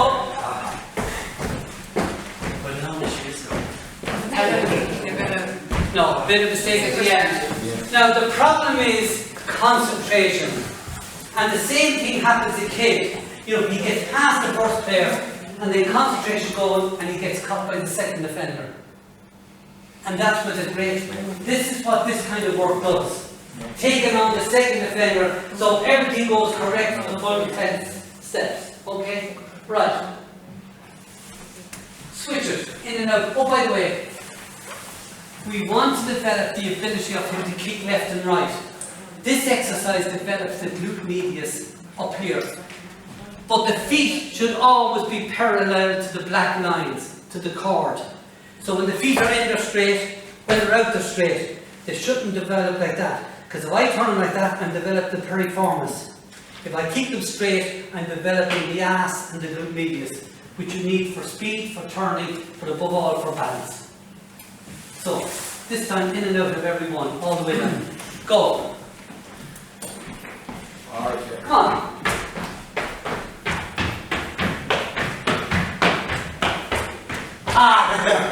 See the drill, the skill. What he started was, he actually did the opposite. In, out, he went in, out, and then he went in. Start in, out. Let's go. So in, out. In, yeah. Fast. Let's go. The second defender got her. We're done. Let's go. Remember striker.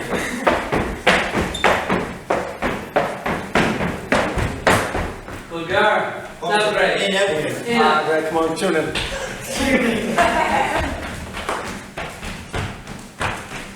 He's very good functionally now.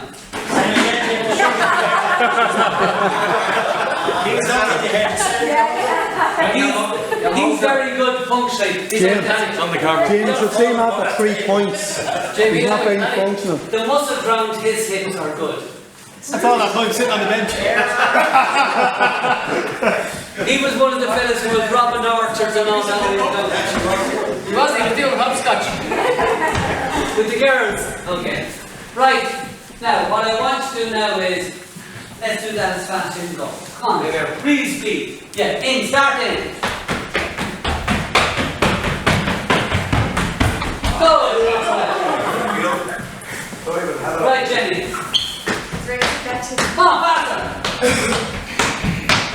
Good girl. Right in there. Let's go, fast.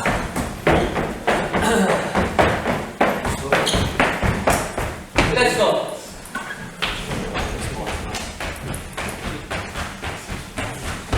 Perfect, but I don't think it was as fast as Paul.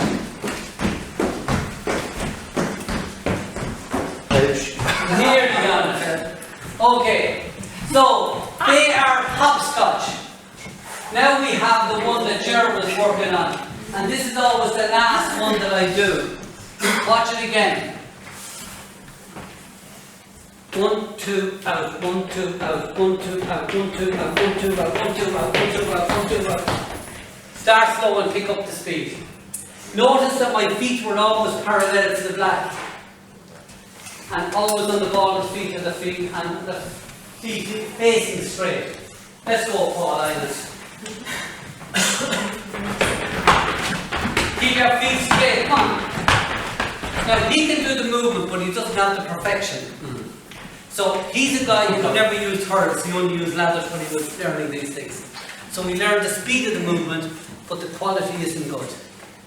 All right, sorry, look, I don't mean. So basically, he's no ass, and no I'm trying to develop. Paul the Luke came here. I'm trying to develop the objectives of the coaching. All right, and I'm trying to develop the coaching line. That you have to slow the kids down. Okay, slow the kids down. Let's go, Jennifer. Now, Jennifer is a little bit up on her toes rather than on the balls of her feet. All right, what? I'll be our stance. Oh, the other dancing, yeah. Let's go, my dears.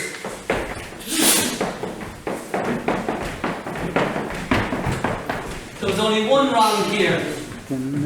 Just this one here. He came out with the second foot here for a minute. That was okay. Let's go. Right, Dave.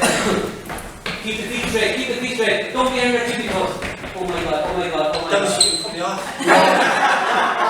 Can't do that. No.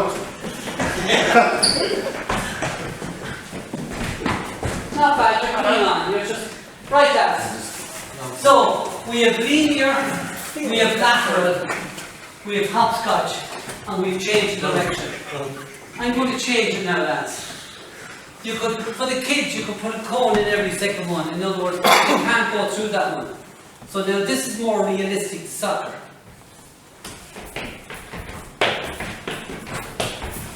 Okay. I'm going in the over 95 next summer. Right, let's go. I missed every second. Yeah. Oh man, that's not bad. Just that the feet are out like, you know, north and south. Let's go. Not that fitted with some of the goals guys in north and south. Let's go, come on. Well, she starts on the second one. Okay, let's go. 2 feet coming out. Alright. Let's go. 2. Okay, right. Now remember, you can use the ladders for mechanics of movement instead of the hurdles, and you actually teach people a new skill, and you get them to do it slowly. Give out to them if they go fast. But when you use it in innovation, they have to know the skill. Otherwise, we're not going to benefit from it. Now you can make up drills yourself. For instance, you know the way a soccer player can go in like that to defend, or once, you know, I want Jenny to make a pass, and I just go like that to make her try and pretend I'm going in. Well, you can do drills like that, and again, just the right foot, and really quicken it up, and then that's the right foot following. Now on this side, you can have the right foot leading, which is a different drill. Then you can have left foot. You do it down that way, right foot, and you do left foot leading on this side. Let's go, come on. Come on, start off, Jennifer. You want to do it. Left foot. Now, let's try it again, the two of you. But this time, up. Looking your player straight, your opposition straight in the eye. Come on then, at the same time. Keep an eye on what you do. Come on, read what you do. Come on, head up, head up. That's it, good, fast feet. Alright? Or you can do something like this. This was one designed for cricket, playing cricket at the crease. So they go 1, 2, out, 1, 2, back. 1, 2, out, 1, 2. 1, 2, out, 1, 2. They can do something like that. So what you do with them is amazing. Like, it's limited. You can hop on one leg, switch to hopping on 2 legs, etc. like that. So you have 4 different types. For instance, you can have this type. If you really want to quicken up, every second one. Now if I was going really fast, I'd be out through the wall and I'd have a bit of a pace. So, you can do every third one. There's loads that you can make up. But what are we doing here?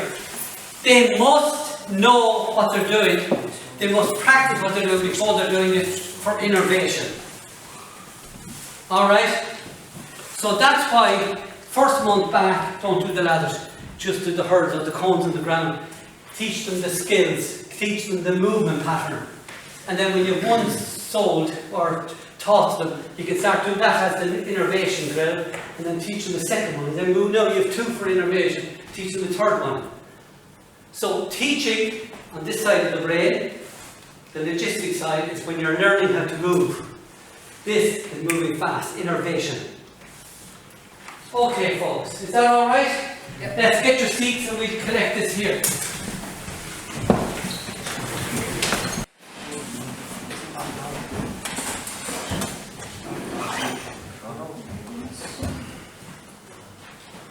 Thank you.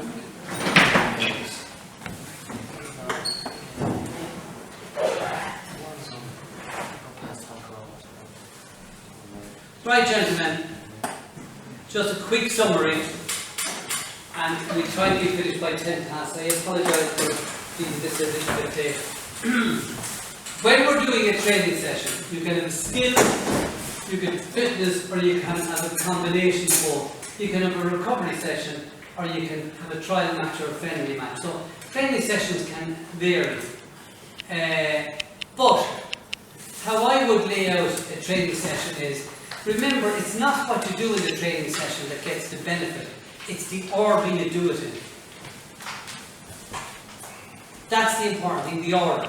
Warm-up comes first. You can do the one I did, you can do your normal one.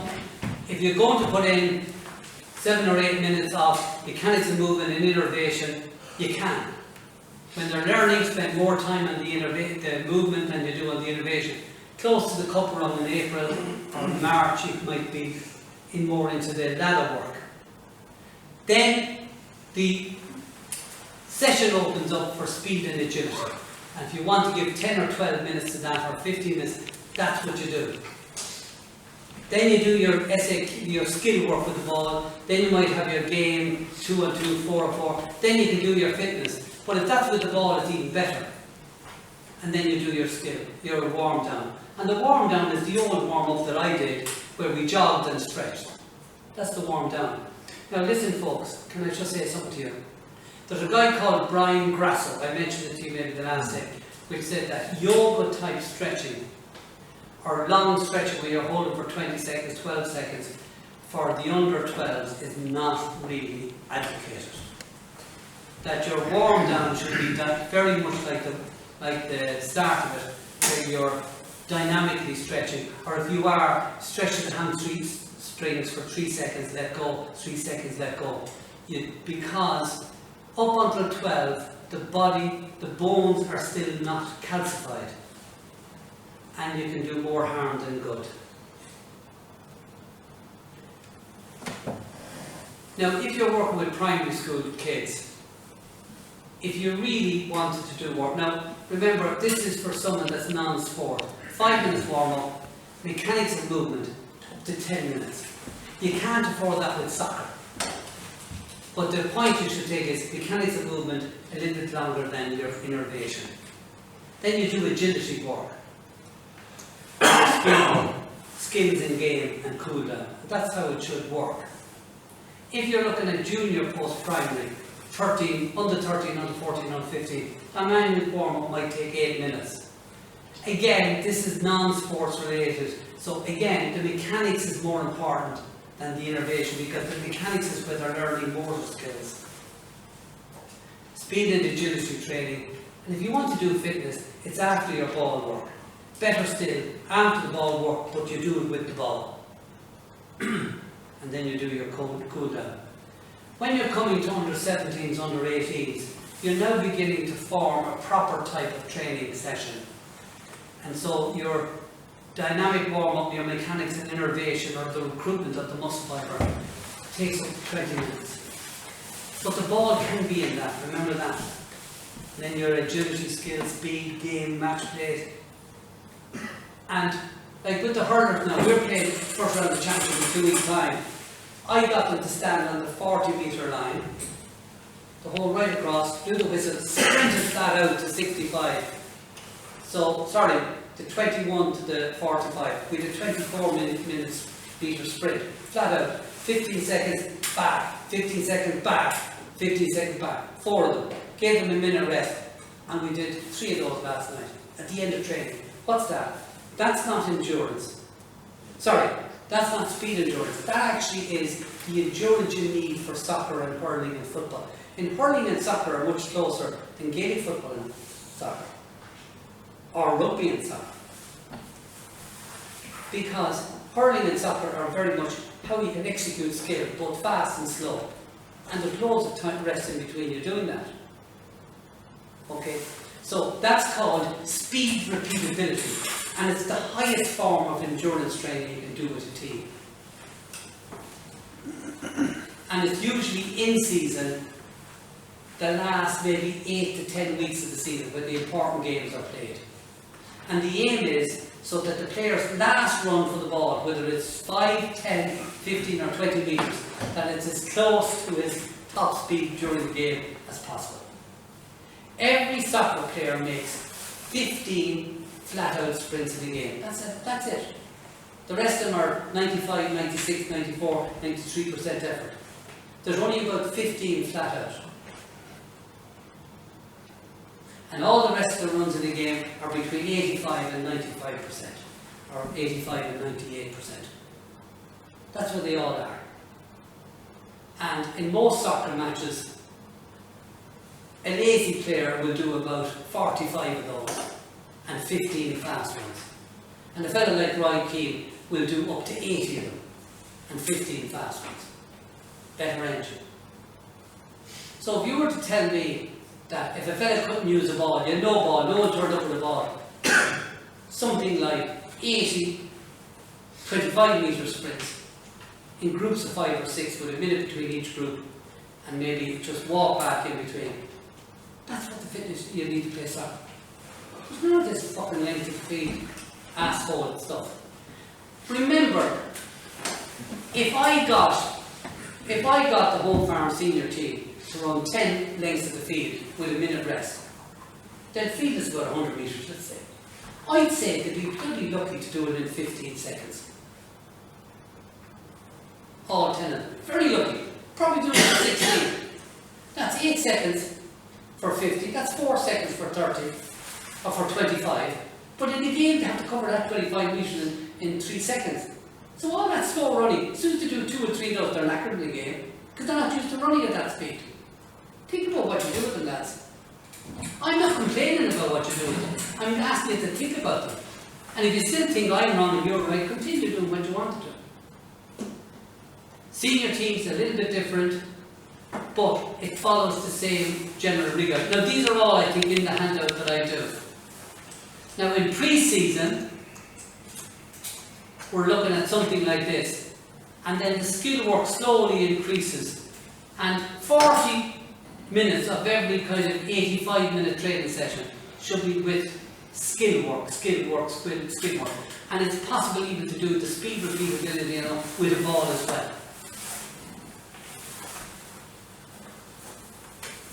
Lads, using SAQ, you can do the dynamic warm-up with or without the ball, but the ball should be in it somewhere. You move the mechanics and you pick 3 drills and you do each one of them 6 times. That's it. 5 drills, do each one of them 4 times. Never do more than 20 runs through anything. Move to innervation, put out the ladder, 3 drills 6 times, 5 drills 4 times. Even shorter than that. That's the outside limit. There's no need to be doing any more. And in fact, if you do more than that, it's probably it's taking up too much time. You need to get on the ball, lads. Lads, a training session, your little filing cabinet should look like that. And that's the order you do things in. All we've done on today's course is look at those 3 things. In the level 1, which we might do this time next year, we look at quickness, speed, agility, acceleration and deceleration. Skill, that's your soccer work. The other ones then, I have another course called strength and conditioning, which covers core work, strength work, multi-sprint stamina, flexibility work, etc. But in pre-season, the ones that are over, that's what you need to concentrate on, and the other ones come in later. In early season, skill has to take up most of the work. And when you're in the main season, look at, you have to throw things out. And some of those little boxes are only 2 or 3 minutes. We've just completed foundation. If you ever want to, I have a level 1 award, same time, 6 hours. I have a conditioning award, 6 hours as well. In the SAQ level 1, we concentrate on speed, acceleration, deceleration, and the movement patterns needed to affect that. Lads, as I said earlier in the training session, it's not that there's anything wrong with what you're doing. It's we always have to keep searching for something better. Thank you very much. Now, listen, what was I going to say to you there? I have a certificate to hand out to you, and I have a booklet to hand out to you. So, the only thing is, I have to write your certificate out.